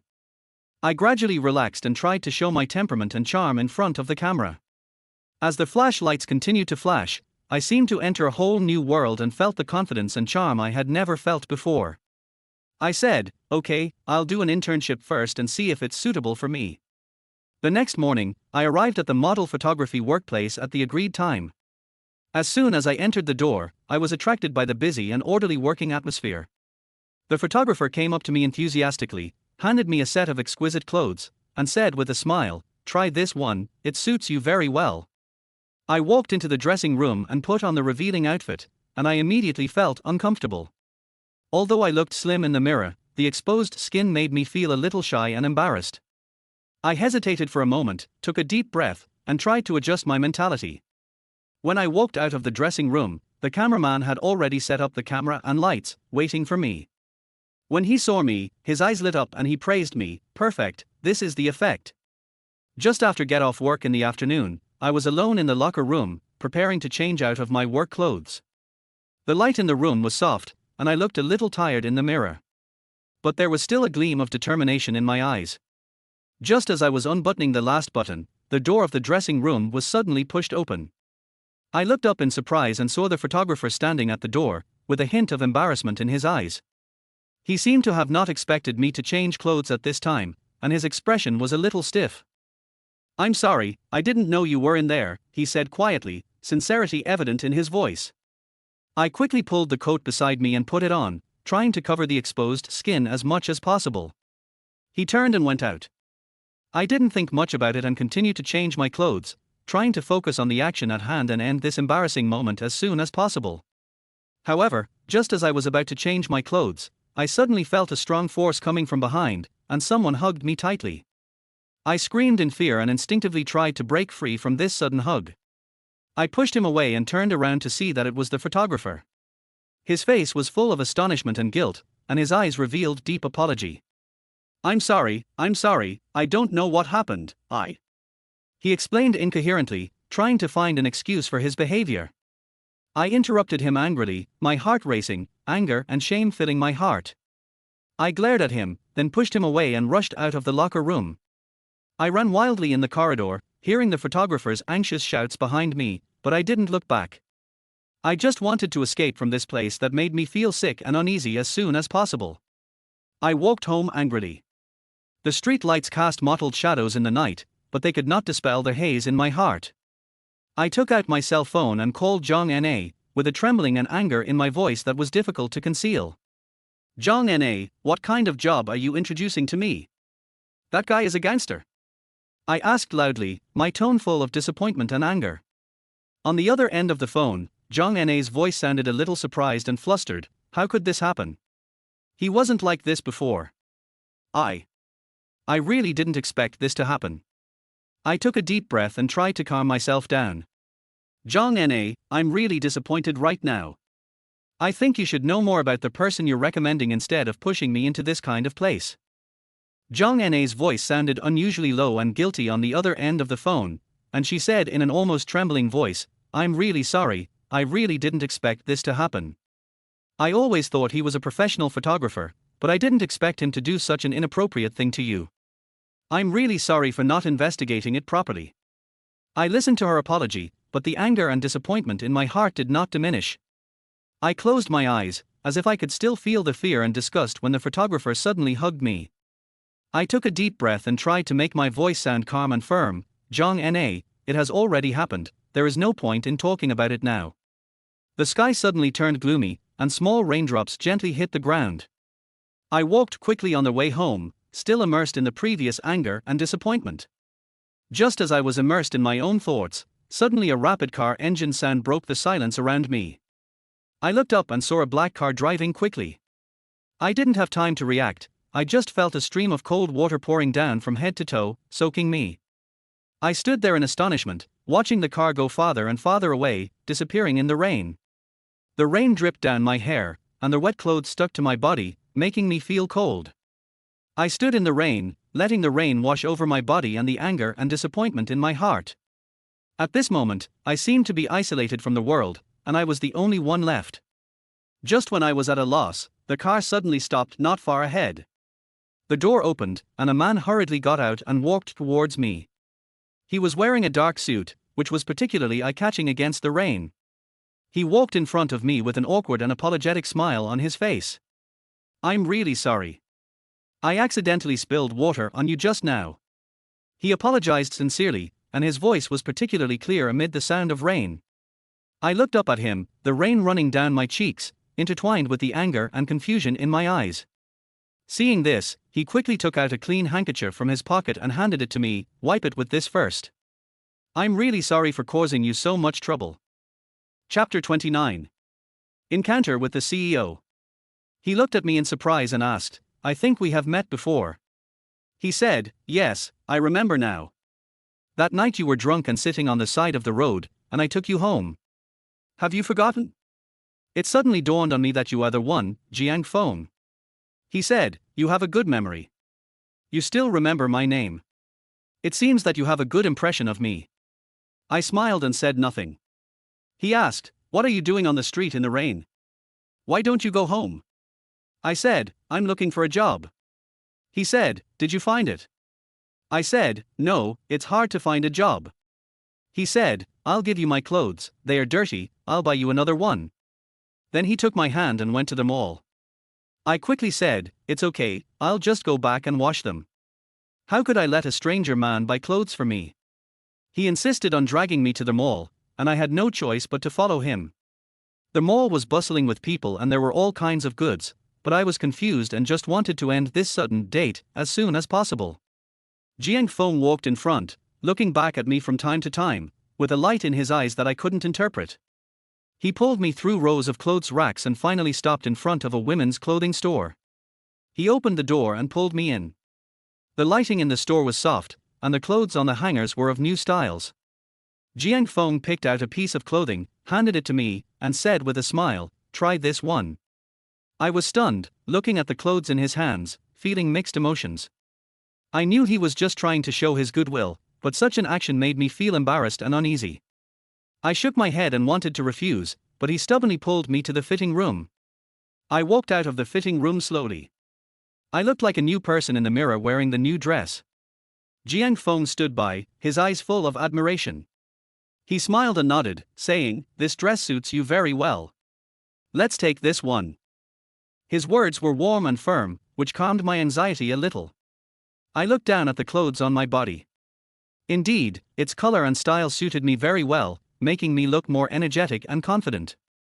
I looked up at Jiang Feng, and there was a sincere light in his eyes, as if telling me that he really cared about me. Jiang Feng walked to the cashier, paid the bill promptly, then turned around and looked at me with a smile, as if to say, look, I found the right clothes for you, are you happy? I said, how much money is it? I will give you the money, but I can't let you spend it. He said, you must listen to me today. It was me who made your clothes dirty, so I should compensate you. Hearing his overbearing tone, I didn't seem to have the chance to refuse. He said, let's go. I'll take you home. I felt uneasy. I followed him silently, walked out of the mall, and walked towards the car parked on the roadside. I opened the door and a fresh breath hit me. I carefully sat in the passenger seat. Jiang Feng walked around to the other side, opened the door, and got in. The car was immediately filled with his scent, a light, reassuring scent. He started the car and slowly drove to the street. The scenery outside the car window was rapidly receding in front of my eyes, but I had no intention of appreciating it. The atmosphere in the car was a little solemn, and I could feel his gaze from time to time, with a little inquiry and concern. I tried to break the silence, but found that I didn't know what to say.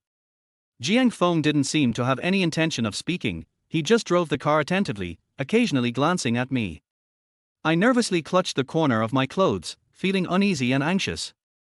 Is your home still where it was before, or have you moved? Jiang Feng suddenly asked in a low and gentle voice. Changed.